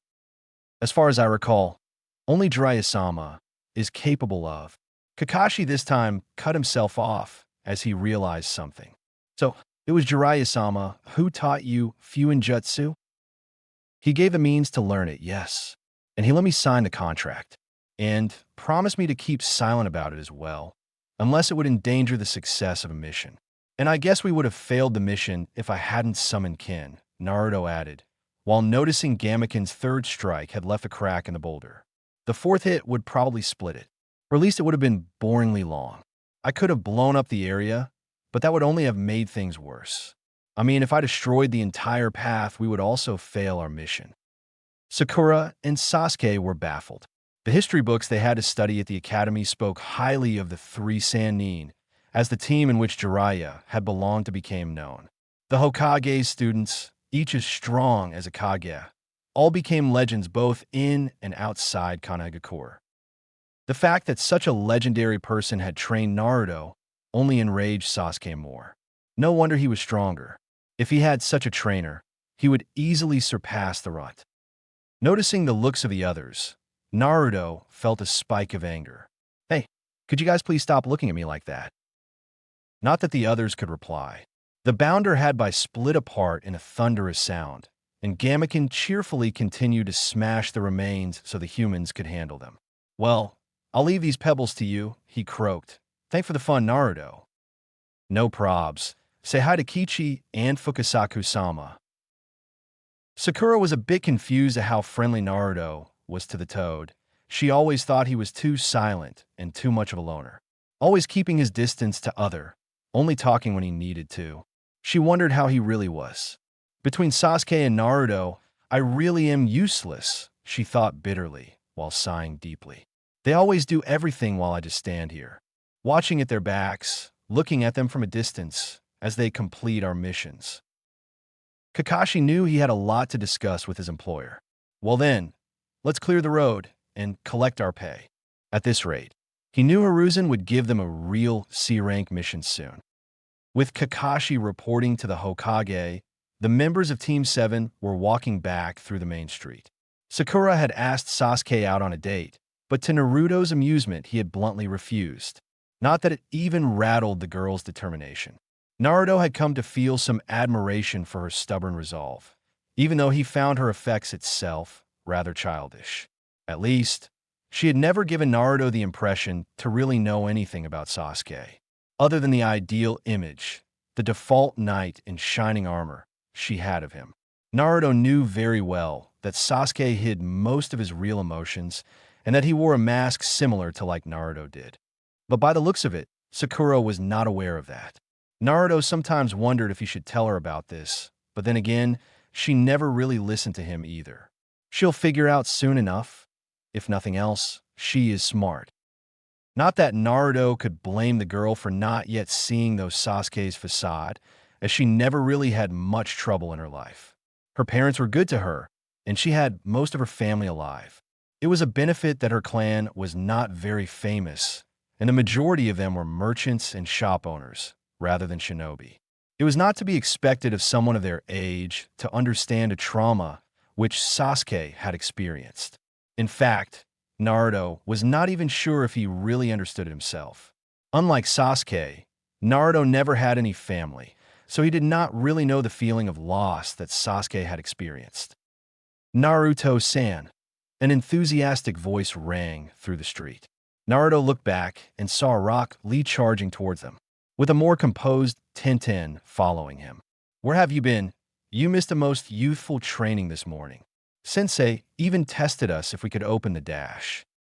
Tintin bashed him on the head, and, As usual, she was not holding back anything. Sakura looked a bit worried at the dazed and confused green-clad genin. Lee, do you even remember what Guy-sensei made us promise before we started with that training? Tenten sighed. Use that brain of yours for once. Well, with you knocking him out all the time, it wouldn't surprise me if his brains have gotten damaged by now, Naruto smirked. Sorry for not showing up today, guys. We had a mission. He gestured at Sasuke and Sakura. Ah, you must be Naruto's teammates. Tenten smiled, keeping her eye on Sasuke for a moment. I'm Tenten, and this idiot is Rock Lee.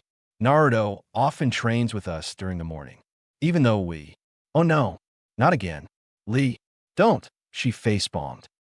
Lee's eyes were fixed on Sakura, who seemed uncomfortable under his gaze. Lee walked up to her, and Sakura tried not to back away. My name is Rock Lee, so yours is Sakura. Let's go out together. I'll protect you till I die. This seemed to be the last thing Sakura ever expected. No way, you're lame. Sasuke chuckled. Naruto suspected that the Uchiha saw the irony of her response, rejecting Lee in the same manner as Sasuke himself often did when she asked him out. And just like Sakura, Lee's disappointment was also short-lived, and the fire in his eyes indicated he was determined and would not give up. Ever. Lee isn't lame, Sakura. Naruto tried not to smirk too much. He's probably on his way to become the Leaf's taijutsu master, just like Guy-sensei. Though, I admit he has funny brows. He couldn't contain his laughter any longer. No offense, Bushchiburo. None taken. Lee frowned a bit. But I'm far from being as good as Guy-sensei is. You won't say. Seems like that freakish stamina of yours is getting close of that of Guy-sensei. Naruto frowned. Seriously, those two are monsters, he added, looking at Sasuke and Sakura. Lee looked quite uncomfortable, not being used to receive compliments. Tenten bent over to pet a cat that walked up to her. Two legs, Ekeosama asked you to help her with the groceries. It suddenly spoke up. You're back. So, I take it your mission is over, she continued, ignoring the now screaming Tenten and Sasuke, who scowled upon seeing the cat again. For some reason, Sakura saw the boy tightening his fist around a kunai. No, mission is done, Naruto replied on a casual tone, as if talking cats were completely normal. I'll be right there, want a lift? No thanks, I think I'll wander around for a bit. If I don't move around enough, I have to get on a diet, just like Pinky Two-Leg, Chia added with a mocking tone. Not that Grumpy would ever notice, she added before running off.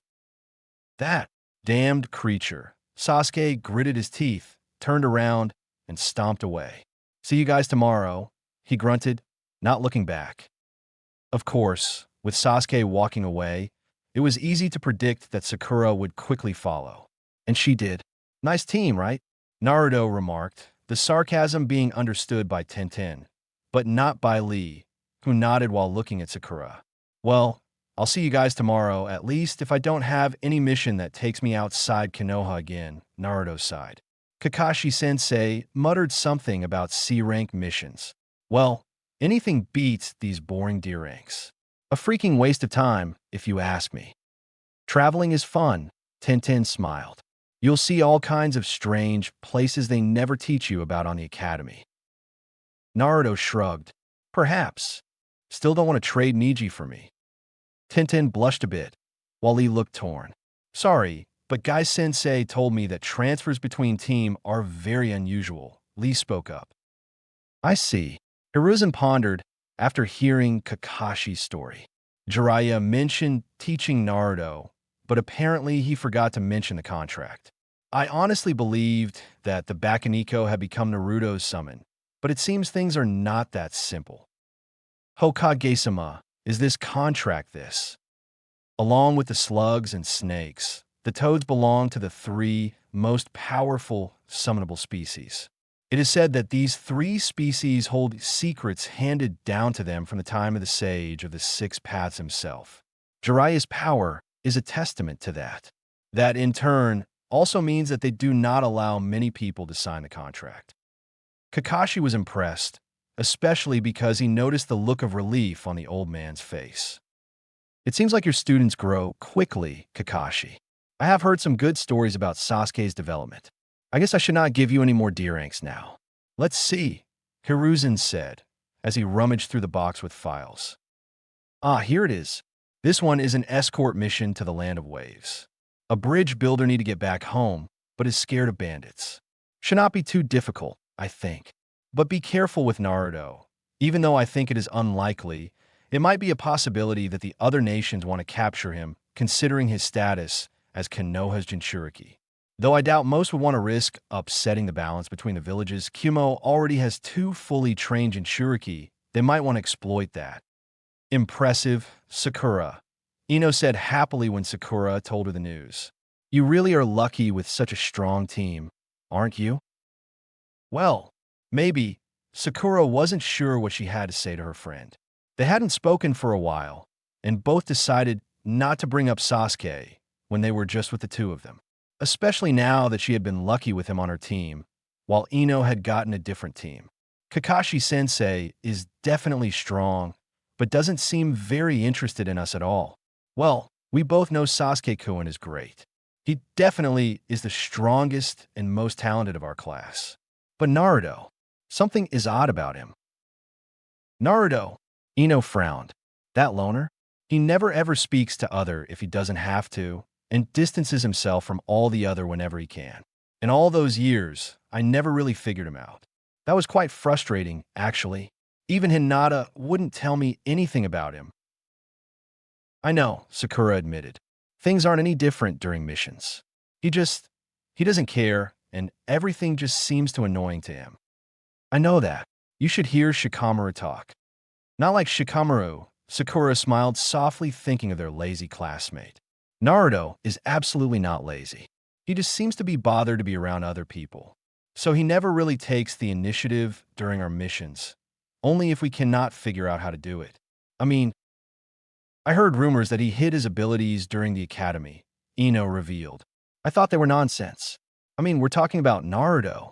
How could he defeat someone like the famous Kakashi? Those rumors are very real, Sakura sighed. If I have to be honest, I suspect that Naruto is even stronger than Sasuke-kun is right now. What? How can you? You talked about how lucky we were with Kakashi-sensei.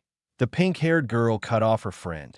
Well, Naruto just caught him off guard while Kakashi-sensei wanted to test us on our first day. And I think he was not even serious either. Well, Kakashi-sensei also said he was held back, but still. Ino whistled. But how is it to be around Sasuke-kun every day? She decided to switch to the very subject that she was so curious about. Did you learn anything new about him?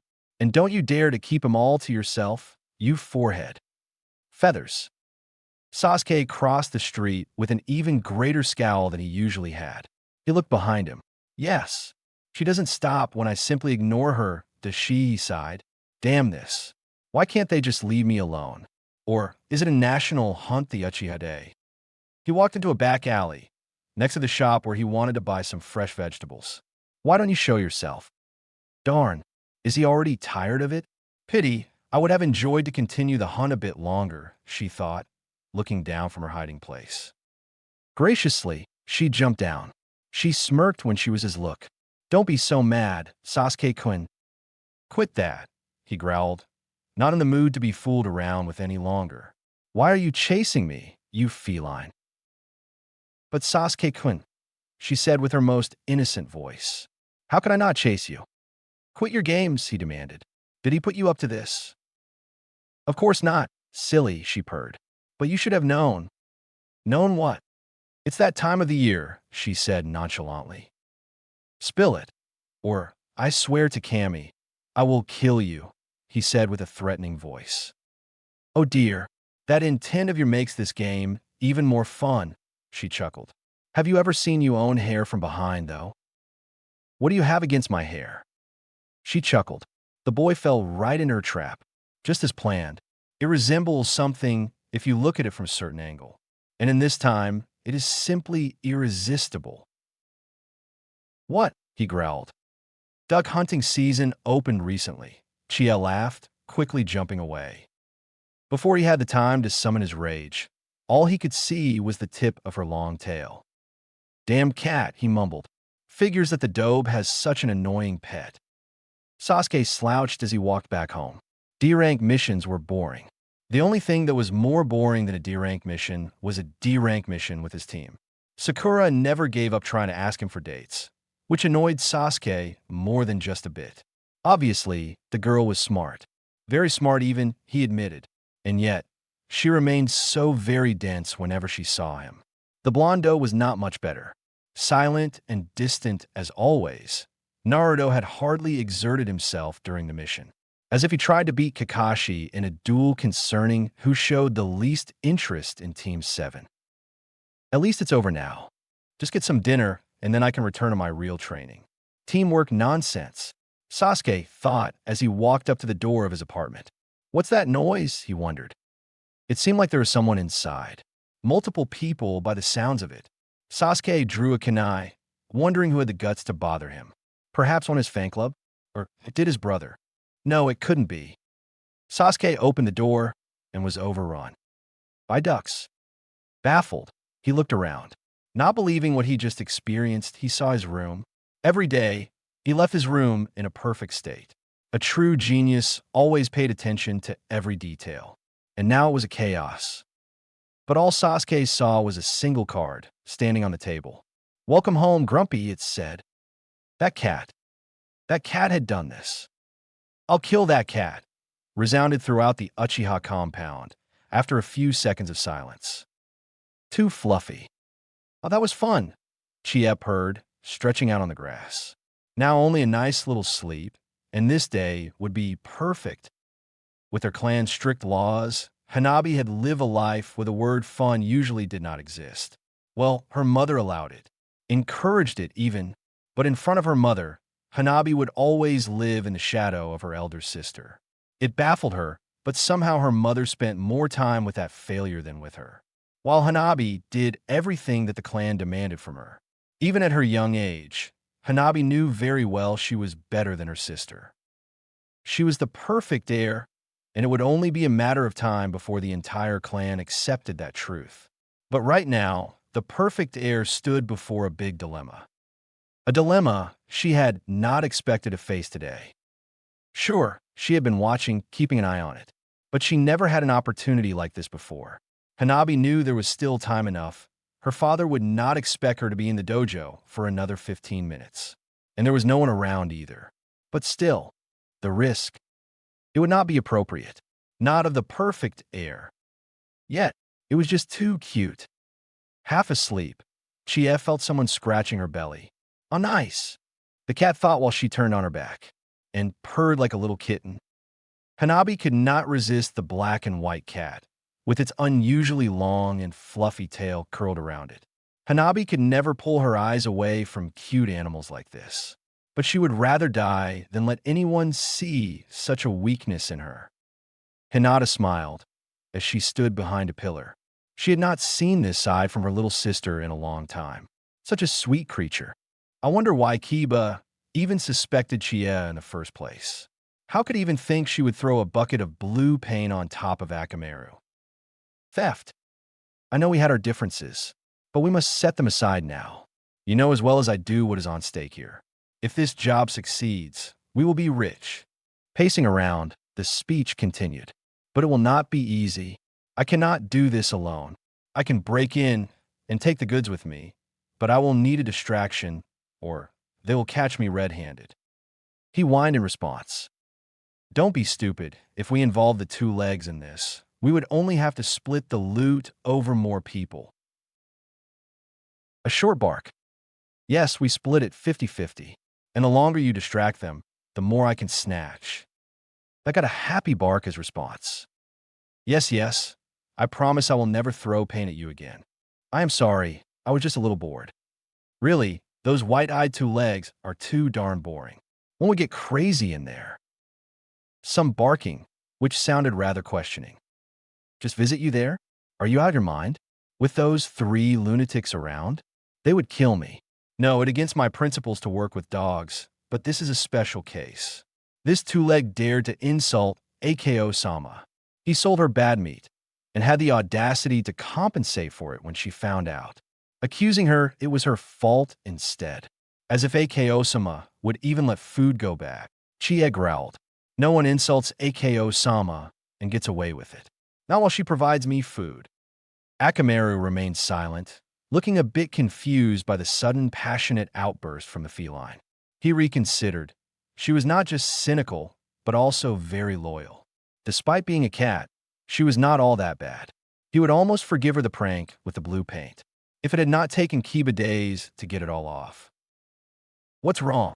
Naruto asked when AKO stopped. As always, he helped her doing the groceries and stuff. She could not carry everything, while he had no idea about food, except if it was ramen. But AKO's puzzled look confused him a bit. Look at this. Isn't that Chie? She frowned. That tail. Seems like it is her. Why would they put up a painting of her in here? Naruto wondered, reading the text below. A reward? They're searching her for theft. What? It seems like I have to get a long talk with that naughty kitten, Ako said on the icy tone, which Naruto recognized immediately. Chie was screwed. Ako was gentle and quiet, but once people crossed a certain line, they were all doomed. Doomed. Gifts. Welcome home, sweetie, her mother shouted as Sakura closed the door. I'll be right there, Mom, she shouted back to the kitchen. Change clothes first. Sweaty. Quickly getting back downstairs, she helped her mother preparing dinner. Father would be home soon, after a long day working at the shop. Sakura often felt the disadvantages of hailing from a minor clan in Konoha, but at least she had her family intact. Merchants and shop owners usually lived longer than shinobi who served at the front lines. And Sakura loved her family, annoying as they might be at times, far too much to ever want to lose them. Strange, I work hard to become a shinobi while I am glad that my parents do not have to risk their lives. Sakura realized. Evening, Mabuki, Haruno Kazashi hugged his wife. Had a good day? Sure, she smiled before she kissed him. Get cleaned up. Dinner's ready in 5 minutes. Right, on my way, honey, the man laughed, knowing very well that he should not ignore such an order. Besides, it smelled far too good to be late. Sakura, I nearly forget, but there was a package delivered today, but it was addressed to your teammate. Sakura was focused on cutting a few fresh chives for over the salad. Package? To whom? The Uchiha boy. Mabuki smiled, knowing that this would get the undivided attention of her daughter. Perhaps you should bring it to him? After dinner, of course. Whatever had been in the package, it was quite heavy. Sakura was very curious, and her inner voice urged her to open it. But the package was sealed, and opening it would only make the wrong impression on Sasuke-kun. No, this was much better. Now Sasuke-kun would see how dependable Sakura was. Sakura? Sasuke opened the door of his apartment, after Sakura had knocked. Sasuke-kun, what happened to you? Sakura frowned. The boy was dirty, covered with feathers, and carried a bag which he now threw in the garbage can outside. Godamned got Sasuke grumbled. Keep finding feathers. They're everywhere. Why are you here, Sakura? A package. It was delivered at my home. A package? Sasuke frowned. It was for you. The mailman must have made a mistake somehow. I did not order anything. There's a note attached to it. Sakura pointed at the envelope that was stuck on the package. A token of my sincere apologies, Sasuke read. Apologies? He frowned. He ripped open the package and saw a single, very large and broad, book inside it. Ninjutsu for Dummies. He read, looking at Sakura. You wanted me to give me this book. What? Sakura did not know how to react. Why would you? Sasuke started, not believing that Sakura wanted to insult him like this. And then he saw a single feather sticking out of the book. The kind of feather he had come to know so well in these last few days. A duck feather. Sasuke felt a vein pop on his forehead. I will kill that cat. Land of Waves. The bridge builder appeared to be a man named Tazuna, a gray-haired man who did not seem to possess much patience. Great, so I get stuck with a team of kids, he said harshly, earning him a glare for both Naruto and Sasuke. Enough for a C-rank mission, Kakashi replied dryly. And these kids are properly trained shinobi who have earned the right to take this level of missions. If you wanted 4 Jonin, you should pay for a higher-ranking mission. Unfortunately for her, Kakashi noticed Sakura's look of doubt. Guess she will need some encouragement. Should be difficult, being in a team with a genius like Sasuke and someone as extraordinary as Naruto, he noted to himself. Tazuna grunted something none of the shinobi could understand. All right then, let's go then. The bridge builder was headed towards the land of waves, an island near the country of fire, the country where Konohagakure was located in. Kakashi knew it would take them, with Tazuna moving slower than them, a couple of days to hike towards the border. Enough to spend a little time on training each day. After all, what would exhaust a civilian like Tazuna should be little more than a warming-up exercise for a shinobi. As such, Kakashi halted them after a couple of hours of traveling. Okay, team, Tazuna-sen is no shinobi, so we take a rest now, which earned Kakashi a grateful look from the self-proclaimed bridge-building genius. But for the 3 of you, I have some exercises. After explaining the theory behind it, he made them do the more advanced chakra control exercise of tree climbing. Just by putting the right amounts of chakra into their feet, a shinobi could climb any surface. Kakashi wasn't very surprised when Naruto shrugged. Haruki-san and his Ashasama made me do that and water walking because my chakra control sucked so much. He demonstrated by effortlessly walking up the nearest tree. Kakashi did not, however, expect Sakura to do the same. I knew you had good chakra control, but to pick this up so quickly is quite impressive, Kakashi said, making her blush. Though to her surprise, Sasuke did not react. Not outwardly at least. But they knew enough about him to see his frustration after 2 failed attempts. It often seemed as if the Uchiha grew more and more impatient. You guys stay with Tazuna-san. I'll take Sasuke and help him. We'll be back in an hour. Some dinner would be nice, the lazy ninja added. Between Sakura's preparedness and the multitude of Kage Bunshin that Naruto could produce, setting up camp and preparing dinner was easy.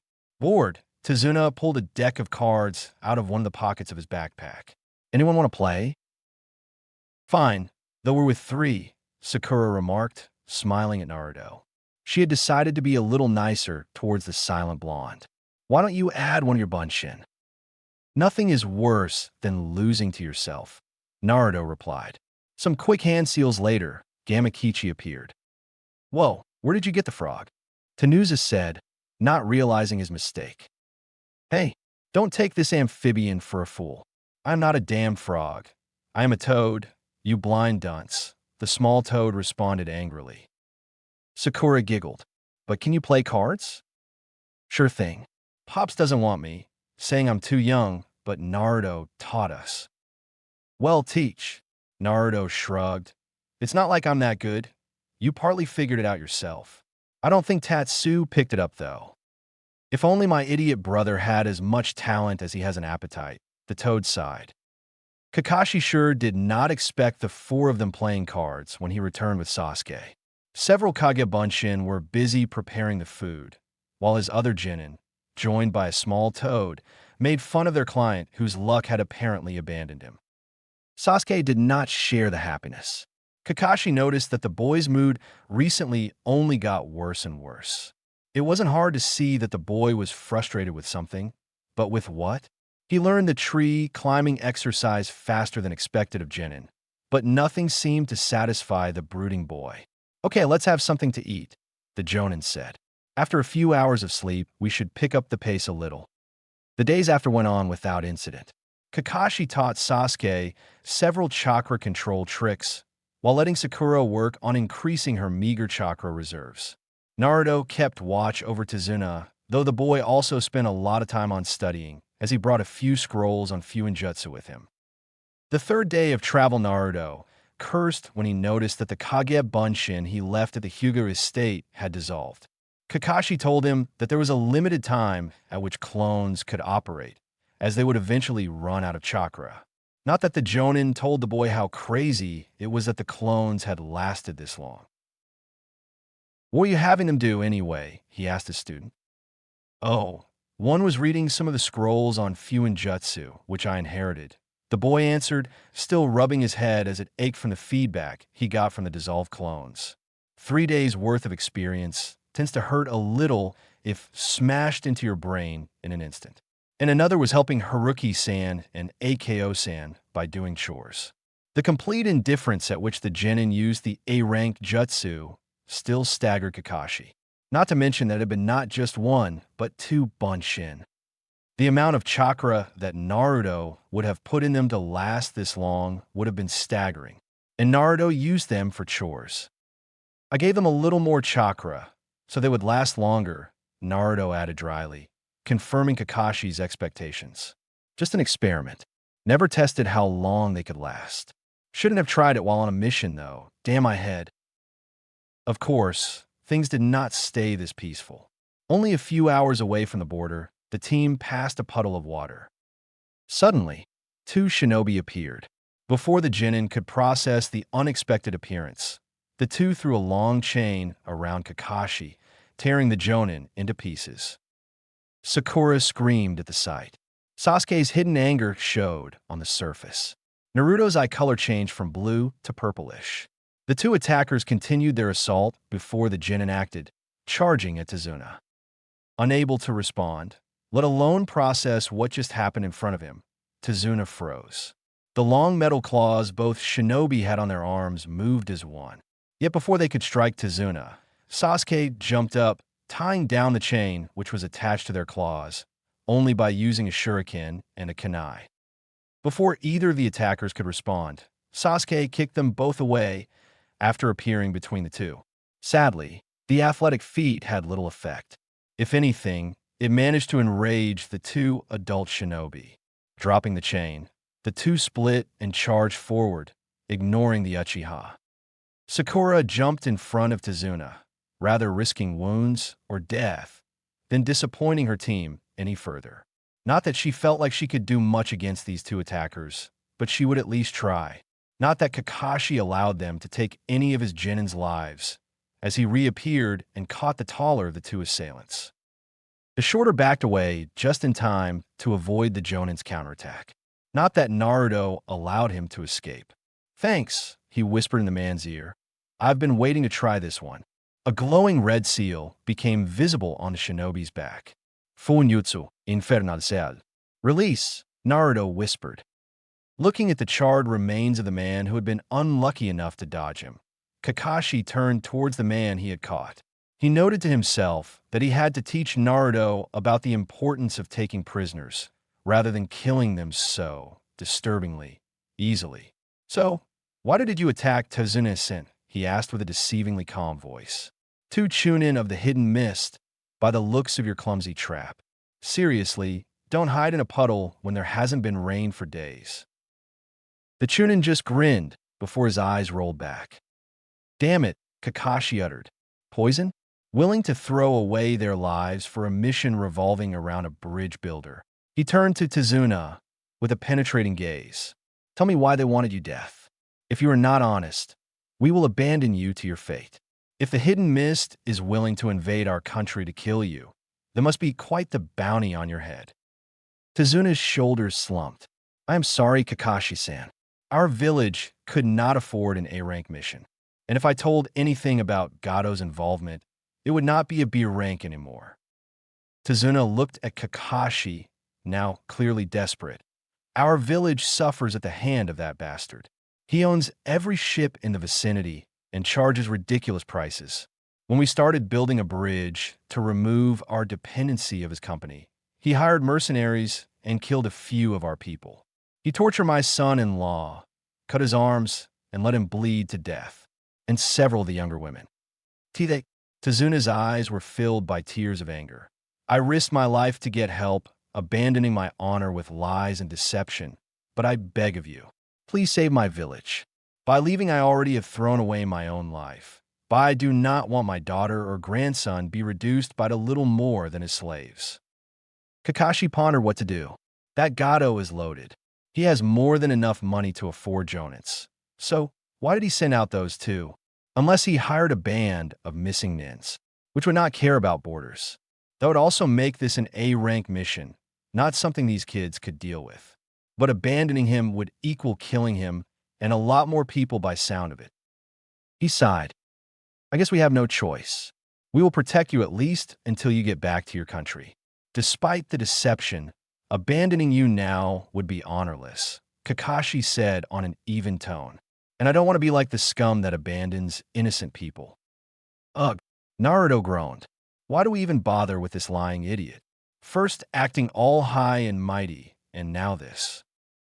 After sneaking into the land of waves, Team 7 saw the poverty Gato caused. People looked like they were starving, and everyone they saw seemed to lack any sort of hope. Their faces, especially their eyes, looking disturbingly hollow to them. Kakashi saw this and realized he had made the right decision. Though next opponent surely won't be Chunin, but Jonin, Kakashi sighed, not looking forward to exert himself. Leaving the village, the group walked towards Tezuna's house. Apparently, he lived there with his daughter Tsunami and grandson Inari. Suddenly, Sasuke threw a couple of shuriken towards the bushes. A snow rabbit? Sakura asked, as Sasuke held up the poor animal. Naruto did not mind. At least we have some dinner now, he smirked, earning him a shocked glare from Sakura. None of the Genin noticed Kakashi's sudden alertness.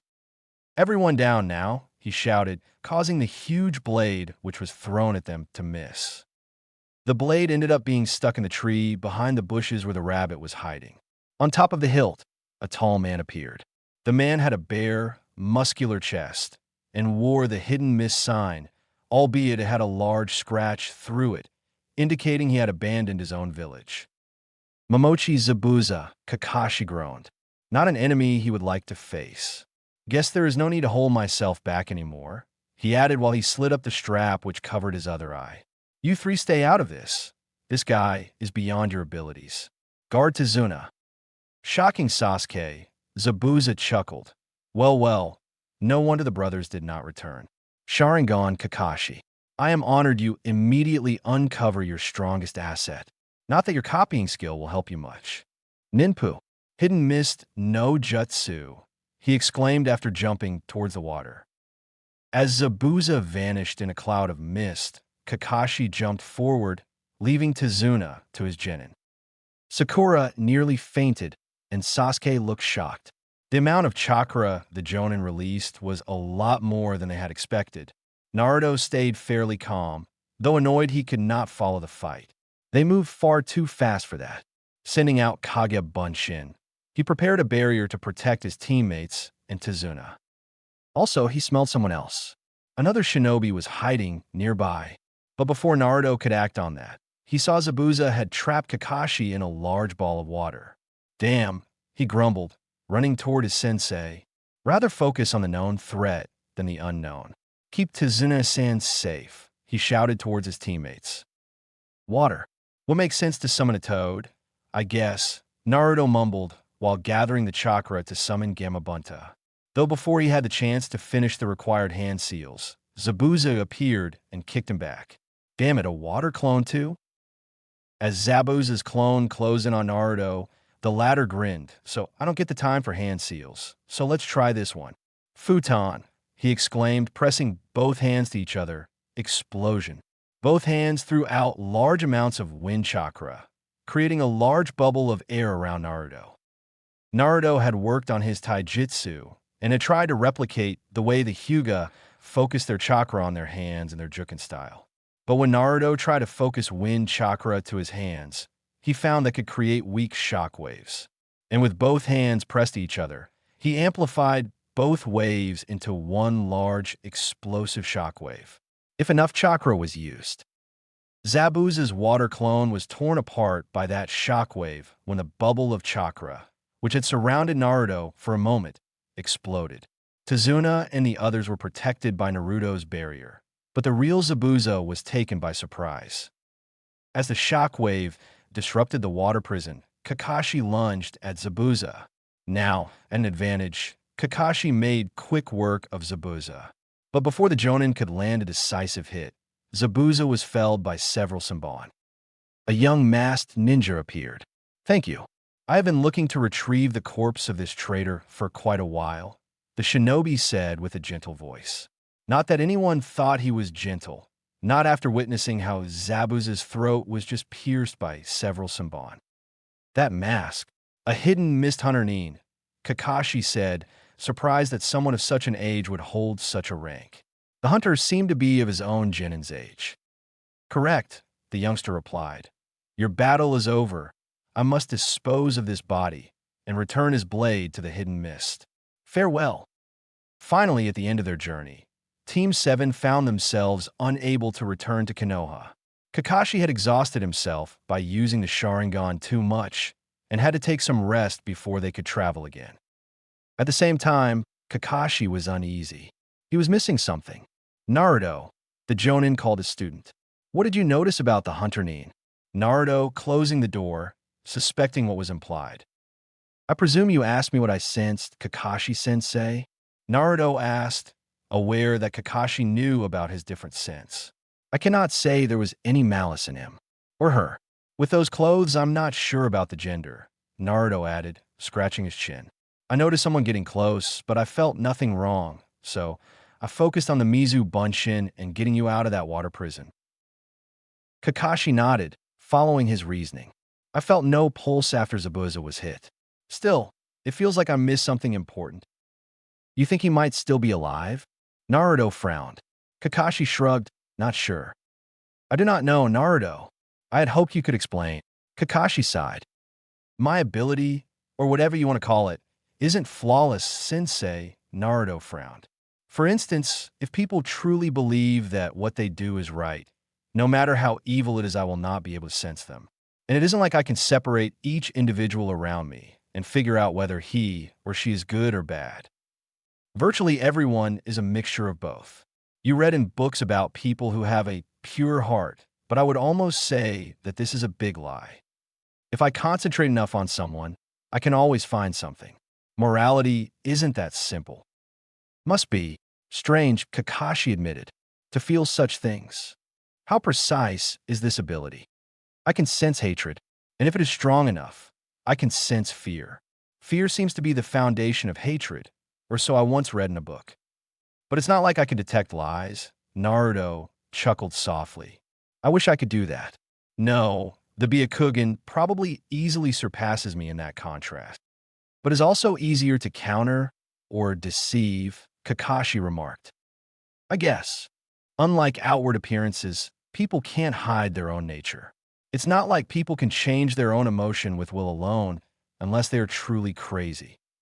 But sensei, do you think that this masked kid works together with that Zabuza? It would be the most logical thing.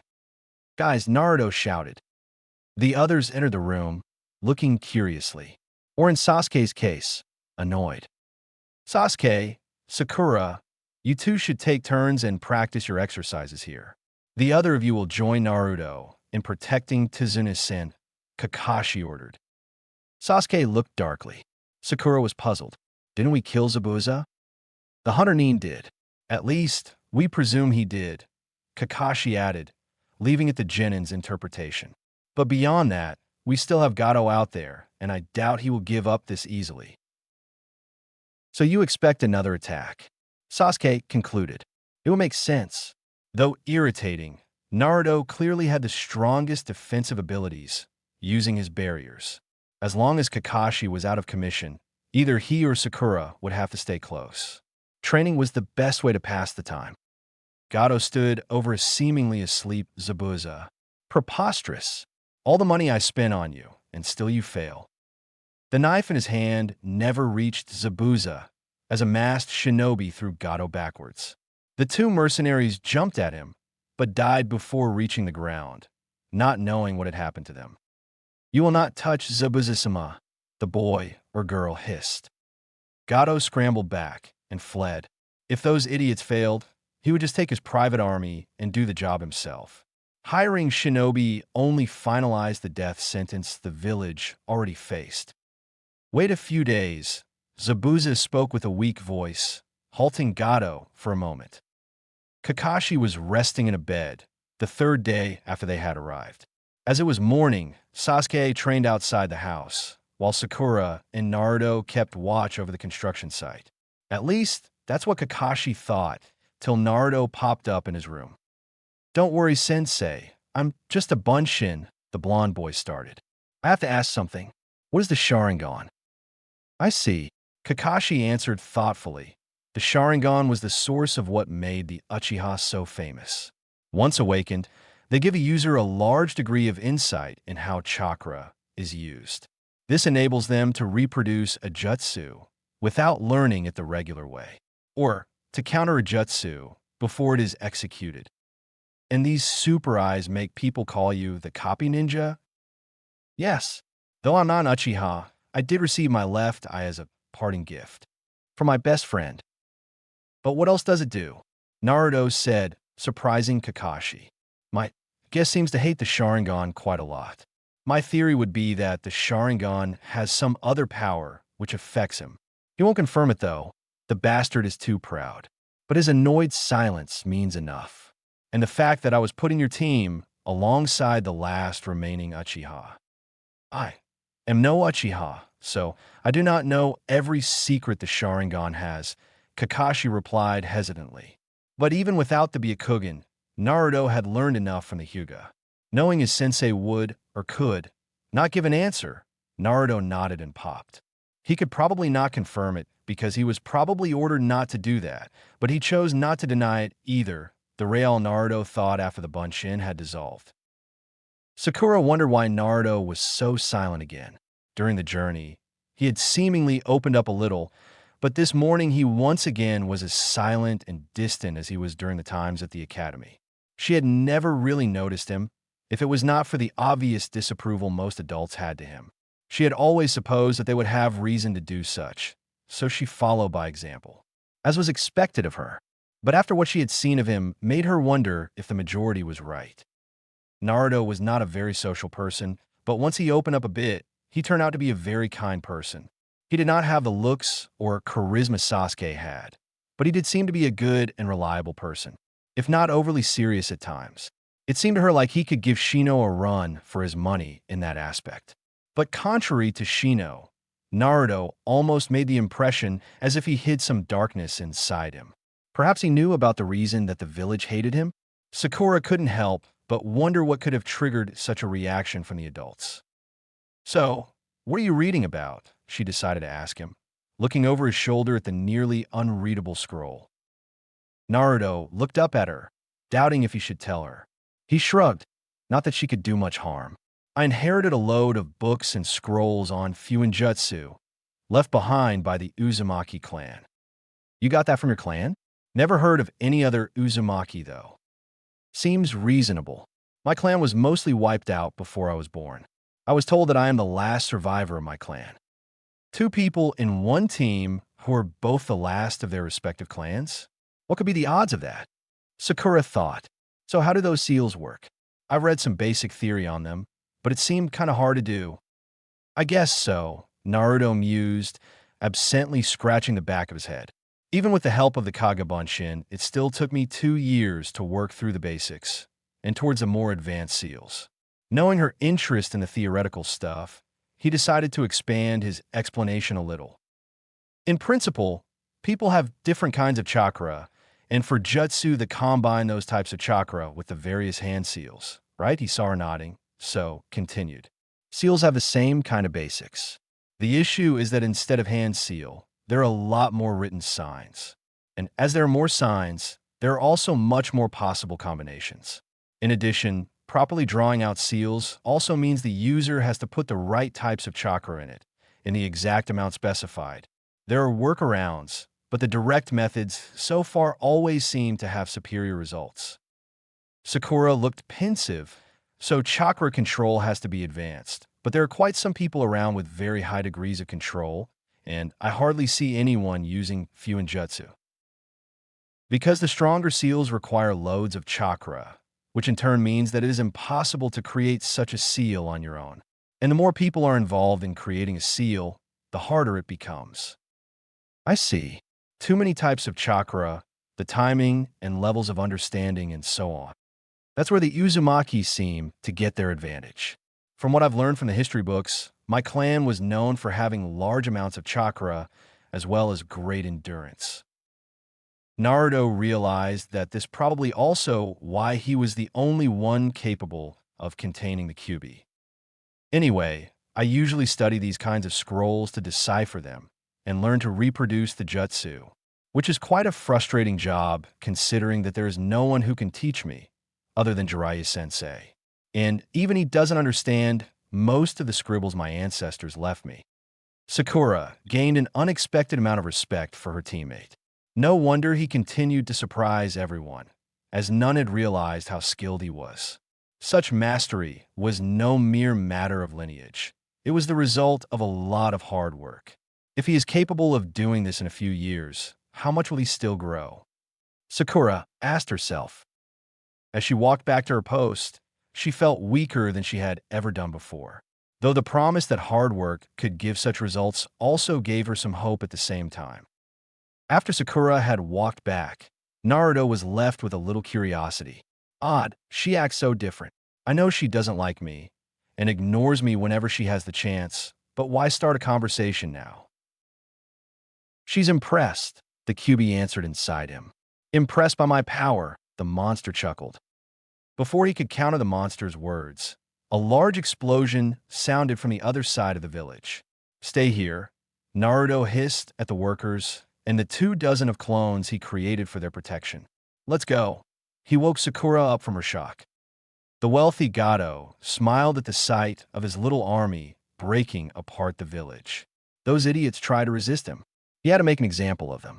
Those stupid civilians should know better than to resist him. And after getting a firm grip on this backwater country, he could expand his business in the land of water. After waiting a few days to make sure that the shinobi those fools had hired had left, he ordered his mercenaries to strike. Well, even if they had stayed, what chance would they have against his army? Still, he had heard enough, and they would have assumed that Zabuza died and left while thinking the threat had been removed. How wrong they would be. Killing all, except the women that were interesting enough, his men would make sure the village was broken down, and any resistance in the region would be broken by the sight of his power. Gato smiled. Today was a good day.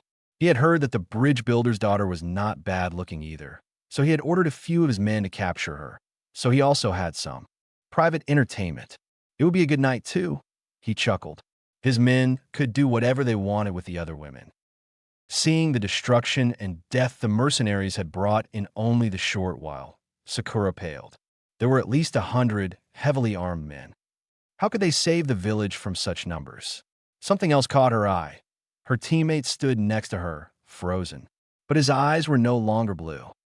His face was torn apart by a feral rage unlike any she had seen before. Filthy, human scum, the Kyuubi's deep voice growled within Naruto. You humans look down at animals, or us Bijou, yet the only ones capable of such horror are you people. You call me a demon, yet the actions of me and my brethren pale in comparison to human brutality.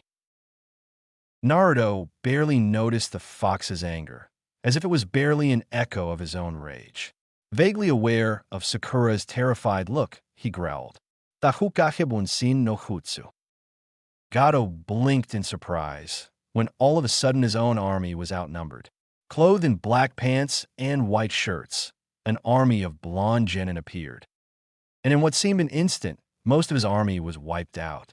All the resources he had put into gathering the best mercenaries of the region vaporized in an instant. Arms were ripped from the torsos they were attached to. Heads were severed, organs torn out. It all happened in seconds, in a wave of blood. Gato paled when he realized what he witnessed. It was his own impending death. You must be Gato, an angry voice spoke. Gato turned to look behind him, right into the furious crimson eyes of the original Naruto. There was no shred of mercy in the savage eyes that looked down upon him, not a fraction of hesitation. Gato knew he could only do one thing. Attempting to flee, he did not even notice how soggy his pants had gotten. All Gato could think of was running away. Run away from the boy with the demon's eyes. A flame-clad claw pierced his ribs, tearing out the shipping magnate's heart. The scorched heart fell on the ground before the man even realized he died. Sakura watched in horror, terrified how her teammate had changed. Not even shocked by his ability to create what had to be at least 200 clones, it was his behavior which stunned her. The clones butchered the mercenaries. Though Sakura knew those men got what they deserved, Sakura was shocked that her teammate turned out to be such a ruthless killer. He's a monster, she thought while trembling. Her eyes wide in shock. She only saw the red that flowed through the streets. With the village purged of its attackers, the clones vanished, revealing their master, who was now sprinting towards Tezuna's house. Kakashi was happy he was recovering faster than he initially expected, but let Sasuke handle the assailants to avoid the risk of straining himself. Besides, the boy needed someone to vent his anger, and these mercenaries deserved nothing less. Their intentions had been obvious, knocking out Inari and attempting to drag away Tsunami. These men were the worst kind of trash. Sasuke's improvement showed when he finished off both of them at once. Hard work pays, even to those recognized as geniuses. The explosion further up in the town shook him up. So there's a full assault, Kakashi remarked. Sasuke, let's. The Jonin never got to finish his sentence, as he had to dodge a large blade which had swung up from his blind spot. Barely dodging, Kakashi noticed that Sasuke was under attack as well. His fear had come true, as the masked boy turned out to be a traitor as well. So we meet again. Zabuza smirked from under the bandages that covered most of his face. Damn, this is not going to be easy. I hope Naruto and Sakura can handle whoever is attacking the village. Sasuke should be fine against a single opponent, even if it is a Chunin. Unfortunately, the masked boy was far stronger than Kakashi had expected. Though Sasuke had nearly killed him early in the fight, the masked boy revealed his Kekkei Genkai, Hayaton.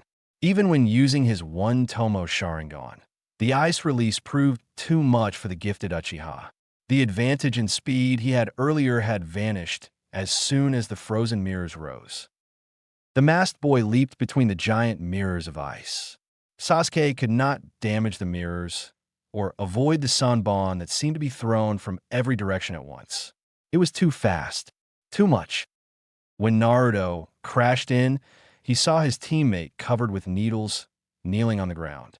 Sasuke, he asked, disturbed. Shit, Naruto cursed, noticing the Uchiha was barely conscious. And who are you? The voice came from all the remaining mirrors.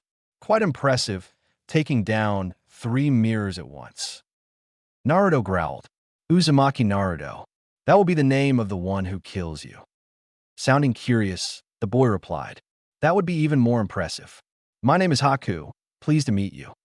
As the Senbon got pinned in him, Naruto wondered who this guy was.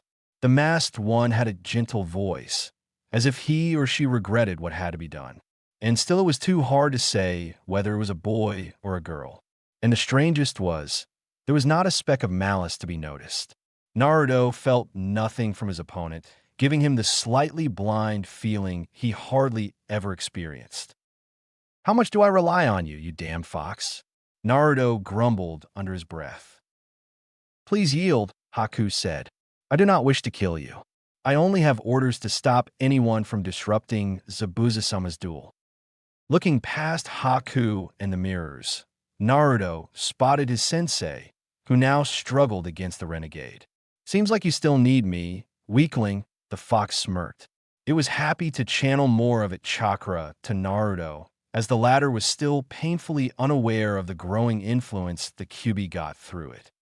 Haku tried to attack again, but this time Naruto was fast enough to dodge. He dodged me without a Sharingan, Haku thought before stepping up his speed. Lost in anger, Naruto released a scream. No, not just a scream, it was more like a shockwave. A burst of air, pure force. The blonde boy generated so much chakra that the already damaged mirrors now began to crack. For the first in a long time, Haku felt fear. Fear because of an opponent whose strength even surpassed that of his master. Forgive me, Zabuza-sama. I have failed, the ninja whispered before being hit by the full force of the blonde boy's rage. When Sakura arrived, she screamed. Sasuke was covered with wounds. Needles of melting ice still stuck in his limbs. A hard crash sounded, and a body flew past her, falling down only a few meters from their position. Naruto jumped after his fallen opponent, seeing Sakura's tears as she held Sasuke in her arms. The grim determination he had vanished when he noticed some weak movements from his black-haired teammate. When he found the unconscious body of Haku, Naruto was torn. Killing a defenseless enemy was honorless, but he felt the Kyuubi calling for Haku's death. Does he deserve death? Kakashi noticed Zabuza's distraction. For a while now, the Kyuubi's chakra could clearly be felt. Naruto had expended amount of chakra, which would put even an experienced Jonin to shame. Perhaps Jiraiya could be considered stronger or otherwise his own eternal rival after the latter opened up his celestial gates. But few would have access to such amounts of raw chakra. No wonder that Zabuza was disturbed. Even knowing where it came from, Kakashi had to admit he was feeling nervous himself as well. What do you say if we end this fight? Kakashi tried. Zabuza glared at him. Was it a trick? He felt something vile and dark, which was nearby, and whatever it was, it had started fighting against Haku. Zabuza rather helped out his young partner than continue the fight against the Leaf Jonin. Zabuza realized that even though Kakashi was weakened, the man could still match his own moves. Damn it, a draw against a weakened opponent is the same as losing a fight. I cannot lose twice against this bastard. But his pondering was disrupted when he felt Haku had lost. Lost. All right, Zabuza gritted as he swallowed his pride.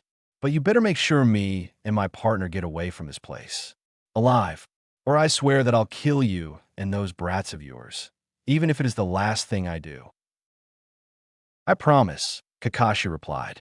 Though I would suggest we hurry. I don't know what my genin will do to your partner at this moment. Your genin? Does he mean to say that this is one of those kids? Zabuza thought, almost shocked enough for him to doubt his own hearing. Aided by Sakura, Sasuke stood up. Humiliated and angry, he knew he was beaten.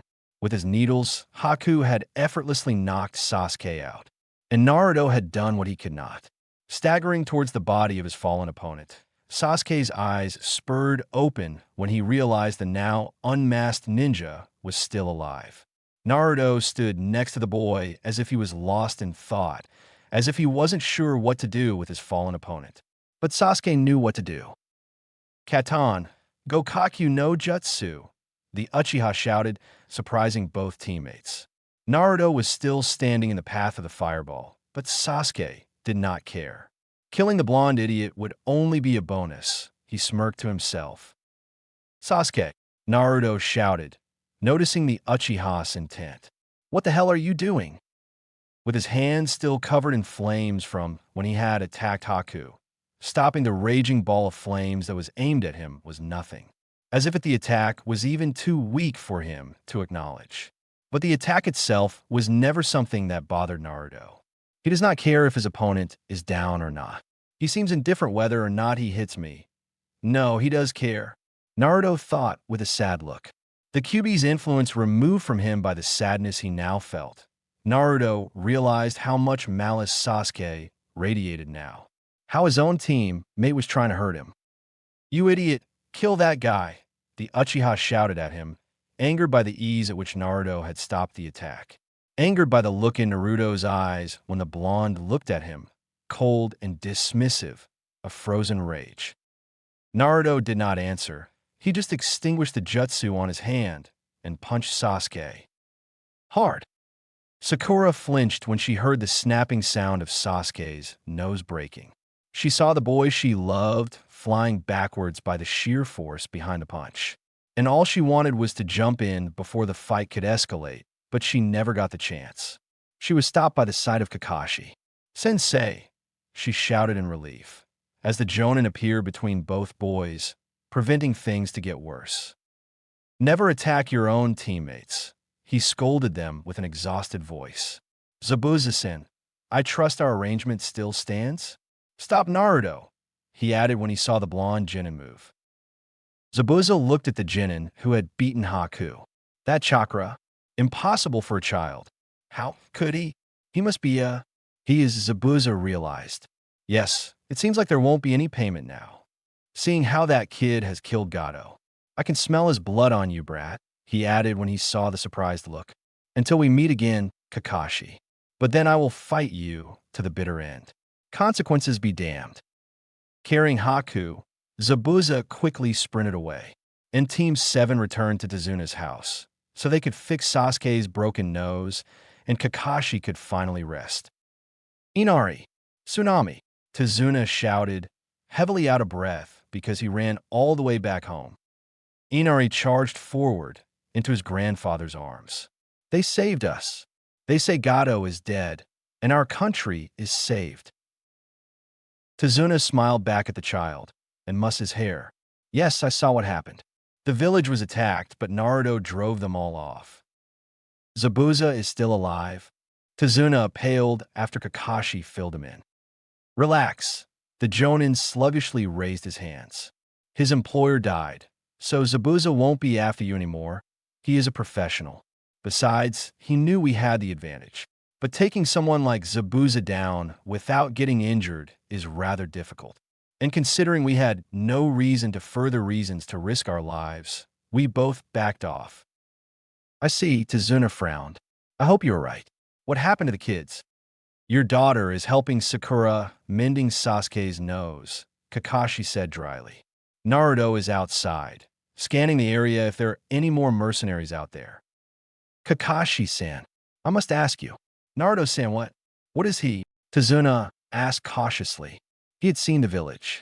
He had seen the horde of clones that had raged through Gato's ranks. I cannot share any details, Kakashi sighed. But rest assured, Naruto only became angry due to what the mercenaries were doing.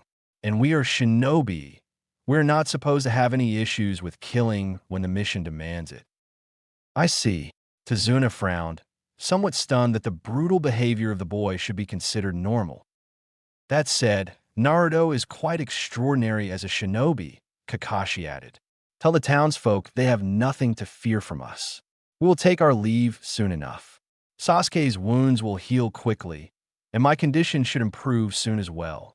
I was lucky that I did not have to overexert myself again, even though I was still recovering from the last match. Please stay for a few days, Tazuna said with a serious tone. We plan to bury our dead tomorrow, but after that, we will celebrate the liberation of our country. And as our saviors, you four are our guests of honor. All right, Kakashi sighed. Then we will stay here for at least 2 days. Kakashi-sensei, Naruto woke up the Jonin early in the morning. Naruto, the Jonin groaned. What are you? My original body found Gato's camp. There's only a minimal guard, so I took them out. But I wonder what we have to do with the money and other stuff which is there. There are also several corpses and some surviving women out there. Though the survivors are in a pretty bad shape, the boy added darkly. You were out all night. Kakashi sighed. After what happened yesterday, how was I supposed to sleep? Naruto replied on a cold and emotionless tone. Can you take the survivors back to town? I don't know how far it is. About half an hour distance from here, Naruto replied. At our pace at least. I'll deploy some clones and transport them back. There are 6 who are fairly mobile and 5 who are unconscious. But what about Gato's treasury? Well, I'd say the money should be given to the village. They need it the hardest right now. Not to mention that it probably is their money anyway before Gato stole it from them. With those funds, completing the bridge won't be an issue anymore. Though I'll demand the full payment for an A-rank mission before I hand over the money, Kakashi said thoughtfully. Or the Sandaime will gut me. I also found a lot of information, many on finance and business in this region. But there were also a lot of scrolls that contain information on the Land of Water, and apparently Gato had some dealings with Kirigakure itself as well. Also, one scroll was rather strange, Sensei.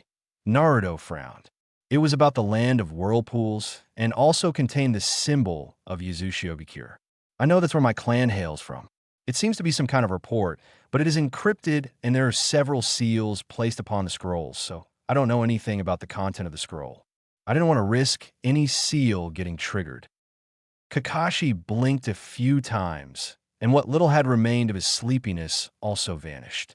Inside information on Kirigakure. Hokage-sama will be most grateful for that one. Even though the current relations with Kiri seem to be better than they have been in a long while, it could still be vital for future missions. We will give this information to the Hokage when we get back, Kakashi ordered.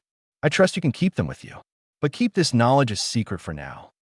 Affirmative, Naruto said dryly. Though I would like to know more about that scroll about Yuzushiogakure. I don't know much about my home country, after all, he added, before vanishing in a puff of smoke. His mastery with the Kage Bunshin no Jutsu has also improved drastically. It figures with the amounts of chakra he possesses, along with his creativity, that Jutsu is perfect for him. Sitting on top of the roof of a building on the edge of the village, Naruto looked as the village celebrated their newfound freedom. With the use of Fuin Jutsu, it had been fairly easy to transport the valuables and other resources back to the village, along with the women he had found. Upon his return, Naruto had seen many emotions on the faces of the villagers. Anger, defeat, and sorrow, upon seeing their kidnapped women return to them, wounded or deceased, or broken. But there was also cheerfulness, gratitude, and relief for the wealth, and even more because of the survivors he had brought along. Despite the horrors the women had endured, they lived and were reunited with their loved ones. But what hurt Naruto was the deep fear he saw on the faces of the villagers. Fear of him, terrified because of how he had saved them. He was used to see it in his own village, but here, where people had treated him well at first, it pained him. Those idiots. I saved the town, and all they do is fear me. Naruto pondered, and not just them. Sakura, Sasuke, and even Kakashi-sensei, they all fear me, despise me. While I save them, they should be thankful, not glare at me from a distance as if I am some kind of freak. Relax, brat. Naruto heard the Kyuubi speak before it pulled him. What? Naruto did not bother to hide his annoyance. Hurts, doesn't it? The fox said calmly. What do you? Don't play stupid on me. I see everything you do. I got nothing else to do in this godforsaken place anyway, the demon growled. Those humans, their response hurts you. Well, yes. Of course it does, Naruto admitted. I saved their damned lives, and they look at me as if they think I am a monster. Humans. Humans are very short-sighted. They only care about themselves and keep themselves blind to everything else. And every time they meet something that is above them, they respond with hate. All because they are weak. Those humans will never look at you without seeing me. Naruto grimaced. And yet, what did I do to deserve their hatred? The Kyuubi surprised the boy. Those humans. They think themselves superior to everything else. And because of that, they mistreat everything that is different from them. They call my kind demons. Those humans hate us, they attack us, and they imprison us. They just fear you. Humans fear everything superior to themselves. Deep down, they must realize their arrogance, but are too cowardly to admit their inferiority, the fox growled. What makes a human so different from an animal, or from anything that lives, even to trees and plants? Naruto blinked in surprise. Never had the fox been so serious to him. Most of the time, it seemed to curse at him or mock him. But this time it felt like he lectured Naruto. In an instant, Naruto realized that he himself was just like those humans the fox just described. You. Naruto sighed. The humans in this town do not hate me because of you. They don't know. No, but they fear me because of the exact same reasons. Ironic. I behave just like them, even though I am not like them. Jinchuriki. The fox spoke as if the word was a curse or horrible insult. So now do you understand, you foolish brat? You always condemn me, while I simply hate a world which hates me. How could I say I understand when I am not you? Naruto mused, now surprising the fox, even though the latter refused to show it. But you hate me because I am your prison, and I hate you because you were imprisoned inside me. Naruto sighed. All this hatred, where does it ever end? Their ignorant desire for power led them to your creation, the fox said darkly, sealing me and my kind with the desire to tame us. To use us, the creature scoffed. So, tell me, you talk about your kind, so what are you? Naruto said after a few minutes of silence. The fox's head jerked up, his eyes widened a bit, revealing his surprise. Why would you want to know? If they keep looking like that at me, because of you, I might as well try to figure out what you are, Naruto shrugged. We are what humans call the Bijou, the fox said. The tailed beasts. Though the 9 of us are more than that, but that doesn't matter right now. We each have a number of tails from 1 to 9. We all are unique, in contrast to you humans who share the same kind of physical traits. The fox moved his 9 enormous tails, and strange enough, Naruto thought the fox was proud of them. As I have 9, the fox continued, confirming Naruto's suspicion. I'm the strongest of my kind, but even the strength of the one tail vastly overpowers that of any human. Well, nearly all, the Kyuubi admitted. There have been a few humans around who managed to gather enough power to impress even us, like your first Hokage, for example. So, they're your brothers and sisters. Naruto frowned. What? No children or anything. Why would we reproduce like you lower life forms do? Time does not affect us. I was already alive before you shinobi came to be. But because of our power, our massive chakra, humans have always feared us. They wanted to turn us into weapons. One by one, my brothers and sisters fell into the hands of humans and were trapped into their prisons. Even I was captured. Damn, that Uchimadura. What am I? Naruto frowned, impressed by the enormity of what the Kyuubi had just told him. You? You were once a human, just like all the others of you miserable kind, the fox laughed darkly. You were human until my chakra entered your body and began to change you, evolve you. So, I am neither Bijou nor human, Naruto sighed. No wonder they all see me as a monster. The fox chuckled, while it withdrew into the darkness of its cage. Monster. That word only shows they are too stupid to understand, too inferior to even try to understand it. Naruto's mind felt like it was flooded with thoughts and emotions. Who am I? What am I? He thought, as he left his inner world. Jinchuriki, well, fine then, if those humans don't want me to belong to their kind, I might just as well stop pretending. Teams, teachers, family, friends. I'm not their equal. I have never been. So how could I belong to their kind? Gay. Just look at these citizens or Sakura. Even a few that are friendly to me will fear me once they see what I am, what I can become. It is merely a matter of time until they betray me too.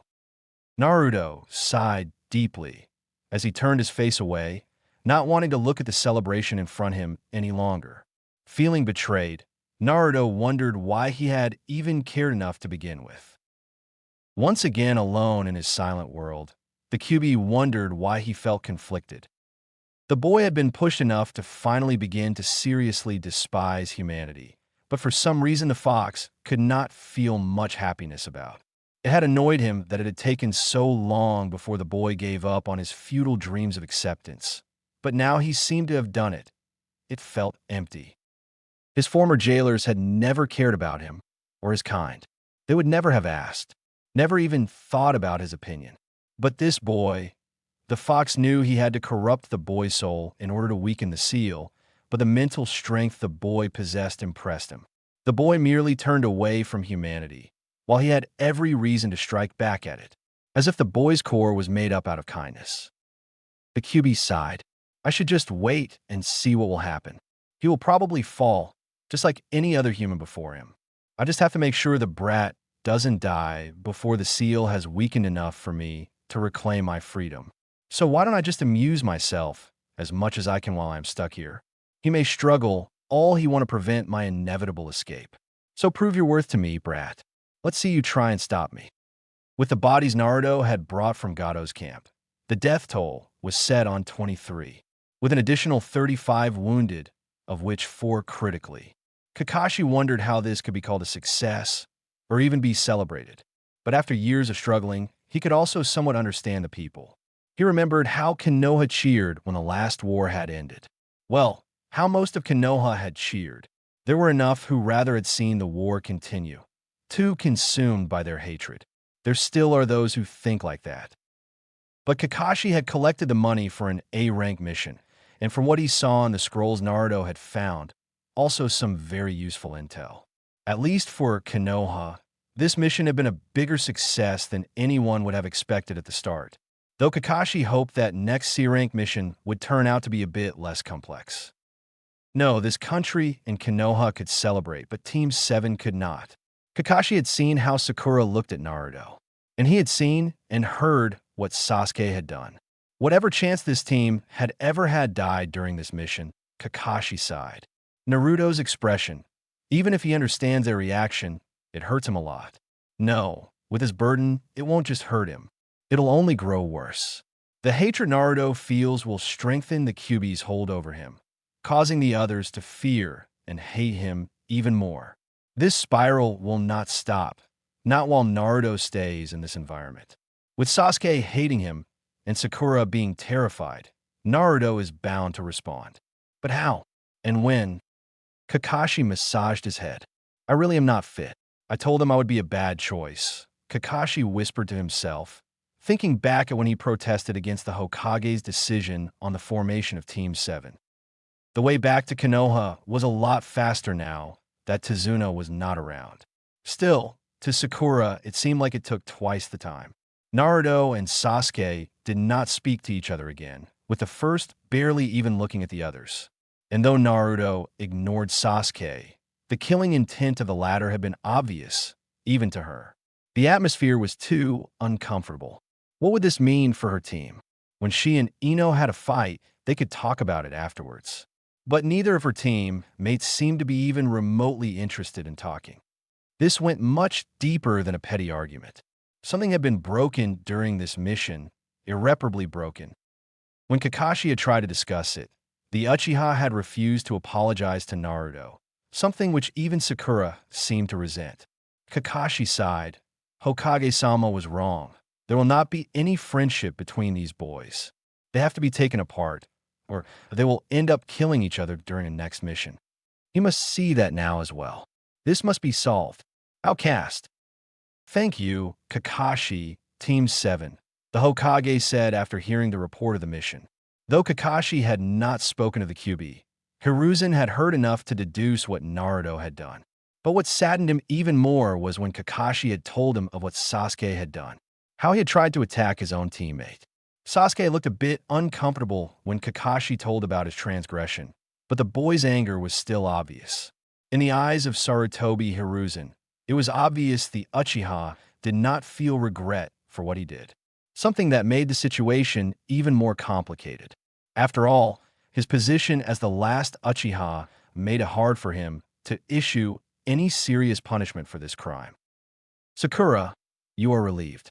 Sasuke, meet me here at 8 in the morning, tomorrow, the old man sighed. He had to find a proper way to deal with the Uchiha, and since he was the last of his bloodline, he could also not do too much. The council would never accept something like imprisonment or him being demoted as genin. Naruto, Kakashi, you two stay put, he added. Hiruzen wrote a short note and sent out a guard to deliver it. He knew she had yet to collect today's assignment, so she should arrive shortly. After that, he quickly prepared his pipe. He needed a smoke. Meanwhile, Naruto just remained silent, not showing much emotion. Kakashi, on the other hand, seemed unusually agitated. I suppose you want to tell me I was wrong about the team, Kakashi? No, at this point, I don't care about right or wrong, Hokage-sama, but this situation. Something needs to be done. The old man sighed. He had hoped that both boys would grow a bit closer, just like how he and Danzo had eventually come to understand each other all those years ago. But he was wrong. These boys were different, and perhaps Kakashi was not as capable as their sensei had been. Teaching the next generation was a test that each Jonin had to go through, but not every shinobi had the qualities needed for it. Yes, this situation needs to change. Hiruzen looked at Naruto. You did not say anything about how Sasuke attacked you, Naruto. There is little to say, Naruto said. Sasuke did not attack me because of the fox. He attacked me because he hates me. He tried to incinerate me, so I broke his nose. Nothing else. Hiruzen frowned, worried by the indifference in Naruto's voice. Do you mind being in the same team as him? Why would I care? Naruto shrugged. It's not like other people will treat me much better, though the usual cold glares are less annoying than fireballs. Besides, Sakura saw me and fears and hates me because of what I did. At least Sasuke's attempt to hurt me was not because of the fox. And it's not like that level of attack would have done anything to me. Would you not like teammates which would respect you? Hiruzen replied. Naruto's hollow laughter shocked both Hiruzen and Kakashi. Respect me? Naruto smirked. I doubt any of you humans do. Naruto, you shouldn't. Kakashi started. Your fear is obvious, sensei, Naruto said on a cold tone. Hatred and fear are quite similar, but I know enough to feel the difference. Your little act of indifference doesn't help you much. Someone knocked at the door. Come in, Hiruzen said. Naruto, this is Yuhi Kurenai, Jonin sensei of Team 8. Hokage-sama, Kakashi-senpai, Naruto-sen. The black-haired woman greeted them, a bit surprised to see the latter, and even more surprised by the odd atmosphere in the room. Might I ask why I was summoned? I hope I don't have to go away from Konoha today.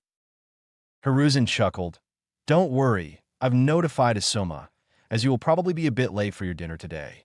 Kakashi frowned at the news, while Kurenai blushed slightly. I recall your complaint about the lack of balance in your team, so I thought we could solve two separate problems at once. Both Jonin looked at each other and opened their mouths to start to speak. Well, as far as it was visible with Kakashi's mask. Kakashi gestured her to start. My team is overly focused on tracking and scouting, but lacks the muscle to defeat more serious opponents, Kurenai explained. My team exists of Aburame Shino, Hyuga Hinata, and Inuzuka Kiba, along with his Ninken Akamaru. Kakashi started thoughtfully. My team consists of Uchiha Sasuke, Haruno Sakura, and Uzumaki Naruto, tapping the boy on his shoulder. Though you could say that there is no problem with regard to their combat skills, two of my team members have had a conflict. Naruto remained silent and was looking the other way, not caring about the conversation that was going on. It was merely the blabbering of a few humans. It hardly concerned him what team he would end up with. They would reject him anyway. Uchiha Sasuke and Naruto had a conflict which turned rather violent. That is why I would propose to transfer Naruto to your team, Kurenai.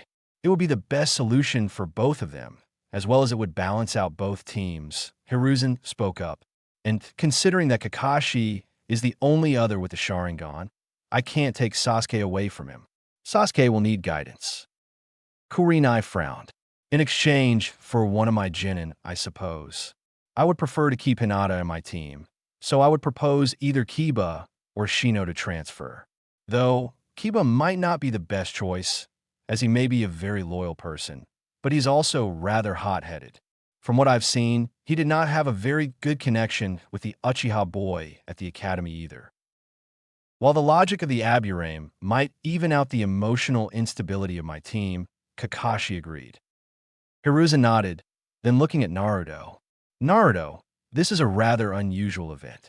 We don't often change genin team this soon, so I have to ask both you and Shino if you can agree with this transfer. Naruto just shrugged. Can't be much worse than it is right now. Can it? He replied. Though you should tell her who I am. She might want to learn the truth before she will regret this. Well, she will anyway, so who cares? He shrugged as he nodded his goodbye toward the Hokage and left.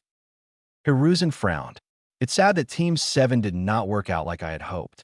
Kakashi was my first choice to look after Naruto, while Jiraiya is not available. But Kurenai is capable enough with regard to Genjutsu as well, and the unlikely Naruto would lose control of the Kyuubi. Even though she does not possess the Sharingan, it isn't like Kakashi knows how to restrain the creature either. I should tell her about the fox's only known weakness. Kurenai's mind was still in turmoil from the meeting. After sharing a few S-ranked secrets, The Hokage had agreed that it would be best that he personally informed the Aburame to avoid political repercussions. After all, Aburame Shibi, Shino's father, had a rather prominent position in their clan. After they had left the Hokage's office, she had discussed Naruto with Kakashi. Kurenai smiled somewhat when she imagined how Hinata would react. The shy girl opened up a little to her, and Kurenai quickly found out about her feelings concerning Naruto. It might be a good change for Hinata as well. Now on her way to meet her team, she wondered how Shino would react. Kurenai-sensei, the three Genin greeted as she joined them. Kurenai had picked a small training ground, consisting of grassland and a large pond. "Good afternoon," she greeted her students. "I apologize for being late like this. The Hokage called me away." Shino nodded. "Hokage-sama has discussed the issue with me and my father as well." "Issue?" Kiba frowned. "What's going on, Shino?" "I see," Kurenai sighed. "Why was it never clear what the Aburame was thinking?" "In that case, I will explain what occurred." Hinata was unsure what she had to feel. On one hand, she was overjoyed that Naruto would join her team. On the other hand, she was sad Shino had to leave. He may have been silent, but she did consider him to be her friend. The Aburame had stoically remarked that the transfer was merely the most logical conclusion that the Hokage could reach under the circumstances. Thus, he had no reason to object. Hinata wondered if Shino was really that emotionless. Surely he would feel sad. She knew she would. Unless Shino did not like them, she could never really figure out what the silent boy was thinking. And with his clothing concealing most of him, reading his expression or body language was rather difficult as well. Kiba was far easier to read. Even for the untrained eye, it would be blatantly obvious that the Inuzuka was not happy at all. He never really had any bond with Naruto, similar to most at the academy, but Hinata knew it was logical that he would prefer Shino, who he knew, over Naruto. Logical, because Kiba was fiercely loyal toward his teammates. Kurenai, on the other hand, seemed to think that Naruto would be an improvement to the team, even though she stated that she regretted that Shino left. "Maybe Naruto-kun is at home, and I can ask him why he had to transfer," Hinata thought. It was a bit annoying that Kurenai-sensei refused to explain what the incident was which Shino had mentioned as the cause for this unusual transfer. Shino himself also refused, even though he did mention that the Hokage had somewhat explained what caused it. But he had promised to his father to not tell anyone about what he heard. Adults were always so secretive when it came to Naruto. Breaking up Genin teams, which only operated for a few months, with only weeks before the Chunin exams would begin, was rather unusual. Whatever had happened, it must have been big. Hinata moved as quickly as she could without losing composure. The composure expect of someone of her standing. But she wanted to know. Naruto would tell her if she could muster the courage to ask him. That was quite the mission, Haruki said, very impressed after hearing Naruto's story. Zabuza, the demon of the hidden mist. That man was already around when I was a shinobi, and I would have rather avoided someone like him, even when I was healthy. He had quite the unsavory reputation. AKO shuddered, knowing Haruki had been a jonin before he was forced to end his career. "I'm glad you made it back alive, Naruto-kun." Naruto scratched the back of his head, earning him the glare from Haruki he had expected. The one gesture Haruki couldn't get out of the boy, no matter how hard he had tried. And Naruto knew it, and often used it to tease him. Naruto shrugged. "Well, I'm just happy that the country of waves got rid of that Gato." Taking someone's life should not be an easy thing. Naruto, Haruki said softly, recognizing that Naruto hid his real emotions behind his fake smile, as usual. The man believed that Naruto was burdened because he had killed so many. "It seemed quite easy when I saw the things those scumbags did. Though, I presume it will be somewhat different for someone like me." "How could you say that?" Akko snipped. "You saved those people. If you had not acted, how many others would have died?" Seeing Naruto was not convinced, she added, "You should not think about the number of lives you took, but the number of lives you have saved. How many men and women now survived because of you? How many children?" "Maybe," But in the end, what did I achieve just by eradicating a few? Chie raised her head lazily. Those 2 legs were worse than scum. Think of it as if you removed the weed in order to keep the crops healthy. You did good, Whisker 2 leg. But no, AKO half shouted. Trash like them decided to kill others for something as stupid as money. Those greedy bastards got what they deserved. Those people were no different from. You know, taken aback by the outburst from the usually quiet and reserved AKO, Naruto realized how surprised he looked. Perhaps, he admitted. Okay, you win, he added when the girl glared at him and wanted to continue to talk. AKO, HMMPF'd, causing her rookie to speak up, knowing the girl would not be easily stopped once being on a roll. As if she thought the same, she had distracted AKO by jumping into her arms. Though the cat-like creature usually avoided all humans except for Naruto, she made an exception for AKO. She had an absolute loyalty to the one that fed her. What your teammate did was another thing, though. I can't blame you for hitting him. Personally, I would rather have stuck a kunai in his throat, Haruki said dryly. Well, to be honest, I thought Sasuke hated me because of the QB, just like everyone else does. Naruto chuckled darkly. Seems like I never experienced people hating me because of me. I guess that acting as the prison for the demon that nearly destroyed Konoha makes me expect such behavior, he added sarcastically. Hinata froze as she walked by the window when she heard Naruto talk. She had hurried there to speak with him, but now she was unwillingly eavesdropping in a conversation she should not have heard. Her earlier happiness changed into horror. Had this been the truth that no one would talk about? Being thrown out again does annoy me a little, though, Naruto continued. I just felt like things were going a little smoother. I mean, Sasuke is Sasuke, but Sakura seemed to change a little and even acted nice at times. Not after the attack, though. Guess that little show of bloodshed terrified her a bit. And seeing who I am, what I'm capable of. I guess the most surprising thing is that they even bother to transfer me. And not like the others would behave differently if they saw me for what I am. Weren't you the one who told me that all you 2 legs were different? Chie pointed out. You should listen to yourself. And you stated that the white-eyed Telegheim was different. Though the dog will obviously be an exception, it is merely logical to expect a dog to act stupid. Naruto-kun talked about me. Hinata realized with a shock when she translated Chie's words. Chie is right. Naruto, Haruki sighed. Never give up the hope for a better future. Look at me. I already had accepted my death, and I hardly cared about what little life was left for me. Until they dropped the responsibility of looking after you on me. I was just waiting for my end, and you suddenly made things enjoyable again. Except the part where I had to teach you proper etiquette. Even if a few idiots act like that, doesn't mean everyone does. Hell, you know how scared I was when we first met, but that did not mean I turn out to hate you, right? AKO added. Not everyone is stupid enough to hate everything the once feared. And you said it yourself. Hinata-sama isn't as short-sighted as normal people are. You're right, Naruto sighed. But still it. I think I'll just go for a little walk. Some fresh air should clear my head. I need to think. Calm down. I understand, Naruto, but don't take these things the wrong way. The Hokage did this for your sake as well, Haruki argued. I know, but this mission... Sometimes it is just like I'm slowly slipping away, Naruto admitted. I once believed that you humans would start accepting me if I protected them. But after this, it's just hard not to be angry. You're not slipping away, AKO said sharply. Remember the good things you did. I certainly remember them.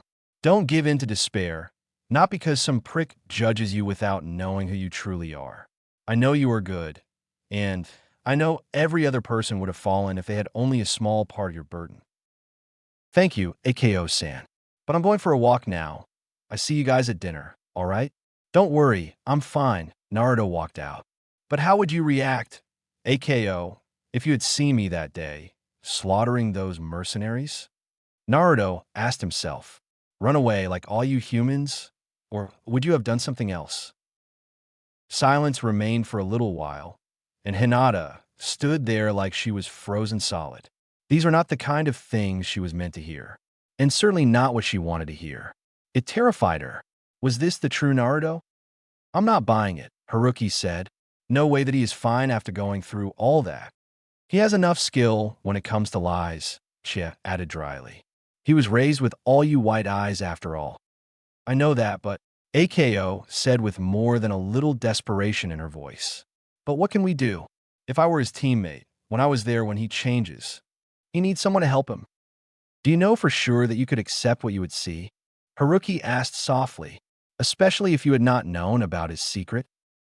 I've seen enough of Naruto to know that he can be trusted. More than most in this clan, AKO added sharply. She sighed and remained silent. Haruki's eyes suddenly widened in shock when Chie spoke up. Hinata-sama, would you care to join us? What? AKO said, and closed the window when Haruki pointed at it. They waited for the genin to enter the cottage. I guess you heard most of it, AKO said with a grimace.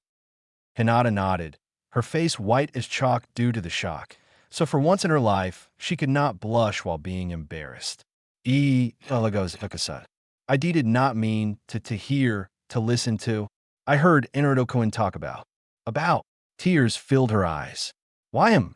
She exclaimed, as tears began to flow. Why? Why did they do that to him? I see. Haruki sighed. Though unfortunate, this might be for the best as well. At least now, you know about some of the things Naruto did for the sake of the village. Or should I say, was forced to do. Now Naruto told you, even though indirectly, the Hokage's law no longer forbids me from telling you. Though I am sure that Hayashi-sama will not like this, either. But you must know the truth.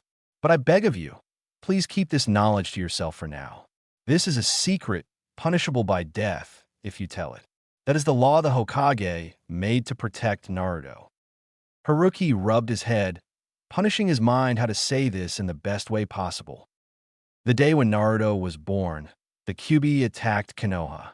We all know that the Yondaime Hokage defeated the creature, but fewer know that he could not kill it. A demon like that is far beyond a human's ability to destroy, so all he could do was to seal the creature away. Don't ask me how, I do not know this. But he did it at the cost of his own life. But with his sacrifice, the Yondaime ensured that it could not hurt people again. For some reason, the Yondaime picked Naruto. Though the Hokage tries to keep this knowledge as restricted as possible, there are enough people out there who know. And the opinions of the people who either know or suspect the truth about Naruto affect the others. That is why everyone hates Naruto. That is why he was so isolated, why he was thrown from one orphanage to the other when he was a child. Not that people openly acted against him, but there were some accidents, and Naruto is smart enough to see through another's facade. He is well aware how people see him. People are too stupid to see that it is Naruto who protects us all from that monster, AKO hissed. And despite all they did to him, he still does his duty. He protects us all. And while we could see the hatred that attacked him from the outside, we know nothing about what the Kyuubi does. The young woman started to pace around, her anger obvious, despite the Hyuga's usual preference to keep up a neutral mask. She still held Chie in her arms, but had stopped petting her. Hinata-sama, I guess you came here because you know about Naruto's transfer? Haruki guessed, waiting for the girl to nod. Then as a teammate, please help Naruto. He has been rejected for nearly all his life. It pains me to see that he feels rejected again, and yet again because of something which is not his fault. What should I do? Hinata asked, trying to wipe away her tears. Futile, as new tears flowed down just as fast as she wiped. What can I do? She sniffled. I want to help. There must be something I can dash. AKO looked torn. Be strong, and be there for him. Listen to him. Don't push him to tell you things he doesn't want to share, though. He will probably tell you himself when he thinks the time is right. What he needs now is to feel some trust from others. Now that you know, do you see the boy or the monster? Chie asked, do you see Naruto or the Kyuubi? Why would I? Naruto-kun can't help that the demon was sealed inside him. Why would I blame him? Good, perhaps this two-leg really does have the potential to save him. Chie thought as the girl continued to mutter her answer to the cat's question. If you truly feel like that, I will help you to find Naruto. That two-leg is the one who saved me. I owe him my life, but I cannot do the same for him. He does no longer listen to reason. Yes, sickly two-leg, you should have heard the despair in his voice too, Chia added when she saw the man look. When logic and reason fail, perhaps emotion can still convince him. The heart usually takes over when the brain can't handle things. Save him of what? What are you playing at? AKO asked. Chia sighed. What happens when people continuously reject you and refuse to accept that you are one of them? If it happens long enough, you will estrange yourself from your surroundings. Didn't you just hear him talking about you humans? What would happen if Naruto saw himself as a demon? What if his will was broken? If he gave up his desire to be accepted, while that will of his is the most important thing to keep the demon at bay? But he knows. Ako protested. He knows, Chia said pointedly. He knows that he is not the Kyuubi. But that does not mean he sees himself as a human being. Besides, knowing is not the same as feeling. It is not what he knows that worries me. It is what he feels. You mean? Haruki sighed. You might be right, Chia. What do you mean? Hinata voiced her confusion. Whenever Naruto wants to be alone, he goes to a certain training ground. Chia will guide you, Haruki replied. Perhaps you can convince him that not all humans hate him, that he should still have hope. Maybe you succeed where we could not, Hinata-sama. Hinata nodded, not trusting her voice despite her determination. Maybe AKO-san is right. Maybe I should feel a little pride for what I did, Naruto mused. He was sitting on a branch of a huge tree, just a bit past the border of Training Ground 44, one of his favorite places around Konoha. The Forest of Death, a fitting place for a demon to relax. Because the area was closed off and forbidden to enter, Naruto had been curious. That is why he entered it roughly a year ago. He was not bothered by the creatures living there, as they usually fled when they noticed him, when they noticed the Kyuubi. So this area was a place of tranquility to him. No humans around to disturb him. No one who could bother him, or to give him one of those cold, hateful glares he got so accustomed to. Even though the Hyuga place had been his home for a long time now, it was also rather crowded, and people who could look through walls gave him the impression he had little privacy, despite the general rule amongst the clan members to not misuse the Byakugan indoors. The penalties on indecent behavior were quite high. I guess trusting people has never been my strongest point. Not that there are a lot who gave me the chance to do so. Jizan, Jiraiya, Haruki-san, and Akio-san, mentally listing the 4 people who he had opened up to during his life. And perhaps there are some others crazy enough. Naruto laughed at his idea. Yeah, right. Why would I even dream of it? This is not some bullshit story where friends magically appear out of nowhere. I accepted that I am not human. So why would I expect a humane treatment from a human? Since when would a human treat something as inhuman as me as its equal, when they cannot even treat their fellow humans equally? Pondering over what he should do, now he got removed from Team 7, Naruto wondered how his new team would react to these changes. They had worked together for a few months now, just like he had with Sasuke and Sakura, so they would probably treat him like an outsider. Worse yet, they could hold him responsible for taking Shino away from them. And that was even before they would discover who he really was. I am an idiot. I should have run away a long time ago, leave this shitty place, and start over somewhere far away. Naruto sighed. But then what? It would only be a matter of time before they declared me to be a missing Nin and send Umbu or Hunter Nins after me. And bounty hunters. I'm not strong enough to beat a Jonin yet. It would definitely exclude the possibility to live a life as an ordinary civilian, as my chakra would give me away to anyone with a speck of talent with regard to sensory abilities. Seeking refuge in other hidden village is also not a real option.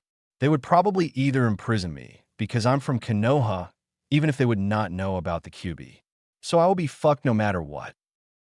No, his best option would probably to live in the wild, all alone, with no humans around to pester him, to judge him for something he couldn't help. Why was his existence a crime? As Naruto thought on that, he heard the sounds of hunting tigers. If only I could live a carefree life as those tigers, Naruto started thinking. To spend my time hunting and eating. Just me against the world, without all the confusion of other people around me. That would be peaceful, I think. Listening to the tigers, he suddenly noticed a female voice calling out for help. Hinata looked around her and saw death. Giant, hungry tigers had surrounded her. Though she and Chie, who was now in her large form, had managed to disable a few of the tigers, she knew they were no match. They were too strong, too fast, too nimble. Jumping into the trees was no option either. They would attack her the moment she would have to let her defenses down to jump. Besides, even though Chie was now in her larger form, the injury the feline had sustained would prevent her from climbing. And Hinata was in no condition to both climb up the tree and carry the cat, while defending herself at the same time. Chie growled at their opponents, annoyed that she had been caught off guard. "Someone, help me!" Hinata screamed in desperation. "Who am I kidding? Why would someone risk his life to save a failure like me?" She thought bitterly as the closest tiger jumped, only to be smacked into a nearby tree. Naruto had come. Naruto-kun, the terrified girl mumbled, before everything went dark. The presence of the QB, a vastly superior predator compared to them, was enough to convince the tigers to abandon their hunt. Like all other creatures, they either ran away in fear or submitted themselves to Naruto. "One of the few advantages of carrying that damned fox in me," Naruto mumbled darkly as he looked down at his unconscious teammate-to-be. "Why the hell was she here? Did she follow me?" he asked her companion. "Looking for you," Chie panted, changing back to her smaller form. "She wanted to speak with you, seeing how she became your teammate." Ugh, those damn tigers. She looked at the cut on her left thigh, not even mentioning the exhaustion she felt because she had to transform and fight in her larger form. Despite being well fed, her transformation still took too much of her chakra reserves. Naruto carried them both to a nearby clearing, next to a little spring. Using the cold water to clear the few cuts she had, Naruto was relieved that none of the wounds Hinata had suffered were deep enough to cause trouble. Not that they would disappear in a few hours, like with him, but even for a normal human, these wounds should only be a minor inconvenience. Well, she wouldn't die from it. Naruto did not really know what was considered as a serious injury for normal people. Chie just said that she needed sleep, while she focused her chakra on speeding up her recovery. While washing the blood out of his shirt, which had used to clean Hinata up with, Naruto noticed the mud that was still on Hinata's face. Unfortunately, she decided to wake up the moment he was cleaning her face. Perhaps the cold, damp cloth had woken her. Naruto couldn't tell. Seeing the boy hanging over her with his bare chest was enough for her to get her blood flowing again. All of it, instantly. "Nana Naruto-kun, esha estated." She backed away when she saw him frown. "Why?" he asked, completely serious despite what had just happened. "Why?" she asked, confused. He pointed at her. "Why are you here? This place is dangerous." I saw Haruki-san. Chichi-san," she uttered. "I saw you walk away," I thought. UL looked so troubled. "Not really a reason to risk your life for, is it?" Naruto said, raising his brows. "There are warning signs all over the place. This area is off limits, and not without reason. It's dangerous." "Why not? You're my teammate now, right? Kurinai-sensei taught us we should look after our teammates." She hid her real reasoning. "I am hardly your team member, and it has yet to become official. If Shino even agrees, that is," Naruto grimaced. Naruto waited a bit, while she struggled to answer. "But I guess Kurinai-sensei told you guys." Though it would have made sense if you came after me to ask me to refuse this transfer thing. I guess that's not the point either. You could either just have waited for me to run away, or give me the final push instead of risking your life. Hinata blushed. Refuse. Run away? Why? Why? I don't want you to leave." Naruto's hollow laughter lit a fire in her, larger than she had ever anticipated. "I am serious," she said firmly while hitting his chest. The combination of laughing and the exhaustion he felt due not sleeping properly from to all the frustration of the previous days caused a minor push to be enough for him to lose balance and fall into the spring behind him. Splashing into shallow water, he regained his balance and got out, only for him to burst out in laughter again, this time real laughter because of the look Hinata had. "If that is your order, Hinata-sama," he said. She frowned. "San, thank you." He grinned weakly, seeing her confusion.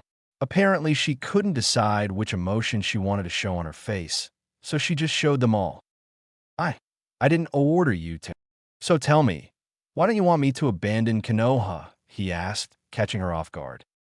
Hinata tried not to blush, even though she felt what little confidence she had just gained slip away again. Why would I want you to leave?" she shyly riposted. "Why?" Naruto frowned. "Why not? Pretty much everyone hates me, so why wouldn't you?" You saved me," Hinata mumbled. "And even if everyone hates you, doesn't mean that they are right. I believe they are all wrong." Hinata almost shuddered when she looked into Naruto's eyes. He seemed to wonder if she was serious, but all she saw was the coldness in his eyes. Skepticism. The bright and gentle twinkle she sometimes saw in his eyes had vanished and was replaced by a pensive and distant look. She saw his chakra, grim and unrelenting as the scorching sun in midsummer. Where had the brightness and gentleness gone? "And what would you do if they were right?" Naruto said softly. "Would you run away and hate me too?" "No, I don't believe. You would never do something that could justify any hatred. You be because you are not. Why you are too gentle," she decided. Hinata's blush grew redder and redder while Naruto stared at her. "Hinata, I'm not kind or gentle or anything. I'm a shinobi. I do whatever I... Gentleness is the last thing." "You would never hurt someone who is innocent," Hinata cut him off. "You saved me, and Chie, and who knows who else. I may not be very talented, but I can see enough." Naruto sighed. "Maybe I should give Team 8 a chance. It's not like I have somewhere else to go anyway. Freedom. I will only be free if I get killed. No matter where I go, I can never escape what I am. And perhaps taking revenge on all those idiots would be more fun." Naruto mused, imagining how the village would be if he removed all those who hated him. Besides, she more or less ordered me to. One of the tigers had cut her leg, and Naruto did not want to waste time. So Naruto decided to carry Hinata, while a Bunshin carried Chie, so they could travel fast. He had picked her up before she could protest. Carrying her in his arms, princess style, he jumped over the trees and the rooftops. She was surprised at the speed with which he moved. Still, the look in his eyes had not changed much. But at least he had not left, as he said he had been thinking of it. Hinata noticed the warmth he radiated.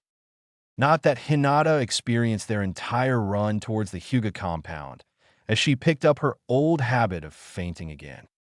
Seeing her student in bandages the day after certainly caused her to raise her brow. Kurenai had called together her reform team in order to do a new round of introduction. "Welcome, Naruto. I like us to do a little round of introductions so you know a little more about us. We never really got to know each other during our previous mission together. I will start. My name is Yuhi Kurenai. I am 28 years old and a jonin specialized in Genjutsu. Though I also learned some Fuinjutsu," she added, causing him some surprise.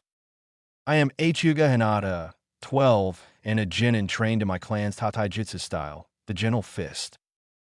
"In a Zukakiba," the boy said on a bored tone.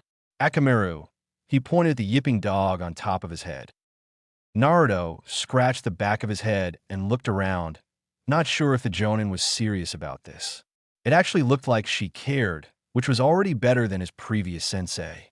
"Uzumaki Naruto, 12. Kakashi warned me that I should interrogate you thoroughly regarding your abilities, unless I wanted to be surprised all of the time." Kurenai smiled. "If that is what you wish. I have affinities with both Futon and Katon jutsus." Naruto sighed, not very interested in this, and not really willing to spill all his secrets. "Two elements?" Kiba frowned. too surprised to keep up his indifferent act. Air. Yes, Naruto shrugged. Wind and fire jutsus are the easiest for me.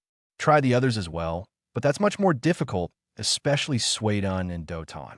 Anyway, I also know a numbers of seals and barriers, mostly based on the techniques I inherited from my clan and your clan. Hinata asked in surprise, feeling a bit foolish that she had never taken the time to do some research on Naruto's heritage. Then again, Hinata had a strong dislike towards the whole bloodline obsession that most shinobi had. She wanted to believe that people could be great because of whom they were, not because of who they were born as. Yeah, seems like the Uzumaki clan was specialized in Fuinjutsu.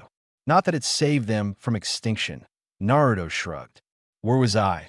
And besides the regular jutsu from Academy, I also have the Kagebunshin no Jutsu, as well as the Taja variant of it. Oh yeah, I have a summoning contract with the Toads.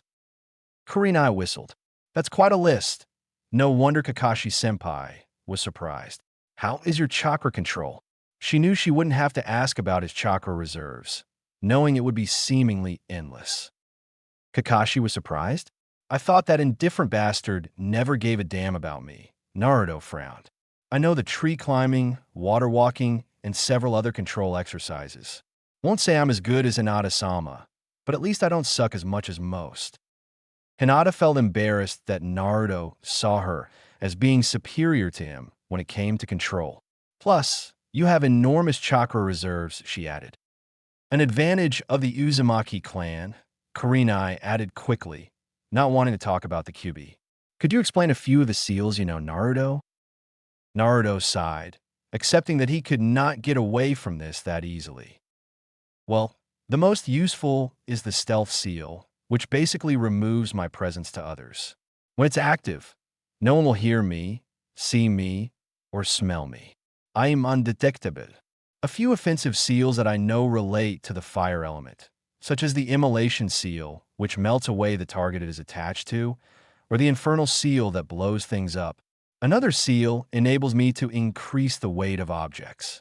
A variation of that seal enables me to increase the gravitation in a small area for a few moments. Not really useful yet, but I'm working on it. Naruto rubbed his chin. Naruto frowned and continued almost monotonously. The sentry seal is useful for noticing intruders. Also tweaked it so it can function as the cornerstones for a barrier wall. Pausing for a moment, Naruto felt a lit embarrassed because of the amazed looks of the others.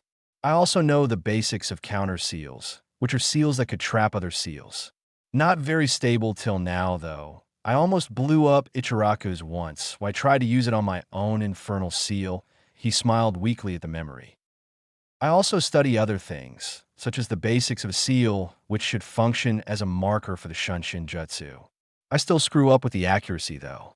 He shuddered for a moment, takes a shitload of chakra, but in theory it should enable me to nearly instantly move to spots that I can't even see. Also explains the danger of missing the mark, though. I only practice that one with Bunshin and in the open field. I don't want to end up inside a wall or something. Hinata looked a bit greenish at the idea. I guess there is little I can teach you on Fuinjutsu, Kurenai added thoughtfully. She doubted if Kakashi even asked him what he could do, or else he would have been even more impressed. I could teach you the seals for storing weapons, food, and drinking water, though. Can I ask how you learned all this? Well, the old pervert, Jiraiya, taught me quite a bit, and he gave me a large collection of Uzumaki scrolls and books. With the use of some Kagebunshin, it is pretty easy to speed up the rate at which I read and learn them. Well, it still took me a few years. Naruto added with a pensive look. And your taijutsu? Kurenai asked.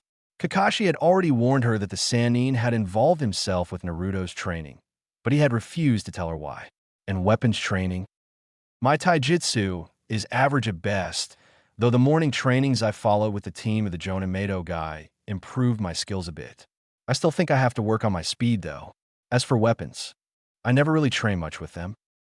Guy? Mato guy would never take in a student unless he saw a large potential in him. Kurenai considered. Well, I suggest we use today to train so that we can learn to know each other's abilities a bit better, all right? How did you learn all that shit anyway? Kiba demanded. I told you, Kage Bunshin. Naruto shrugged, not understanding why Kiba asked. What about Bunshin? Kiba frowned. Why would those things help? Naruto sighed. Kage Bunshin no Jutsu is different from the regular Bunshin no Jutsu, or even the elemental Bunshin types. Whatever a Kage Bunshin experiences will be transmitted back to its user when the Jutsu is ended. As Kiba tried to figure this out, never having been very talented when it came to studying the theory behind Jutsus, Kurenai took the word. Why don't you create a few clones so you can spar with Hinata and Kiba? Kurenai suggested. A few. Naruto raised one brow. What, 10? 20? Idiot, if you create that many, they would be too weak to fight us, Kiba scoffed, trying to save his pride after not understanding the Kage Bunshin previously. He at least knew that the Kage Bunshin was a jutsu only few used due to the chakra costs. Really? Why? Naruto seemed truly surprised. He probably doesn't even feel the strain it creates on his chakra reserves. But still, to talk so casual about such a technique. That ability of him would be useful if I want to train them to fight against superior numbers, Kurenai mused. Two should do for now, Naruto. These are just one-on-one duels, only light hits, so no injuries. You duel me, she added. You out of curiosity, though.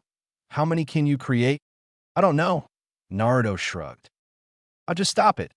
Inuzuka Tsum scolded her son. Why? He is hiding something, Kiba replied with an annoyed tone. So you have repeated now for the last 15 minutes, his sister added. But everyone hides something, like in that drawer. Shut it, Hannah, he growled before being hit. Quiet, both of you, Tsum barked. Hannah is right. We all have secrets. Obviously, I can't tell you all I know about the boy, but will tell you the Hyuga took him in a couple of years ago. They may be idiots, but they see danger just as well as we can smell it. He does smell dangerous, Kiba replied darkly. Problems? Kakashi asked upon seeing Kurenai's frown. Not really, but changing teams so shortly before the exams is a bit troublesome, she admitted. You've gained an excellent genin, Guy boasted. It is too bad he can't join my youthful morning exercises anymore, though. Both Lee and Tintin cooperated very well with him, despite his reputation. Training teamwork should be the focus now, Kakashi sighed, supporting Kurenai's judgment. Sadly, that also means another load of D-ranked missions, especially due to Sasuke's behavior. At least Shino fits better in the group and manages to keep things calm. Ibet Kureni Smilet. Shino may be very silent, but he is quite talented. Speaking of which, do you two have any idea what Naruto's potential is? Kakashi frowned, but Guy was the first to speak. Naruto he has his burdens and is rather secretive, never really trusting anyone, so I cannot speak for what he will become. But if he develops well enough, I believe he could easily attain power of a level that would befit a Hokage. At the very least, Kakashi agreed. He is quite unusual for a genin. True, the Kyuubi increases his innate strength by quite a margin, but still, the rate at which he progresses is astounding. But I worry what the influence of the Kyuubi will be. He seems rather distant, Guy mused, as if he does not care about the people around him. Rather unyouthful. He is polite, but never really opens up. Though, Tintin said he started to talk a little more recently. But that was before. You know, we've done a couple of missions now, Kurenai said. Most of the time he just seems uninterested, but when he acts, I doubt that most of our Chunin could handle him. Even many of the Jonin would have trouble when dealing with his mastery of Fuinjutsu. He still is weak when it comes to teamwork, Kakashi said on a serious tone. I wouldn't say that he is arrogant, but like you said, he is not really interested in others, not in his allies, but also no in his enemies. It would almost make you wonder if he even cares about his own survival. Kurenai grimaced. Containing that demon forced his development to speed up at greater rate than I have ever seen. There have been some with such exceptional talents in Konoha in the past, Kakashi countered, but I admit that they are very rare. Perhaps Itachi or my old sensei. But if Naruto can keep his mental stability, he surely will be an incredible asset to Konoha. Guy blinded his fellow Jonin with his smile. Somehow, the green-clad Jonin always managed to reflect sunlight with his teeth, even when standing inside a building, as if his enthusiasm was enough to bend the laws of nature. Naruto scowled. What is wrong, Naruto? You do understand we need some D-rank missions first to get adjusted to the new team, do you? Kurenai asked. Yeah, I know, Naruto sighed, but they should make that accursed cat A or B rank mission, not D. When the others looked at him, he scowled again. Had to capture the damn thing several times now. It always keeps running away from me. Kiba smirked. Cats are dumb animals, unlike dogs. Akamaru yipped happily. But this one is easy to catch. Just put Hinata down there and the cat jumps in her arms. Never let Chie hear you, Kiba. Naruto frowned. She would claw her eyes out, if she's in a good mood. In the end, both were right. Naruto had to keep himself at a distance, so that the cat could jump into Hinata's arms. Once there, even though unhappy about Naruto's presence, the creature refused to move. This in turn caused some irritation for the cat's owner. Tora the cat was not willing to leave the safety of Hinata's arms, even if it was to return to the daimyo's wife, who owned the cat. After the whole Zabuza thing, Naruto had almost forgotten how boring normal D-rank missions were. Finally, the day is over. Naruto grumbled as he walked back home. And Naruto-kun. What's wrong, Hinata-sama? Hinata blushed. Please. And no honorifics. We're teammates now, right? She asked shyly. That may be, but your social standing is still above my own, Naruto countered. But what bothers you? I am. Do you? I mean, Naruto raised one brow, which only made her stutter worse, though she eventually managed to ask whether he liked his new team or not. Kurenai-sensei has a vastly different approach to training her genin compared to Kakashi-sensei, Naruto remarked. Almost seems like she genuinely cares about us, though she seems to be a little afraid of making us train too hard. Maybe because she cares too much? I don't know. But that could just be me because I'm used to Guy-sensei and his crazy morning exercises. But why you seem troubled at first, Naruto-kun? Naruto shrugged. It's no big deal. Whatever happened, happened. I've already passed that. Hinata knew that Naruto usually hid his emotions very well, but she could pretty easily see through this lie. But why? What happened between Sasuke-kun and Sasuke team believed he needed to kill an enemy that was already out cold.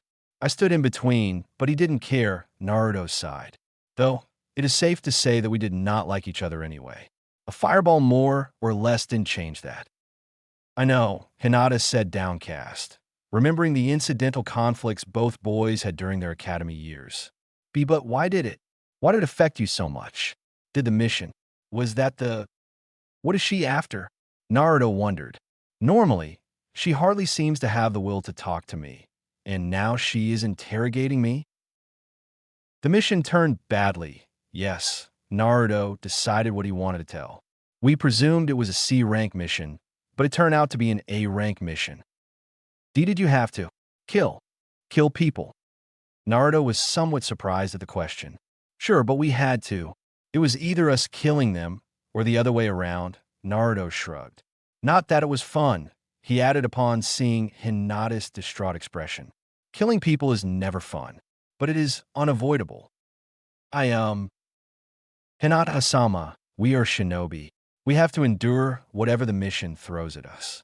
And because of human nature, we have to do terrible things to protect those who deserve protection. If I hadn't stopped those mercenaries in the land of waves, they would have pillaged, raped, and murdered. They would have left a village of ruins and corpses. If those are my alternatives, I prefer spilling blood rather than turning away. I could only make a choice for the least evil way to solve the problem. Naruto frowned. Besides, they were merely humans. Tisk, don't be so harsh on her, stupid two-leg, a voice sounded. Chie graciously jumped down a nearby building. Wide-eyed Telegheim was merely curious because she's worried about you. See Chie. Hinata tried to protest, her head red with embarrassment. I didn't. Wouldn't. Well, we're teammates, Cha, Naruto said, oblivious to the fact that Hinata was fidgeting with her index fingers, something which she always did when she was very embarrassed. Sure, Chia said mischievously, though the princess is at least a bit more subtle than Pinky. Subtle? Naruto asked, confused. What? I hope you, please don't mind Kiba. He is a bit confused because of the change. Hinata desperately tried to change the subject, having an idea about which direction Chie was pointing at. And with success, as she knew Chie absolutely disliked their teammate and his dog, Akamaru. Ugh, rudeness is normal for dogs. And clearly the two-leg is infected with the dog brain sickness. Naruto smirked. Don't be so vicious, cat. Do you want my nails in your shoulder again? No, Chie-sama. The boy mocked her by imitating her voice. But I more or less expected Kiba's reaction. Knowing him, he continued before Chie made her threat reality. But Hinata seemed rather down. Stop your worrying. Naruto faked a smile. As long as Kiba doesn't try to kill me, things have improved compared to Team 7, right? Mother, Hinata started. What's wrong, Hinata? Hitomi smiled gently. I heard Naruto-kun talk the other day and I know now. Know what? Hitomi frowned, hoping that she interpreted her daughter's body language wrong. That Naruto-kun has something sealed inside him. The demon, Hinata, almost whispered. Why didn't you tell me, mother? Why did father not tell me? Hinata. Hitomi was glad that Hayashi was not around when their daughter seemed to have a nervous breakdown. Naruto carries a great burden. It is a secret, and if I had told you, I would have committed a crime punishable by death. Hinata paled a little. I didn't know. But now that you know, do you fear Naruto-kun? Hitomi asked, curious what the effect would be. She knew very well how her daughter felt about the boy, and doubted that even the Kyuubi could change much about that. No, Hinata protested. Naruto-kun can't help. He is not the demon. Precisely, her mother replied with some pride noticeable. But many do not know the distinction. Does father know about it as well? Of course he does. We knew before we accepted Naruto as our clan's honored guest. Listen, Hinata, I will not lie to you and say that Naruto-kun is not dangerous. He has a terrible burden and is hated by both the people outside and the demon inside. I doubt many people would have remained as sane as Naruto-kun still is. But Naruto-kun... Do not be mistaken, Hinata. Her mother corrected her gently. Naruto-kun might seem strong, but if you pay close attention, you too will see that he is merely hiding his suffering. Has he ever shown you his real emotions? What? How? Hinata blushed. Hinata, remember your lessons. People will always hide part of who they truly are. Hinata nodded, and Hitomi continued. And Naruto has never learned to trust others. He was truly alone before he started living here. And even with us, he barely opened up, even to my cousin. Hinata nodded again, remembering how he always acted during the academy. Naruto-kun smiles sometimes when he talks to others. But when he thinks nobody is looking at him, it feels like the distance has only grown.